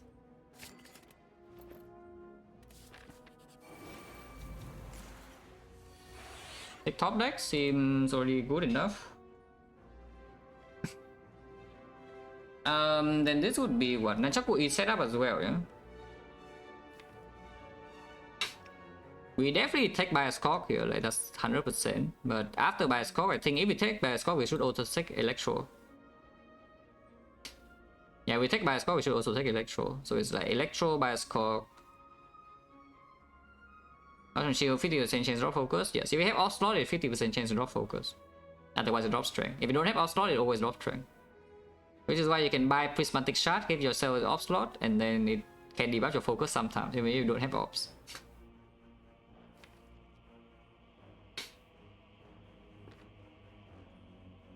The problem with getting the Bioscock right now and also play Electro though is that we only have 3 force off, yeah, and then next turn Frozen Core doesn't actually work. So if the bad pattern is coming, we don't take puzzle this turn, and then next turn my focus goes down to 4, so each force only 6, we block 22, and then I get a little bit old, but I guess I can use this.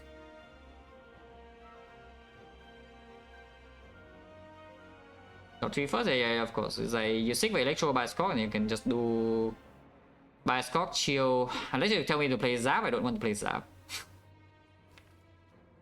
I don't actually want to play Zap though. I think with the 2 loops in here, we probably should get Frost first, yeah? So chill first and then... yeah, chill first and then get the...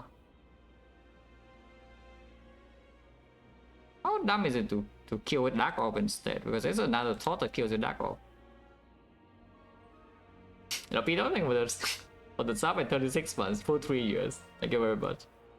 Would I bet to get on 10 defect streak first? You or Jason? I will refuse to comment on this particular matter. Yes, you know, like no drama, no drama.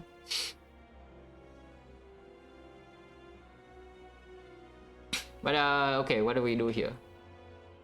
Because yeah, the Electro line deals a lot of damage, but at the same time, if I lose a 50-50 and draw the bad next turn, it can be really annoying. Without the Electro in play though, I don't even freaking kill. Is that true? Maybe it's not true because the Dark Orb is still around, we cook it pretty fast. Eh? Energy is 5, so of course if we don't draw into anything from the compound rival, then we just play the Zap, but if I draw into any power roll, we just play the power. So it doesn't make sense to play Zap first into compound, chill compound. As in chill Zap compound, yeah, I don't think it makes sense. Yeah, so I think I should just stick for Bioscock Electro now.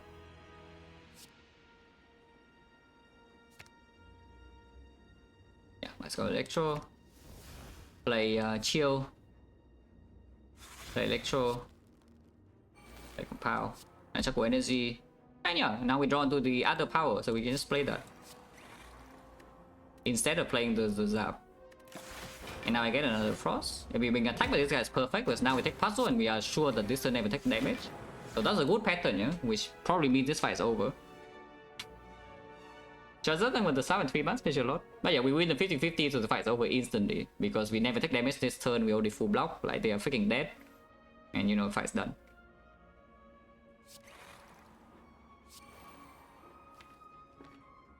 We do need to, you know, draw cell repair though before the fight is actually done.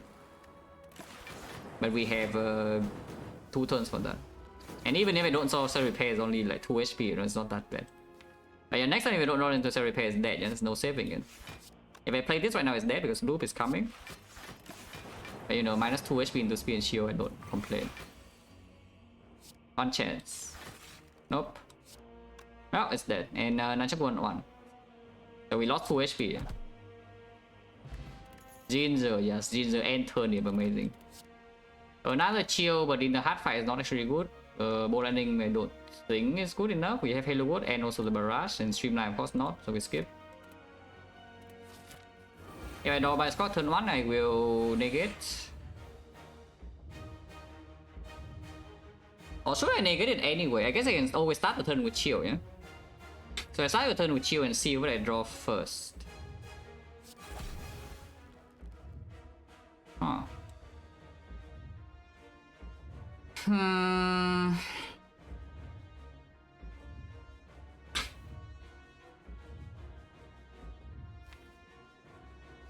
We never die to the first attack. So maybe we should just take the thing anyway, like the 5 permanent focus. Because I already see that we set up a bunch of good powers here. It's like play Equi, play 2 loops, play the chill.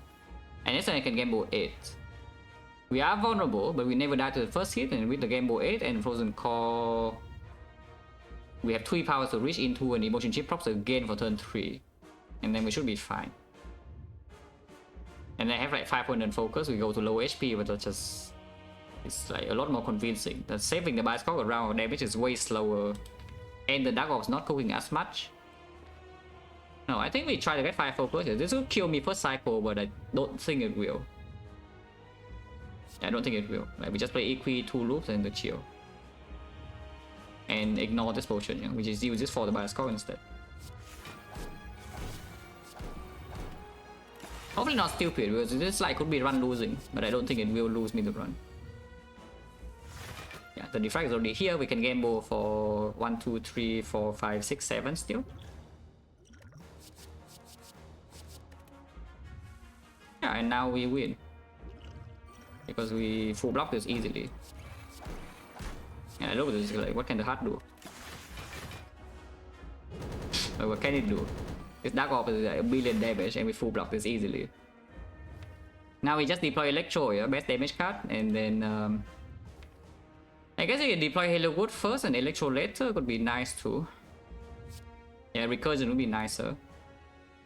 And the Halo Wood comes with a Zap. Yes, Zap is nice too. Or you can rebound the Barrage. But I think you just going to play Zap. What if I rebound Zap and ignore the Barrage? Barrage is only about 36 damage, so rebound Zap is in that way more. And we still have Electro. Yeah, let's just Electro. Zap, you know, Electro is like 2 lightning, or 2 lightning is better than 1, is the thing. This Dark Orb is going to like explode soon, you know, at this moment we don't need to do anything about it yet. For now, Emotion Chip is still full blocking easily. And if we evoke this right now, it's a bit wasted damage, but at the same time, all 3 lightnings are already in here, so it's like... Keeping this around doesn't even do anything, you know. So might as well just explode it now. Or you can wait for recursion, but we don't need the recursion, yeah. 200. Shuffle this out because I don't care about Frost, just want to draw back into Bullseye, Lightning, or whatever. Yeah, Exhausted is fine. We'll get Strength as well, it doesn't matter, this fight is already giga over. This fight is done, guys. And I mean, you can again see, like, the 5th energy doesn't really do anything, much of anything. On the other hand, the Frozen Core is just amazing.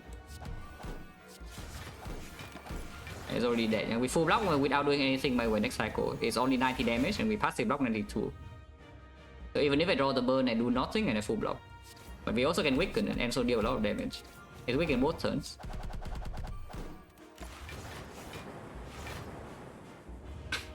And then it's dead. Yeah, very, very relaxing run. At the end of the day, it was relaxing after, you know, after sweating a little bit. Until when did we stop sweating? Probably here, right? Yeah, probably here. Probably in the shop where both the runic capacitor and the Sentinel puzzle. That we had the second defrag and suddenly I have this and the emotion chip, and then we are chilling. Before that, it was a little bit suspicious, the icon in particular.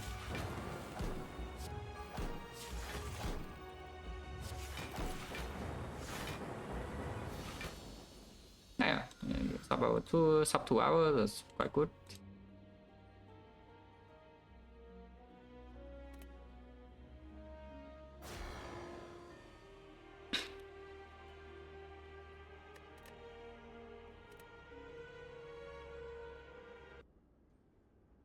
I guess a good hindsight that the Burning Lead in Act 2 and see whether the Burning Leader would actually do anything to me or not. Because the normal leader did not actually do anything. She buffs and never attack and she dies. Then we can see whether if I go to burn elite, do I die or not.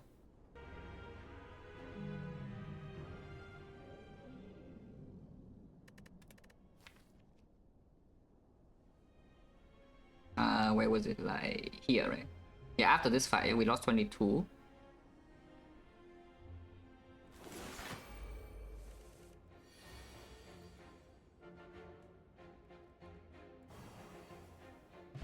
Oh wait, I have cell repair, so we need to add 10.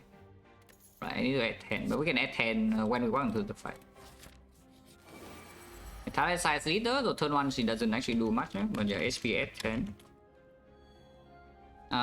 Frozen Core's not here yet. They're saying there's no reason to play the capacitor, so we just play this now. This doesn't freaking die now though. And if I want to probably motion chip, I cannot block, but then she can attack me. Regardless, I think 5 pot goes here. Now we can play capacitor.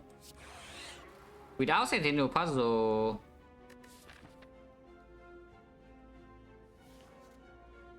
Yeah, without the Sentinel Puzzle.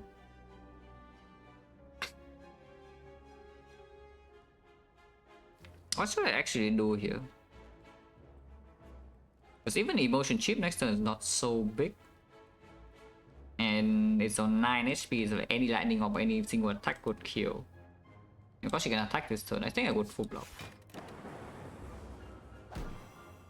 Okay, yeah, she does attack.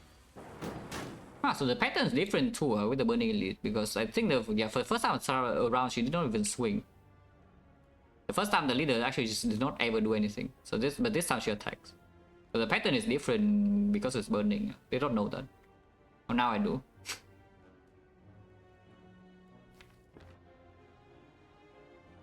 Cannot play the chill for 2 because if I do that, then I cannot play Electro, otherwise the Dark Orc is here. I can chill for 1. Want to play Halo Water? What if we just don't play the second Electro? Because we have a Bolt Lightning also. That's probably good actually. And just save the Dark Orc around. Because if she resummons, the Dark Orc can kill the new wave. And scout whether she's attacking or not, and she's not. So this thing is dealing 8, and rebound here is already killing, so we can do double strike on something else.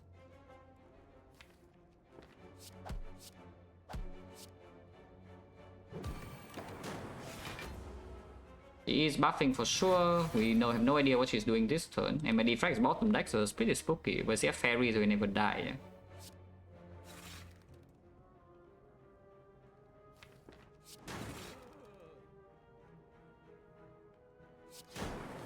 She is like, super healthy though, which is a scary part. And if she attacks right now is for what, like 11 times 3. 22. So I'm currently exactly dead to 2 hits, which means like, I need to play defend, otherwise I lose another 11 to fairy. It's 14 damage could matter when we just block. Okay, we summon again. But now we have the thing. I have the other thing.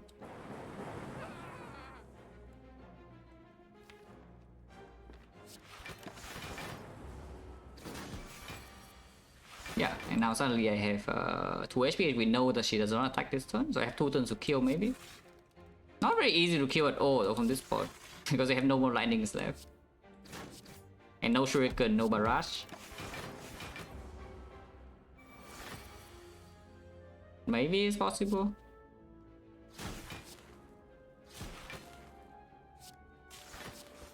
Okay, she's dead. Well, that was not nearly as good as the normal leader, you know, because we got like 4 HP here. Leader never did anything, but now we're on 12. Yeah, just see real intent, but she could also just not attack that turn, and she's always die. Of course, so we need to miss the real intent, which is 4 of 9, and then she also needs to attack you, which is another like I think 50 or so. But yeah, like, Burning Elite is actually way spookier. Just because she's just like very tanky and we are low HP in the first place. This cannot be taken, yeah, it's bad. And then we can see what the elite is. But now that I'm on 12 HP and no more potion, instead of being full HP in this fight, I think we go to question mark instead. Here where the transform, and still do the same thing. Oh, this time the transform is different. Because the last time we saw the transform in Act 3, it was strike into Rip and Tear, yeah? But now we get the Chaos. Which I don't know when this battle was. If you hindsight burning elite, then you need to go here, because otherwise you don't know what this is. Hindsight transform, yeah, I can. Well, we go here, you die, yeah, cool. Yeah, good thing we didn't overextend.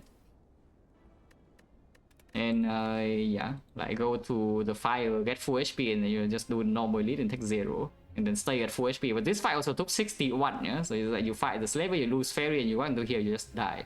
Even you don't die straight up in the slaver fight. Okay, let's say we transform Re and Tear. Well, those are the 3 tiers of attacks that we can see. Strike is the worst, and you upgrade to tier 2, yeah? It's a Re and Tear. And then the Re and Tear upgrades to the tier 3. It's a bow lightning. So what if we transform bow lightning? What's the tier 4? Yeah, what if we transform a bow lightning now? Do we get a tier 4 attack or not? Or does it give us some garbage?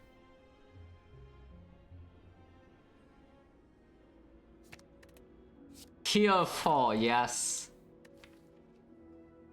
Oh, that is definitely tier 4. Okay, whatever, move on. But yeah, now you have the tier list, yeah? The internal Spire tier list. This strike is like garbage, and then afterwards you go up on level is a Rip and Tear, and then afterwards is the bow lightning, and then up against that is the streamline. We don't have a streamline in our deck though, so we cannot see what the next tier is, and now information stops. But yeah, you can see the Spire has an internal tier list right there.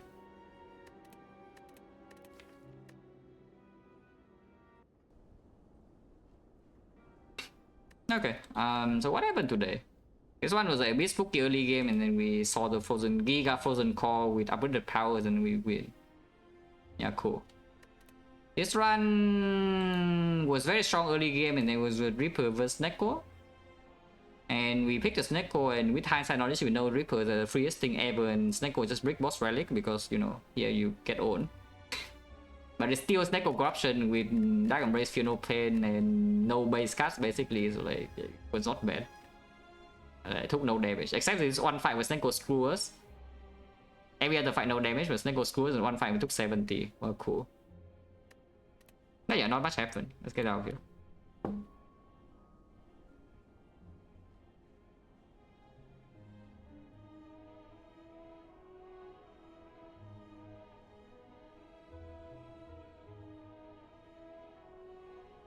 What the hell? We now feed, yeah, in fact I took corruption over feed, yeah? I picked the corruption over the feed and back to.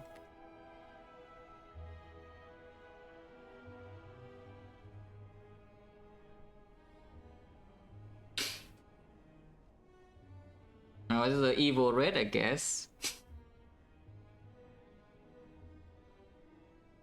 Yeah, thanks for watching guys, as always, and see you.